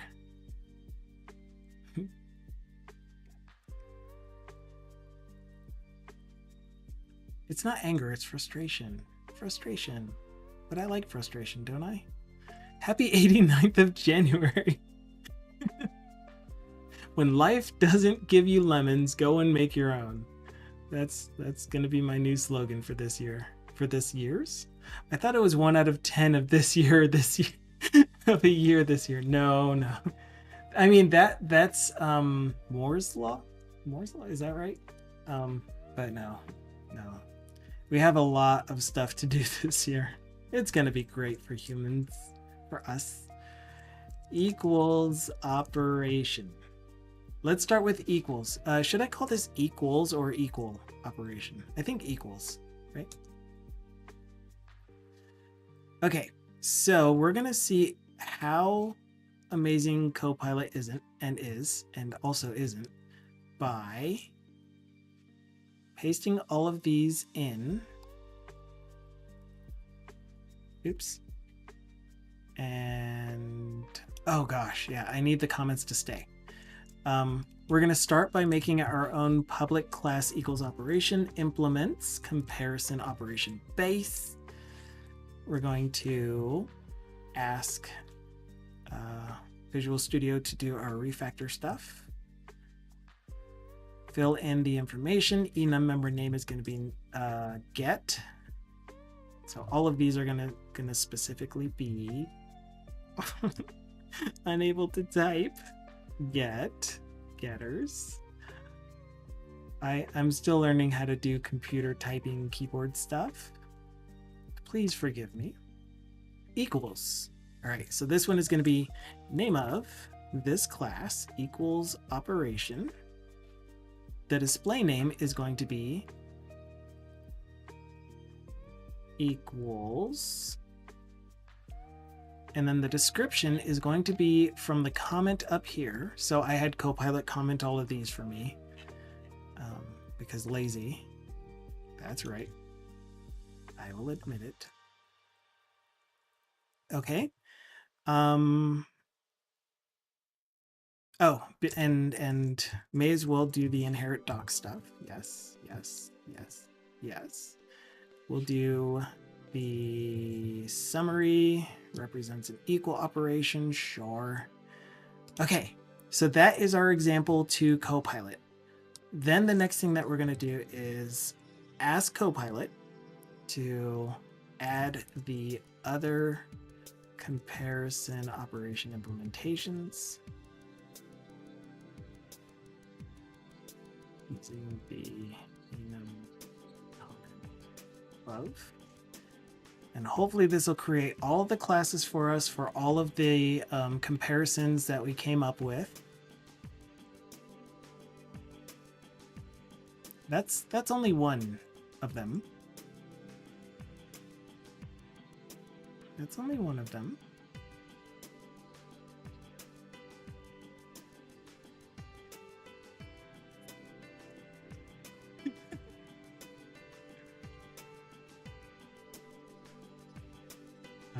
Do so in this same file.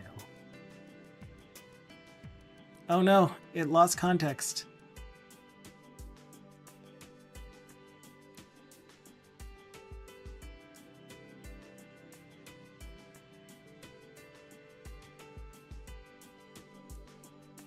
Okay, that's okay. I won't be that lazy. I will be lazy, just not that lazy. So my next magic trick version of this is going to be to copy everything except for the one that I just created. Pasta it here, and then take out all the commas. And we'll see just how fun multi-caret can be. Dang it. Oh dear. Yes, I do have one just like C# Fritz. Yes, I did get the idea from him. It is not my original idea. I will never claim anything as my original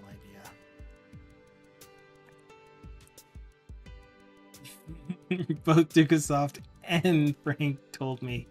Oh my gosh. How dare. Okay. Public class. Oh my gosh. This is definitely the end of the workday, isn't it? Whatever this is, operation. Implements. Comparison. Dang it. I forgot to grab the description. Operation base. Holy cow. Holy cow.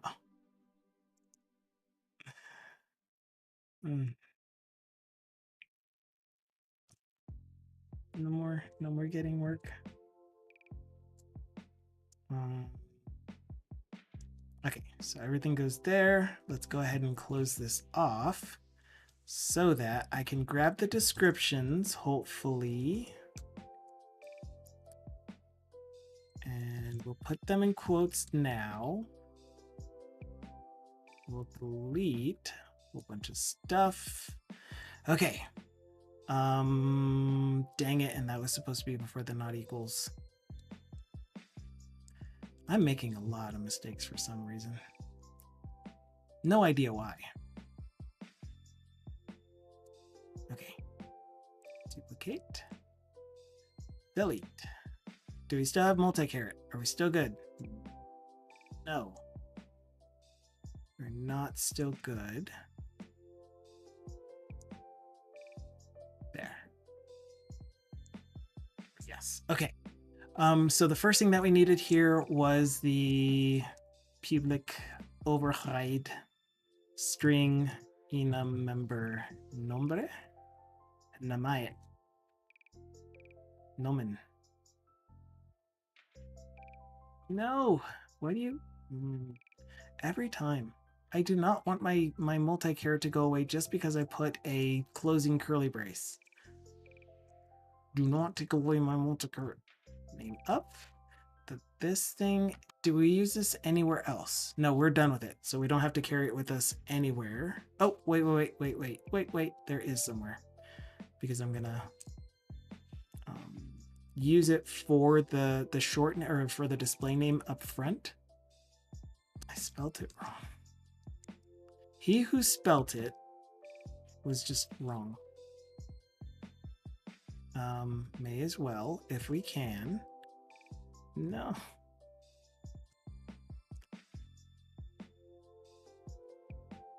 I can't undo to get my multi-caret back.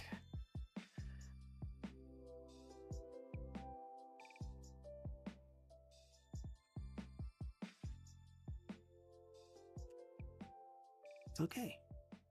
Everything is love. Thank you for the opportunity to face this catalyst. I really appreciate it. Inherit doc. Okay, so we add the inherit doc to you. We're going to add the inherit doc to you. He who smelt it is probably a pretty good blacksmith. You never know.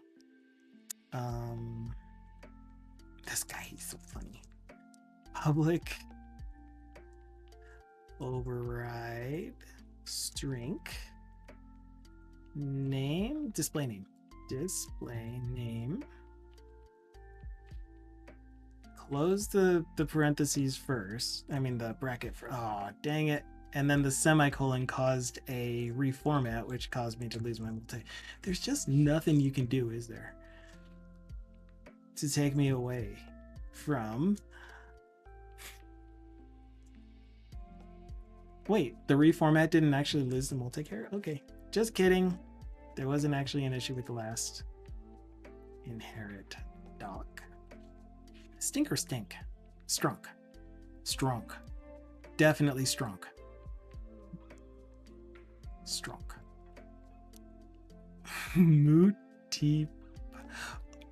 Almost. Multi-pause. I'm Nama.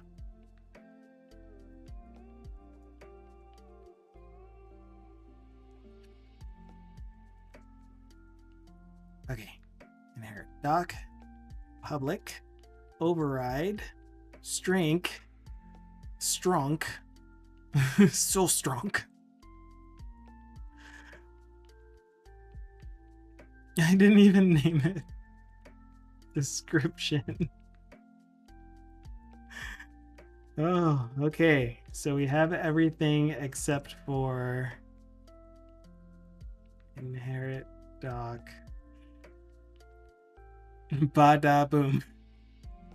Big bada boom. Exactly, yes. I'm gonna do it this way because it's not cooperating. Public override. What are you, Boolean? Which it probably needs to be a task of Boolean because evaluate might be asynchronous. Evaluate, evalu 9, evalu 10. We're almost done though. Throw, new, not implemented exception. I've got a worse feeling. Tigasoft is just being parrot today.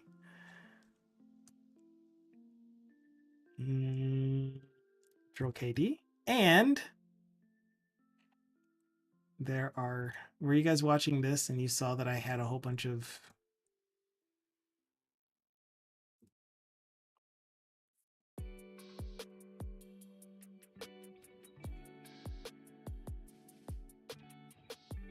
all right, who all started this mess?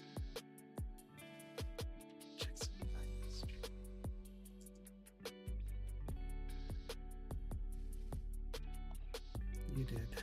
When did this happen?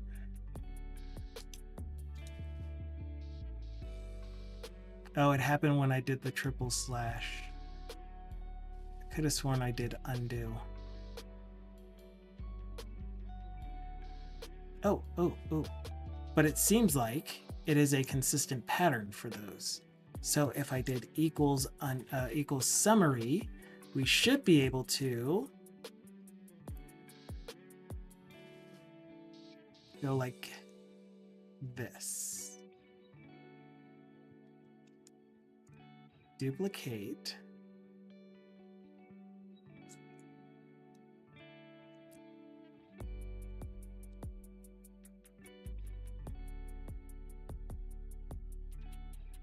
Yeah. Duplicate. Go back. It's not too late. Delete this. Get it straight. Move ahead. Go forward. And then we need this one. Okay, this should be good. Duplicate. Then new line. Get rid of this. Up.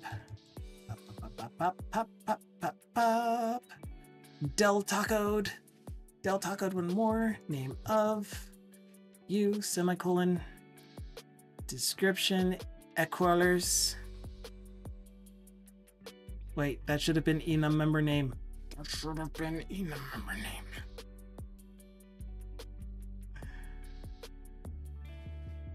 It's okay. It's okay. Everything is okay. We're fine. Don't look at the men. Pay no attention. Pay no mind. Pay no hair. Enum member name. Wouldn't it be faster if you just manually did it? Yeah, you're right.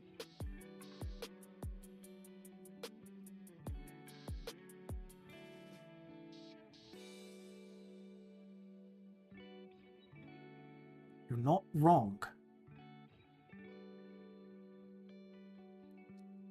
Okay, there is our description.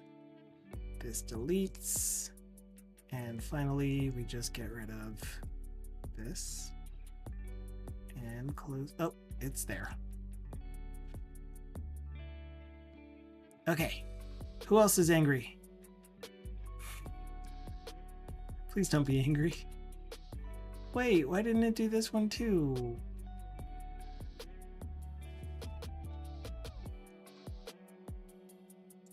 Whatever. Yes, you are loved. Is false.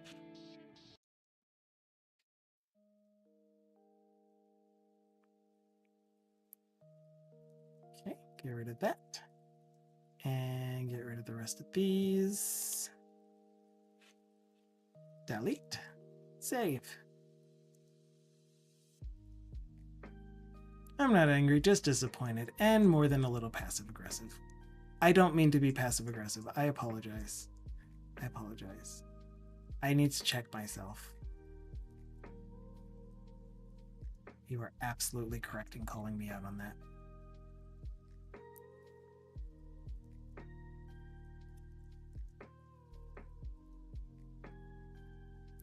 All right.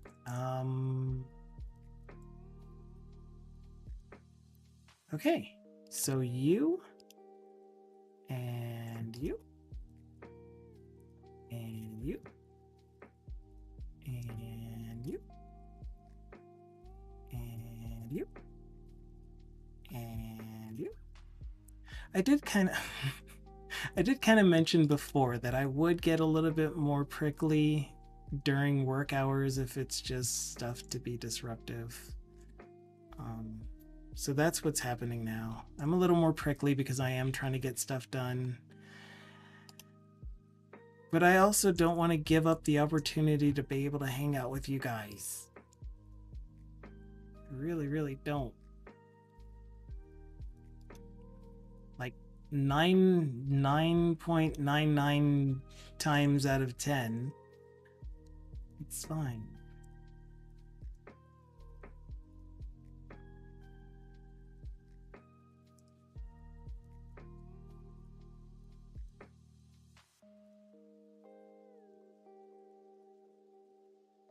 Nine. I mean, that's the thing though. It's like there's this unspoken agreement between streamer and viewer that if streamer is opting into stream, that means they're opting into being distracted. It's like, or viewer could opt into, you know, being as enthusiastic about the stuff. I don't know. No, I'm not going to go into it.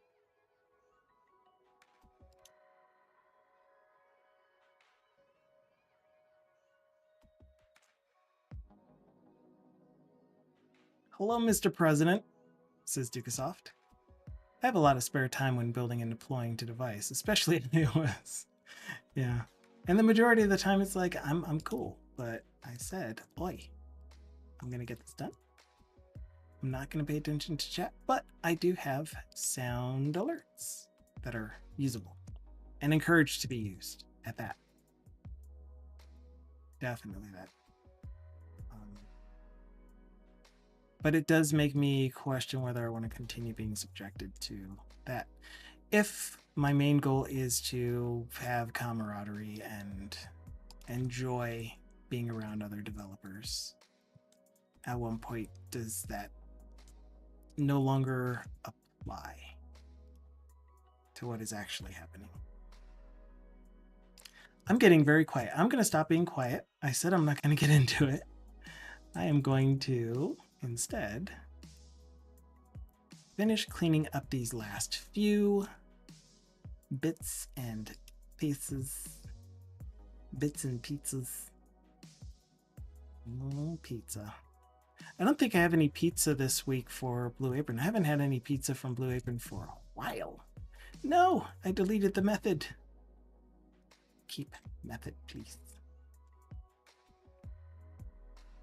What are you deving on iOS, President?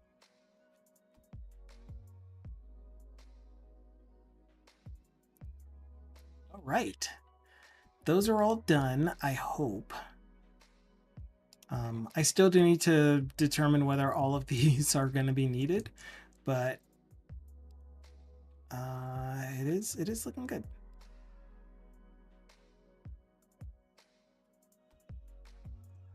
All right, so what I'm doing now is I'm using the refactor tools in Visual Studio to simply move them to their own files. All right, and the last thing that we'll be doing for today, I'm sure we can get it done before 3:30 my time, so 15 minutes. Oh, you're doing a Maui project? Like a for real Maui project? For work? I have one of us. One of us. I can confirm that Domino's pizza in New York tastes the same as in Montreal. Thank you for letting us know. I can confirm that Blue Apron pizza crust dough is the best pizza crust dough I've ever had in my entire life. I keep pushing Control comma.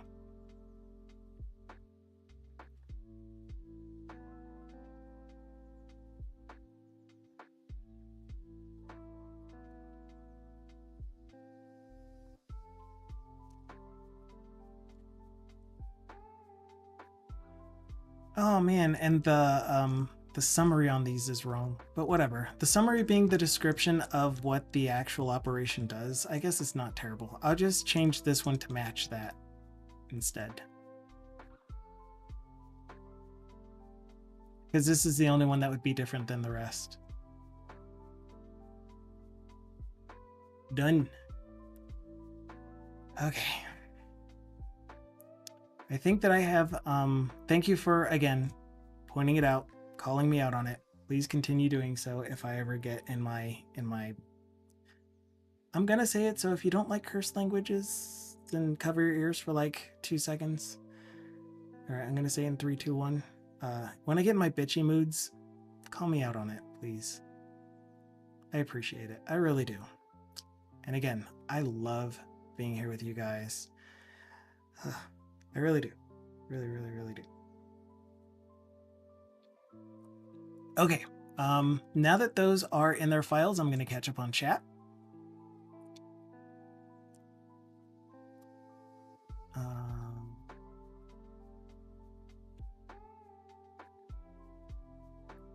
Yes, yes, yes, yes. Where did I even leave off? It's Friday, mistakes free. Oh, Zelda is chirping. She wants the food. She's probably responding to my stomach. Originality is cliche. True. This was before Lenovo bought it. Oh, yeah, chat is way, way up here. Okay, so I'm pretty sure I did see this chat.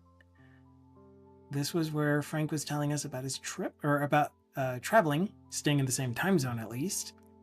Meanwhile, bacon is 2.5 pounds per pound. How many years on this year? I don't know, but bacon is 2.5 pounds per pound. I thought it was 1/10 of a year this year. What is that cloud? Kawaii. What? Fun fact, lemons are a hybrid between lime and citron. Life never gave us lemons. We made them. Yes, thank goodness.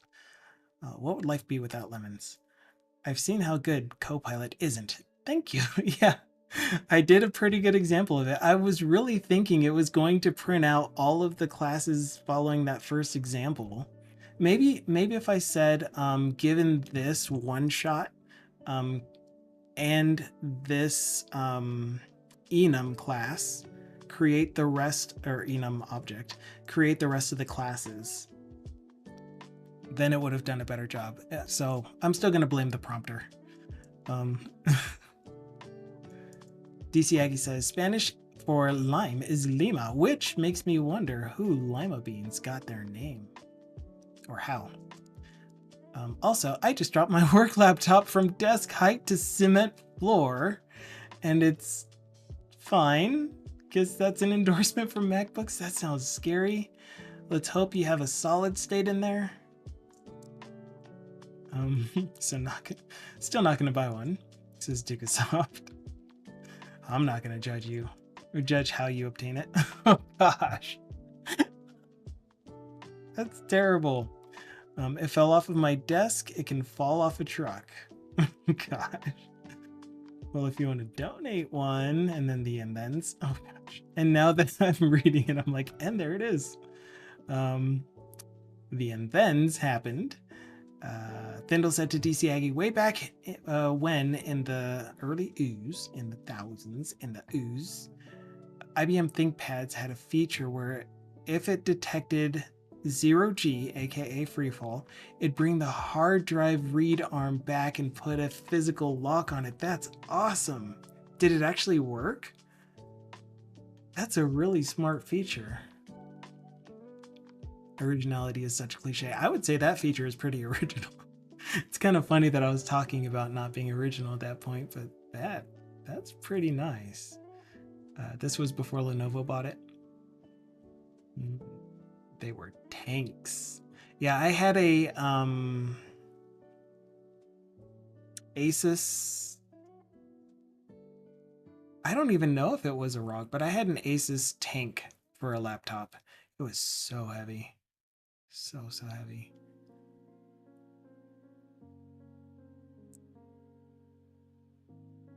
Wait, what is that? Oh, how did Automated Realms respond to something? Did somebody whisper to Automated Realms or something? Cause Dukasoft did and when, which he just told his bot to do and then command, and then Automated Realms responded to me, or did the command processing,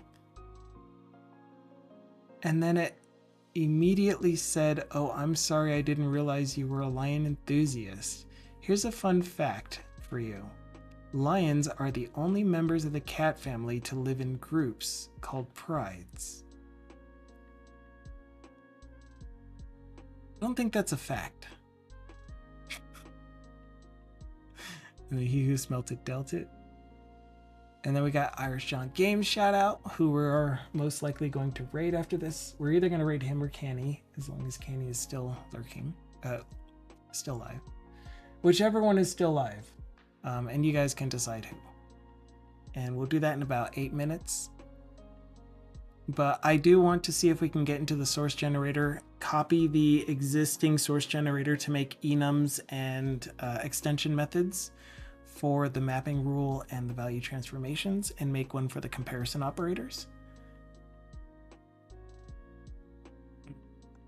I'm not angry, just disappointed. And it's not disappointed though. I'm well, yes, it is disappointed. You're right. I keep trying to reframe it. It's like, I'm frustration, but no, it was disappointment.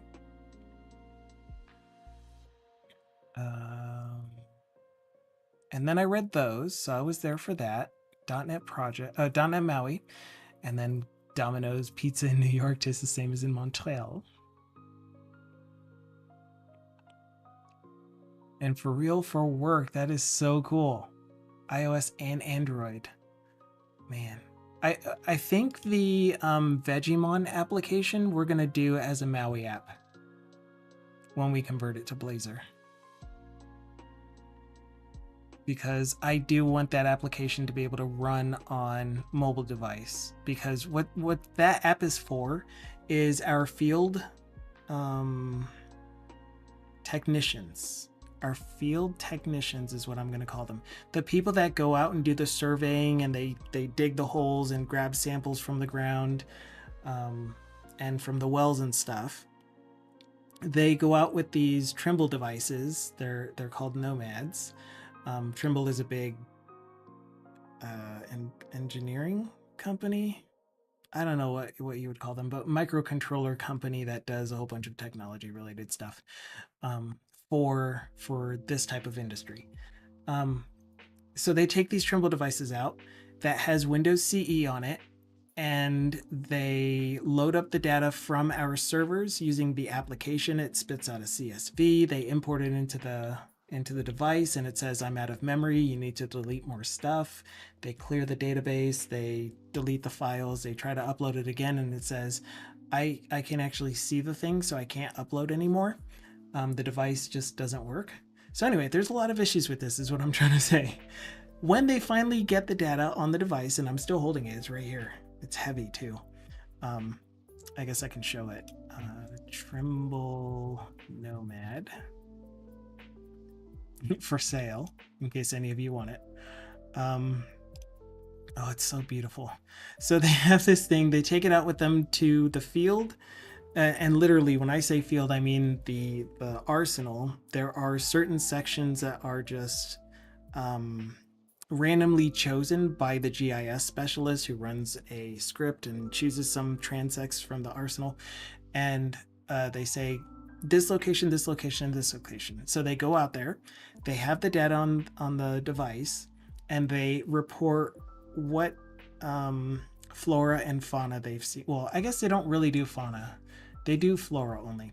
So what species of plants, how much of it was dead plant, how much of it was live plant, how much ground, how much soil could you see, take pictures of certain things. And I have no idea how they decide what to take pictures of, but they do. They enter it into this thing. That app generates another CSV that gets exported, and they have to use either USB stick or USB plug directly into the computer. But then Department of the Army was like, you can't put external USB devices, removable drives, hugs, etc. in our computers anymore. So then they tried to do this email thing set up and Bluetooth and try to get all these workarounds for it. And it was bad times.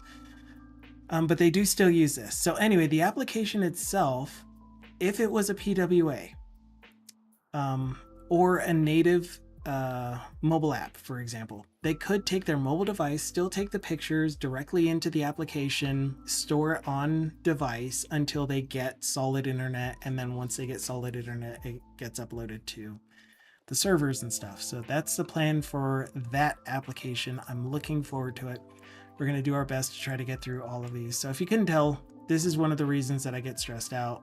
There are a lot of apps that need improvements that I have so much desire to change things about and to improve, and the technologies are going to be so much fun to play with, and it's exciting, but I can't do that if I'm spending so much time on one thing. And I've already been beating myself up over taking so long on this, so I'm making excuses for myself, but there is no excuse. Cool. Let's do this source gen thing in 2 minutes and then be winners. We're all going to be winners. You guys are winners. So the rest of chat. Feels like 90% of people doing Maui does Blazor hybrid. Yeah, I would. You know I would. I do not want to write XAML either. As much as I don't like writing YAML, I don't like writing XAML. President Not Sure says, maybe that's true of streamers, but I don't spot really anyone using Blazor hybrid in the Discord channels. Maybe I'm not noticing. I just don't see people doing Maui apps anywhere. I can confirm that McDonald's over the world is unexpectedly uneven. I think they're tailored to region. I don't think that they're pretty consistent in that they have done market research in the area that they are. Findle said to President Not Sure, could be except those instances where you're in the same city and there's like 4 McDonald's and you can't go to that one because I can. Oh my gosh, I can. Dukasoft, you should hear me in front of my code. Wait, you kind of are hearing me in front when no one is watching, and no one likes XAML.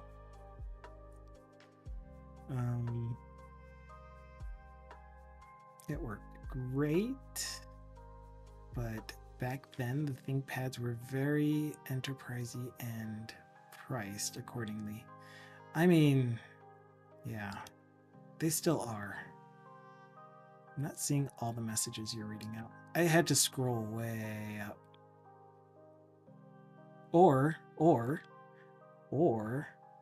Twitch was having some issues earlier, like with a shout out. Yeah, Dukasoft even said it that way. He's like, they are way up there. Whoa, you catch up? I did, just barely.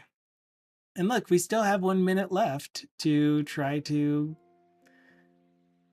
do.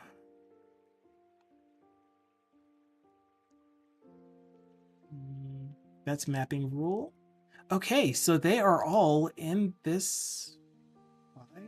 What is going on? I'm gonna spend like 10 minutes just trying to figure out how I did this thing from the beginning. Cause like where is my value?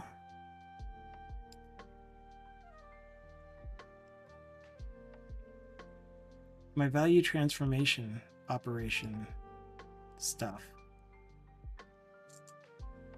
What?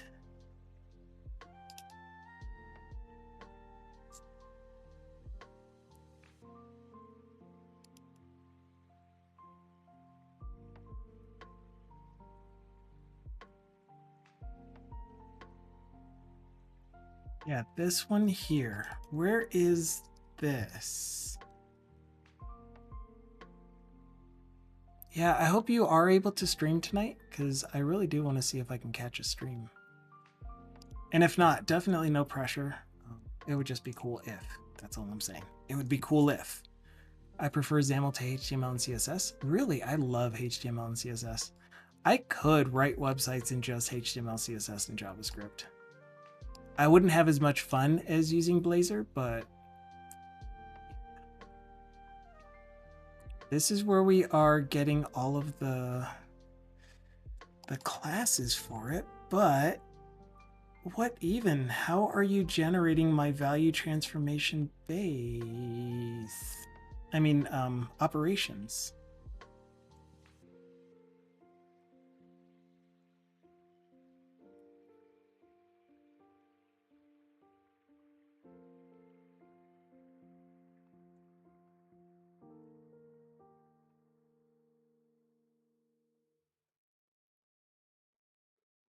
This. That's not right.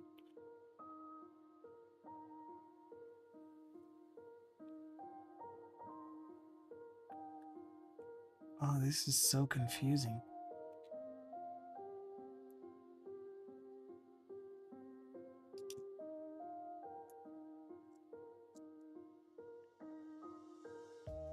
Oh yeah, speaking of, did Mojo ever make it out of the blue?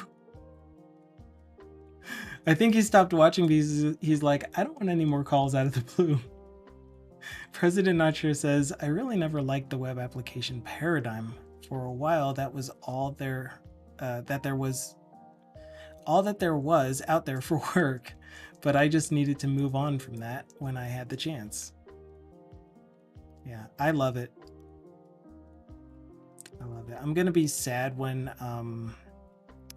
the paradigm changes again, because this is really, really enjoyable work for me.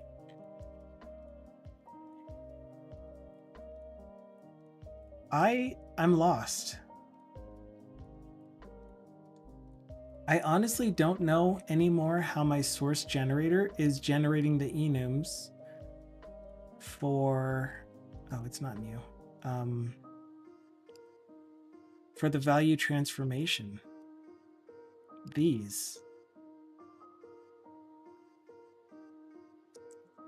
Let's see if it's even still working at all.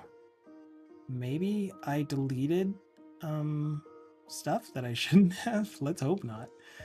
So for example, the first one is perform calculation. So calculate operation. We're going to say that the description is lorem ipsum. Save. Yeah. So the source gen is still running. What? But where? But why? While I'm looking for this, if anyone has any preferences for who to raid, please let me know. It's either going to be Canny or Irish John. Canny because just want to show love. Again, thank you so much, Canny, for the emote. Or they were badges for subscribers. I just need to update them a little bit to be able to use them.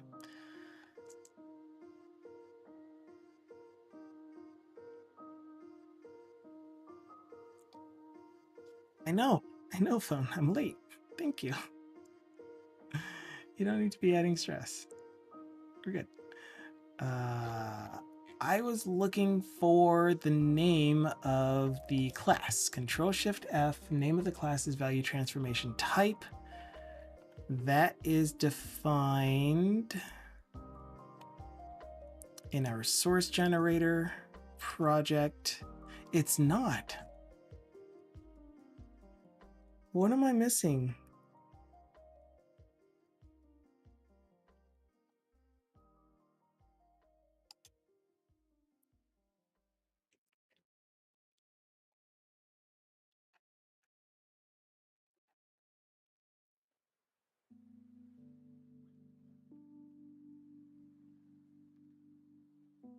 I don't get it. I really have no idea how the source generator is working for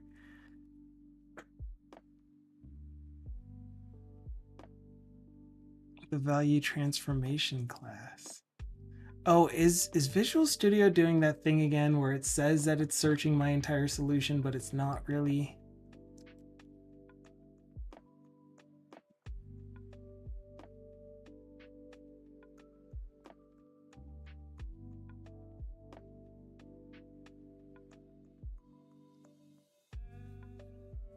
No.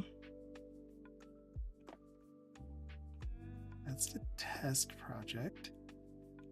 Yeah, this is so weird. Is it maybe no longer included in the project file? No. I don't know. I'm gonna have to figure this one out. I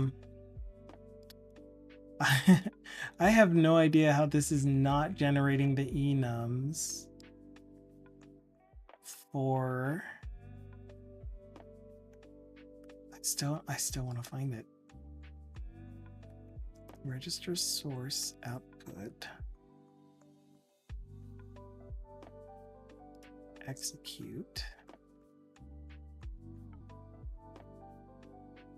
Oh, it's right here. And I wrote the logic in such a way that it doesn't care. Okay, that's promising. I think we just figured it out. Instead of value transformation, we're gonna do comparison operator. Wait, what did I call it? Kombucha.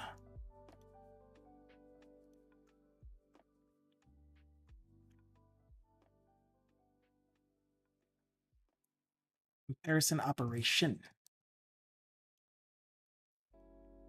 Comparison operation. And what I really want is, instead of doing this or, just have a list of classes that it's going to use. But whatever. We're just going to run through this.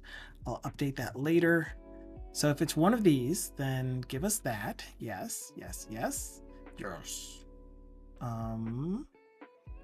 That should be the only change I have to make, provided everything else was written correctly.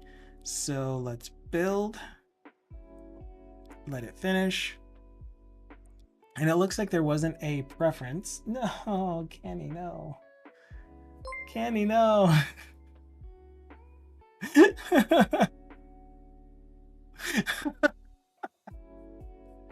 Cryptic Kralo. Oh, hello, we've been trying to reach out to you concerning your car's extended warranty. So I was about to raid you again. I'm ending my stream a little later than I want.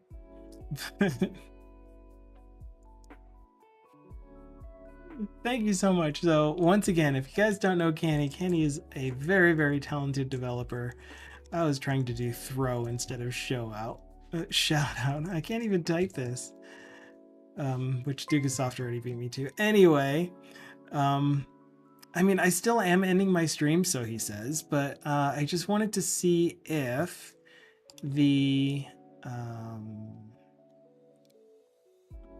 source generator that I just updated is going to work, and then we're going to raid out. So I guess that pretty much helps me decide who my raid target is going to be. So that's helpful. But welcome into all of you from Candy's stream. If you don't know who I am One Lion, an app developer working in Colorado. I opened the wrong project.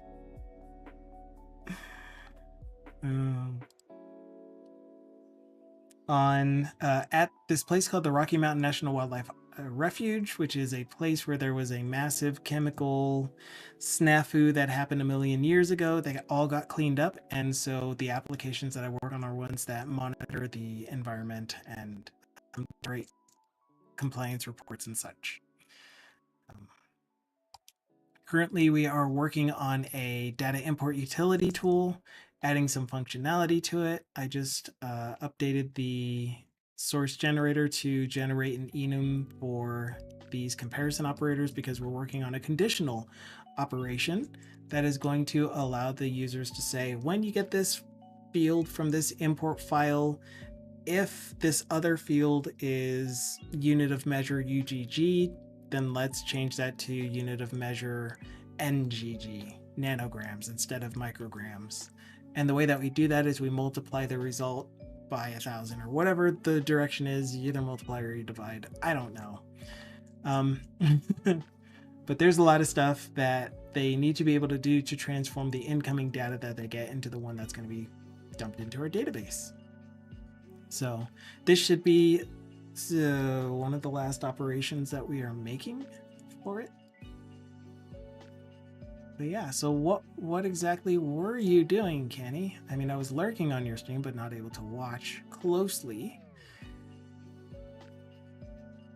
And of course, if you don't have time to respond, if you're hungry, if you need to go to the restroom, if you're just tired, or if you just don't feel like sticking around, then don't feel obligated. So, moment of truth. I am not seeing a comparison operation source generated thing, which means that this was not good enough. Wait a minute. There's another place that I need to put this.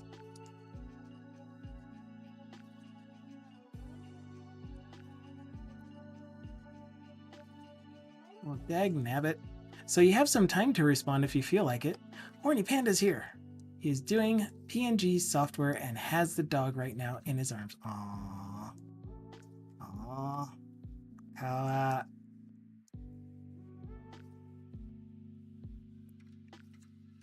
Okay, so one more build, close and reopen Visual Studio. If it's not there this time, then we are definitely ending the stream. I hesitate to use my actual hours that I worked or that have been running on the clock. I kind of want to remove at least an hour of that.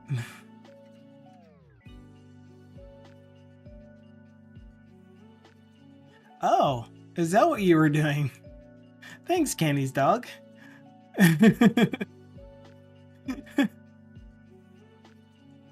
We were from sub software. And yes, Dolph Farms can type.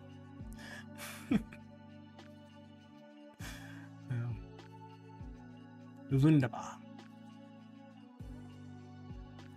Splendiferous.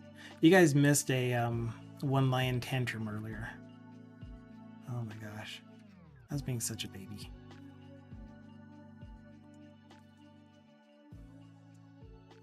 Okay. We have updated the source gen. We've restarted the app. I'm doing a rebuild. We shouldn't have to. It should automatically show up. But I'm still doing a rebuild. It says build succeeded. And there it is. We have our enums. And we have our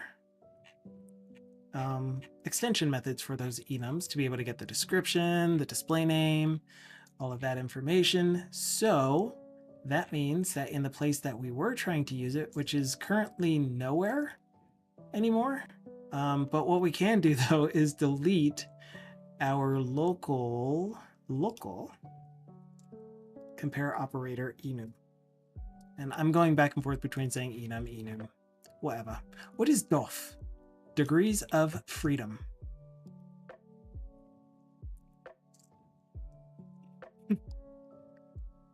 It's usually associated with wireless remotes that have motion control.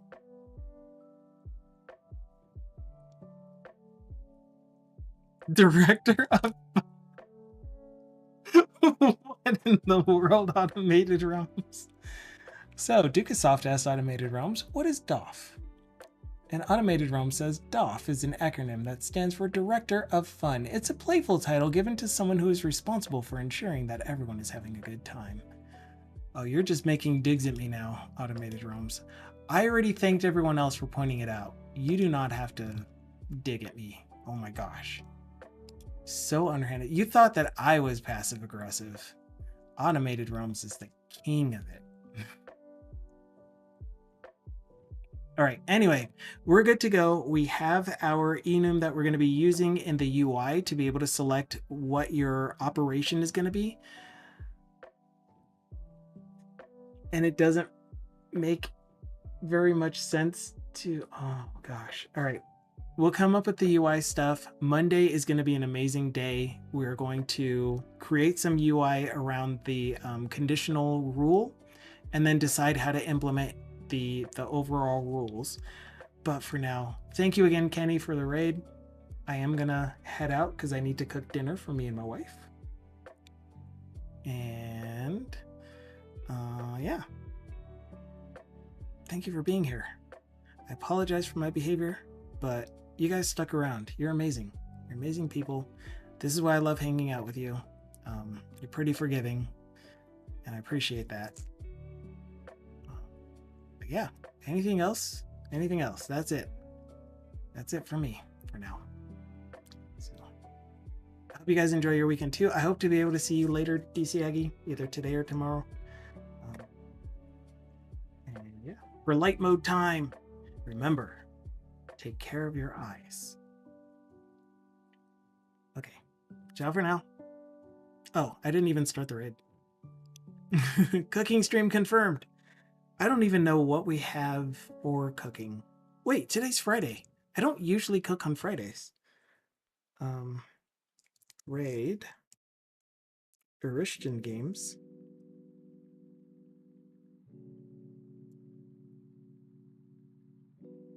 His stream is listed as intended for mature audiences. I think we're just gonna have some leftovers. There was some really good pasta that we had this past week. Do we still have that? My wife ate it for dinner yesterday because there was some products that she doesn't eat, and I ate the products that she doesn't eat. I ate them a lot. I had way too much of it too. But yeah, I don't know what we're having for dinner today.